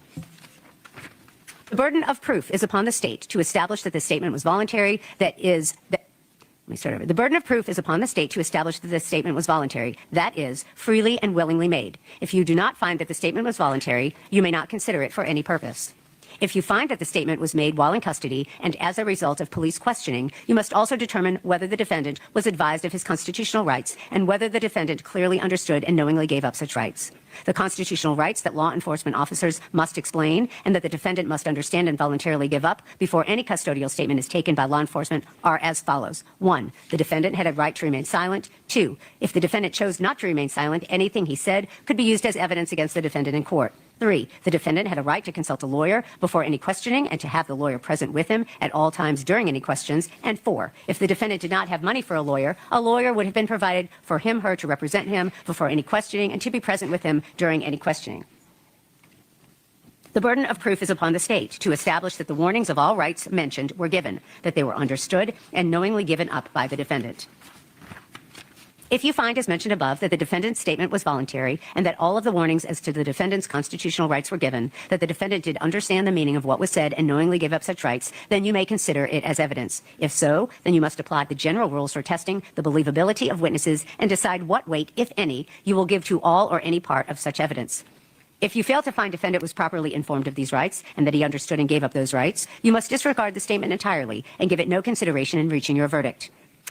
Evidence relating to DNA comparison has been admitted for your consideration. Identification by DNA comparison is considered opinion evidence and is governed by the law concerning opinion testimony as has been given to you. As opinion testimony, evidence relating to DNA comparison is dependent upon many factors. Among the factors are the credibility or believability and accuracy of the witnesses who were involved with the process of obtaining, identifying, preserving, recording, and maintaining the physical evidence, and upon the accuracy and validity of the testing procedures themselves that were used to form such opinions. All of these issues are matters for you to consider and determine. It is for you to determine what weight, if any, you will give to the evidence relating to DNA comparison in your decision in this case. Members of the jury, the law of our state sets a time limit upon the state in starting prosecution of most criminal offenses. The accused is on trial for the offenses of malice murder, felony murder, felony murder, felony murder, felony murder, burglary, aggravated sodomy, rape, aggravated assault, aggravated sodomy, arson in the first degree, and possession of a knife during the commission of a felony. Under Georgia law, prosecution for the offenses of burglary, aggravated sodomy, rape, aggravated assault, aggravated sodomy, arson in the first degree, and possession of a knife must begin within 4 years after the offense has been committed. In calculating this period of time, you should exclude from your calculation any period of time during which the evidence shows that the person committing the crime was unknown. The burden is on the state to prove that the offense occurred within the statute of limitations or occurred within an exception beyond a reasonable doubt. Now, ladies and gentlemen, as to each of the 12 counts of this indictment, after considering the testimony and evidence presented to you, together with the charge of the court, if you find and believe beyond a reasonable doubt that the defendant in Athens, Clarke County, Georgia, did on the date alleged commit any or all of the offenses alleged in this indictment, then you would be authorized to find the defendant guilty on each count. And in that event, the form of your verdict would be, we, the jury, find the defendant guilty on that count. As to each of the 12 counts of this indictment, if you do not believe the defendant is guilty of any or all of the offenses charged, or if you have any reasonable doubt as to the defendant's guilt on that count, then it would be your duty to acquit the defendant as to that count, in which event the form of your verdict would be, we, the jury, find the defendant not guilty on that count. You are only concerned with the guilt or innocence of the defendant. You are not to concern yourselves with punishment. Your verdict should be a true verdict based upon your opinion of the evidence according to the laws given you in this charge. You are not to show favor or sympathy to one party or the other. It is your duty to consider the facts objectively without favor, affection, or sympathy to either party. In deciding this case, you should not be influenced by sympathy or prejudice for or against either party. By no ruling or comment which the court has made during the progress of the trial has the court intended to express any opinion upon the facts of the case, upon the credibility of the witnesses, upon the evidence, or upon the guilt or innocence of this defendant. Whatever your verdict is, it has to be unanimous. That is, agreed to by all 12 jurors. It must be signed by one of your members as foreperson, dated and returned to be read out loud in open court. One of your first duties in the jury room will be to choose one of you to be the foreperson. The foreperson will manage your deliberations and will sign the verdict to which all 12 of you freely and voluntarily agree. You should start your deliberations with an open mind. Talk with each other and consider each other's views. Each of you must decide this case for yourself, but you should do so only after discussing and considering the case with your fellow jurors. Don't hesitate to change an opinion if you are convinced that it is wrong. However, you should never give up an honest opinion to be congenial or to reach a verdict solely because of the opinions of the other jurors. During your deliberations, you must not communicate with anyone other than your fellow jurors about this case. You are also not permitted to conduct any research about this case, including persons, places, or legal concepts mentioned during the trial. These rules apply not only to in-person communication, but also to communication or research using cell phones, text messaging, websites, blogs, or social media of any kind. So, ladies and gentlemen, in one moment, you may retire. You may now retire to the jury chambers. Go ahead and elect a foreperson. You may take your notes with you, but please do not begin your deliberations until you have received the copy of the indictment, the verdict form, and the evidence in this case. So if you'll go ahead and gather in the jury chambers, elect a foreperson, and we will give you all the evidence in one moment. And as for the alternates, if you will gather your belongings and meet the court at the front of the bench for further instruction. Mr. Bailiff, you may take the jury to the jury room. Thank you. Oh, okay, they're going to the ceiling. All right, so they're pretty much going to pick a foreperson. I don't know if they're planning to hang around or what. But in case anyone's tuning in late or missed it, Nick Starro is hosting a panel show over on his channel. That's what he jumped off to get ready for, where we're going to be talking all of our thoughts about this case. And of course, if they are continuing to deliberate, we'll be paying attention to that to see if they come back with any questions. Janet, you had joined a little bit late. I wanted to give you a proper introduction. If you guys missed watching this trial with me on Monday and didn't see Janet guest, she follows a lot of trials. Your main focus right now is going to be Dale Warner, right? Yeah, Monday I will be replaying day 1 and 2 of the, thank you. Had to get my wine. Whoa. Whoa. It'll be perfect for Nick's panel show. I texted Mr. Demeter. I'm like, do you mind bringing me a wine? It is Friday, but yeah, I'll be doing day 1 and day 2. I don't think there's but maybe 5 or 6 hours worth of actual testimony between those 2 days. So that's what Monday is for me. Probably start at like 8:30 in the morning Central Time. That's usually what I do. So yeah, but I just joined you now, but I have been with you all day on my lunch in my car, the whole bit, and I'm It didn't get better, did it? No, this judge makes me want to commit crimes. That's why your name's misdemeanor. Exactly. But I don't think it's misdemeanors I want to commit. It's felony. Definitely. And Bob, what are you thinking about this timing now that it's 7 p.m. in Georgia? Because that's Eastern time. They're in Georgia. So 7 p.m. right now. I'd like to see him get at it a bit, frankly. You know, it's instead of going home and marinating. Yeah, I think she shouldn't have had closings if it was her intent to cut them for the day after the closings, because just kick them to Monday, you know, start bright and early, because it sounds like the court is operating on Monday, and let them get into the deliberations, even if it's only for a few hours. You know what I'm saying? Because it's like Like, I want to see the juices start to flow with the jurors. And, you know, if they do a straw poll, which it might be quick. Yeah, I mean, I like it. I think it's important. I think it's helpful to know kind of where everybody stands. I don't think it sways anybody. I never see the downside to a straw poll at the very beginning, just to see kind of where everybody's at, because then you know what you're working with. You know, I mean, to not do that always seems silly to me.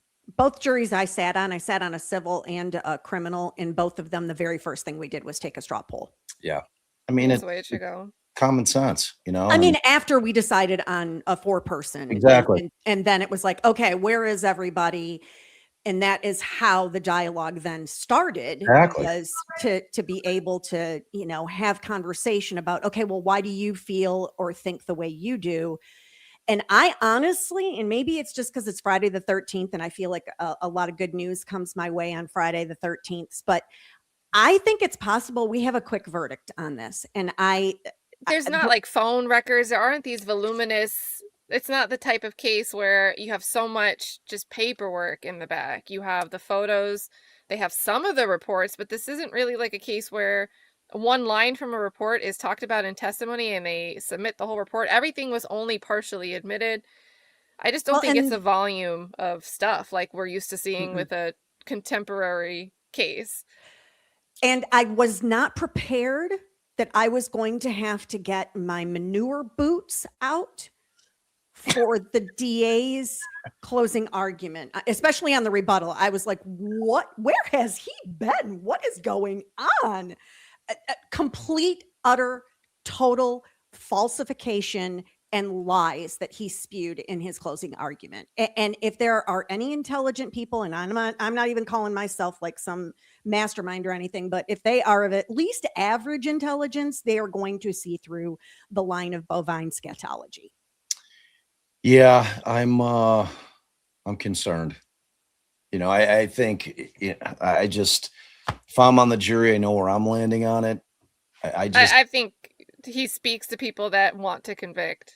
Yeah, he does. And in all honesty, where I think this thing is going to land, I think it's going to be a hung jury. I really do. I think that there's probably going to be a split verdict. Yeah, well, no, they're not going to have a split verdict. I think there's going to be a split in the room, and I think that people that are going to be adamant. I don't know that they have no faith in humanity. I know it's hard. I'll be so like, and this is guilty. That 12, number. 12 people. I would be so disappointed if 12 people think that this is reasonable doubt, like beyond a reasonable doubt, that the state has proven their case. God, I'm telling you that damn number. I know. Like that. Well, even in Karen Reed season 1, they did come to proper verdicts on some of the charges. You know, Judge Bev stuck her finger on the scales with that. But even in that case, they actually were traveling down the right road. And I think they are going to reach a verdict on some of these charges, because I don't feel like there was a single solitary piece of evidence about him actually breaking in, about him actually stealing something, about him actually setting a fire. Like, I don't know how I realize it's Olympic time, but it is the Winter Olympics. So the gymnastics that the DA has had to do, I hope he didn't pull any muscles today in trying to convince himself and everybody else what he's thinking, because I just don't see it. I can see a place where some of those charges, they just completely take off the table.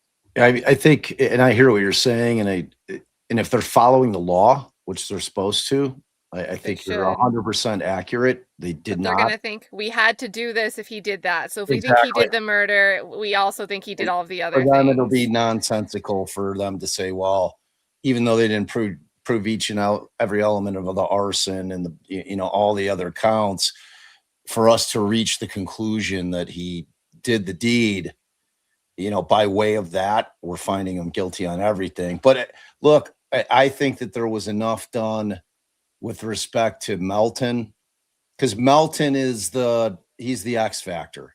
You know, I mean, when you have that problem as a defendant and defense attorney, where you have a bad fact that you are having a very difficult time explaining, which, I mean, look, you know, if I'm the prosecutor, I would have done the exact same thing in terms of saying they couldn't explain it.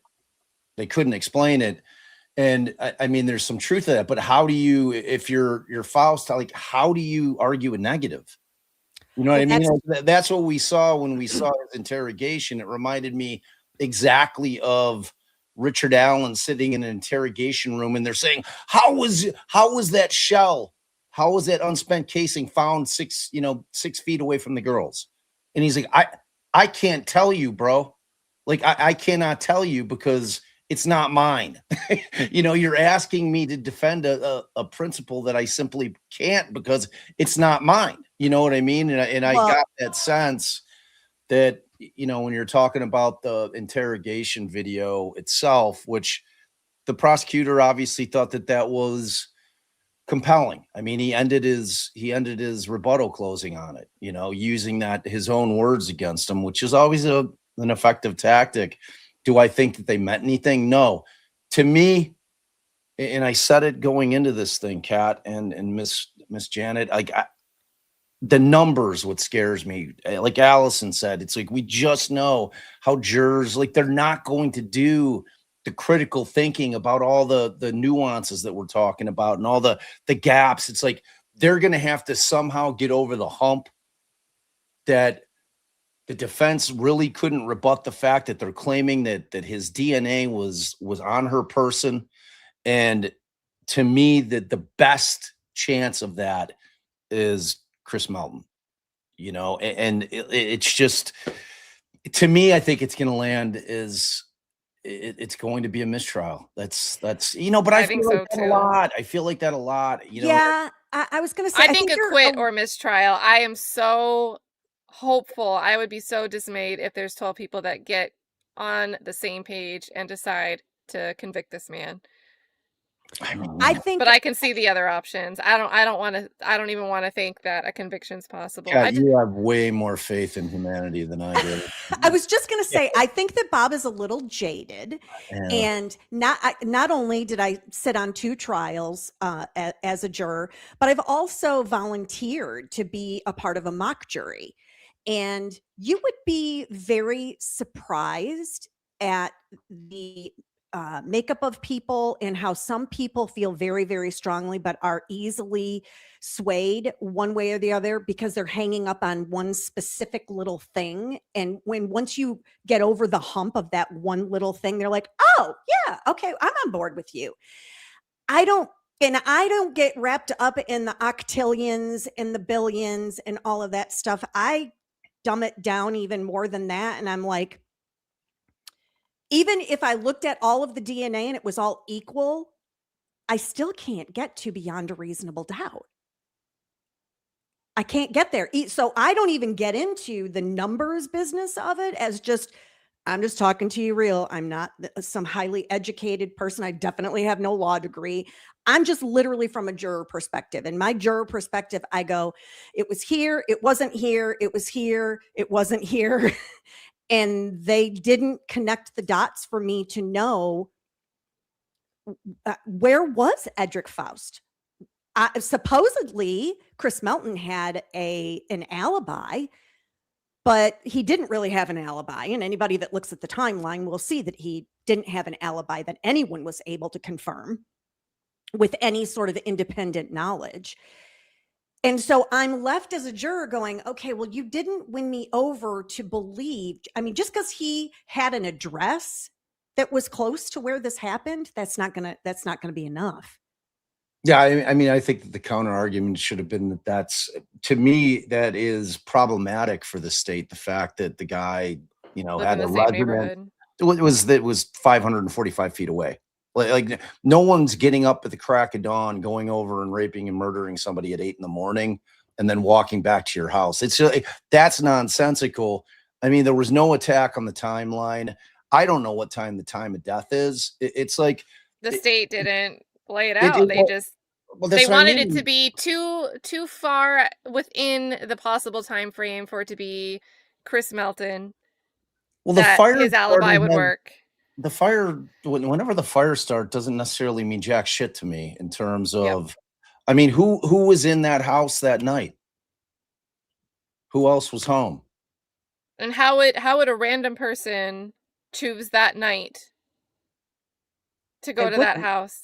Right. I mean, And the state argued in closing, he brought no supplies with him. I mean, how did he clean up? Like, how would this be something that a random person would plan ahead of time to go do? It seems more consistent with a crime of passion, where maybe you're pissed off that your girlfriend's not answering the phone, and maybe you were waiting for her to come home. You realized she was out that night, and you were pissed that she was out that night. right. Or in my life other experience, that various seems more reasons that likely. we may not be privy to, I mean, depending on what you want to believe in terms of, that she was talking to somebody at the firm that she worked. I mean, who knows? But the bottom line is that there was never an attack on the timeline. And if you know anything about me, I'm as a defense attorney, that's the first thing I'm doing. Like, I am never going to allow the state to frame it as basically a presumption that our timeline is correct. Bullshit. You have to prove your timeline to the jury. This dude's, like, his alibi only works if you believe their timeline. Like, you always have to attack the timeline as far as I'm concerned. And I'm just here to tell you, Miss Janet, I hear what you're saying. I've dealt with a lot of juries. I've dealt with a lot of juries. I've never walked out of a courthouse after a trial, win, lose, whatever, and not felt like the jury did not take their civic duty incredibly seriously, because I always felt that way. That being said, they just don't rise to the level of critical thinking that I wish that they sometimes would in terms of a collective, and it's that thing that you said, and it's one of the first things that we asked during voir dire in terms of being able to question the jurors is are you going to cave? If you are resolute in what you believe, is the pressure of 11 people banging on the table saying, we want to go home, going to cause you to cave, or are you going to stand your ground? Because back in that room, when the heat is on, and you're talking about individuals, and we're all built differently, and we all have our own life experiences, and we have our own personalities and all the things that come along with that. It's a challenging thing to do, to be able to stand your ground. It's like you hope that there's a world in which 12 Angry Men really exists, where you have that one person who's like, well, let's think about this, and is going to try to poke holes in it. Well, I hope they have a Miss Janet on the jury. That's for sure. And I just want to say, when I served on the criminal jury, I was 18 years old. And even at 18 years old, I was like, no, we need to go through this. This needs to be, and we went through all of the evidence. So yeah, they were so ticked off at me. They were over this little chick that was on their jury at 18 years old. I mean, I barely turned to 18 and I was called for jury duty that first time. And I just, I haven't, I mean, you either believe in something or you don't. And yes, I understand not a lot of people are like myself, but I do think the bigger issue is less about whether you're very convicted or not, and more about, unfortunately, the average intellect of maybe some of the people that end up on juries, that the ability to grasp some of the concepts is just not there. And I don't mean this in a disparaging way. I'm saying there are some people whose IQ does not allow them to get to 1 + 1 + 1 = 3. They're like, wait a minute, what do you mean? I'm at 2. And you're like, no, plus another 1. No, I'm at 2. Yeah, that exists. That's 100%. And this isn't a slight on anybody in terms of serving as a juror, but you're going to get all kinds. You know what I mean? That's fact. And we can just look at our country as a general proposition, and there's plenty of people that are not that bright. Like, that's just facts. I know. And you're bound to get some of those folks on a jury, and you are not getting IQ exams performed prior to selecting jurors. You're getting what you get and you do the very best that you can to try to get people that are, because I don't even worry about the intelligence level at all. What I worry about is, are you coming in biased? Not necessarily not even with the facts of the case, but just in general. In general, yes. Do you think the cops are always right? Right. Do you think that they always have the right person? Do you think that by way of this person being arrested that they did something wrong? You know, like those kind of like biases that they walk into that room with are impossible to get them to put aside. Like that's just not reality. Like you have to deal in the realities of what you're dealing with when you're dealing with people that are serving on a jury. Whatever comes with them is going to stay with them. You are not going to get them to lay off. It's like that whole thing where anytime we would try to remove a juror for cause because they showed clear bias, and the judge says, okay, I hear your bias. I hear that you came in because you had heard about the facts of the case. But can you put that aside and follow the law? I'm like, and that person's like, well, yeah, I think I can do that. I'm like, holy shit. And you know, and then the cause thing goes away. And I'm like, wow, is that like what we're doing here? You know, and it's like, well, and back to, you were talking about how do you prove, this has been an argument I've made for years and years and years. How do you prove you didn't do something? Yeah. The absence of the thing 20 years is later. the proof. Proving the negative. It's like you can't defend that. I've had that conversation many, many times with people, and you can't defend not doing something. Yeah. I mean, to me, at the end of the day, and I'm going to wrap because I know people want to get to Nick, but it's like. Yeah, and I do want to shout out too for jury feedback. I did see that infamous Sylvia, who's been in the courtroom, did say she was going to do a recap. I'm assuming she means tonight. She posted it on X, but I don't think she's home yet. So I don't see a thumbnail telling us that she's planning to go live yet. So maybe she'll set it up. But she's been in the courtroom. She might not care about the Rule 22 now that the case is wrapped up. I can only link in my own chat. Kat, at all? Do we know the makeup of the jury? It's 8 men, 4 women. There are 4 Black individuals on the jury, but Sylvia's not sure if what mix is alternates or not. Yeah. She had one that names are published. She had one. Oh, so you looked at the names. I was going to say, because Sylvia had one she wasn't sure was male or female. I remember her saying that. So she's like, I don't mean to be, difficult or anything, but one of them, I can't really tell if they're male or female. So, but if you saw the names, Kat. Yeah, the names are on the docket. They didn't seal that, which is odd if you're worried about people. Super but, weird. That's another time and day. Super weird. Worried about their security. Yeah. I'll say Kathy said back on Monday, so I guess they're not observing the holiday. Yep. And I think other people's drama in the chat had mentioned it's observed on a different day. Yeah, they said something about December. So I don't know. Oh. I mean, give them the extra days for Christmas. That sounds fine. I would be fine with that. I know Michigan courts closed on Monday. That's why I'm doing the replay of the 2 days on Warner, because there is no court on Monday.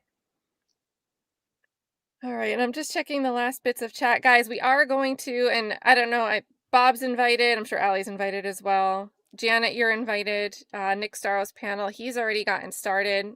My chat, when we end this stream, anyone that's watching with me will get redirected over to Nick Staro. But if you're not watching, just type Nick, N-I-K. Is Nick have his wheel of pain going? Yeah, his wheel of regrets where he spins and he's doomed. He might have to take a shot of something. He'll have that. So it's a good time. It's a nice Friday night way to get this off your chest and rant and rave about what's going on. This is the topic of the night over there. So, and are you guys both planning to pop in over there? Yeah, I'll head over that way. Sweet. So I'll pop in at some point. I gotta I'm jumping on with Vinny tonight to talk about the Guthrie thing. Oh, here we go again. Hey. Oh, the court TV of it all. Oh my God. Hey, tell Vinny next time I'm at CrimeCon not to ignore me. I will. I'm going to specifically tell him that. I'm going to say, look, Vinny, you're screwing up, buddy. Let's go. Yeah, that's right. I'm going to be there in May. Oh, you going for good old CrimeCon? I love CrimeCon. It's where I get a lot of information. So yeah, I like it. Okay, and Serena in the chat just said Sylvia just posted her recap. So also check that out as well. So she'll be talking about, maybe she could tell us, I don't think we missed anything when that camera feed jumped. It seemed like it started replaying right where it left off, but just in case, maybe she caught some gaps. So infamous Sylvia for jury recap, courtroom recap. She was there in person. And then Nick Staro for the panel. Nick again is N-I-K, Starrow is S-T-A-R-O-W. Thank you again to Bob from Defense Diaries. Thanks for And having me, Janet, Kat. I call you Janet, good Janet, but it's Miss Demeanor MS Demeanor if you want to find her channel. If you're watching with me, they should all be in the Creator Friends playlist linked in the description for easy finding. And see you guys over at Nick's. Thank you guys for a fantastic long stream. Good seeing you, Bye, Bob. guys. Thanks for hanging with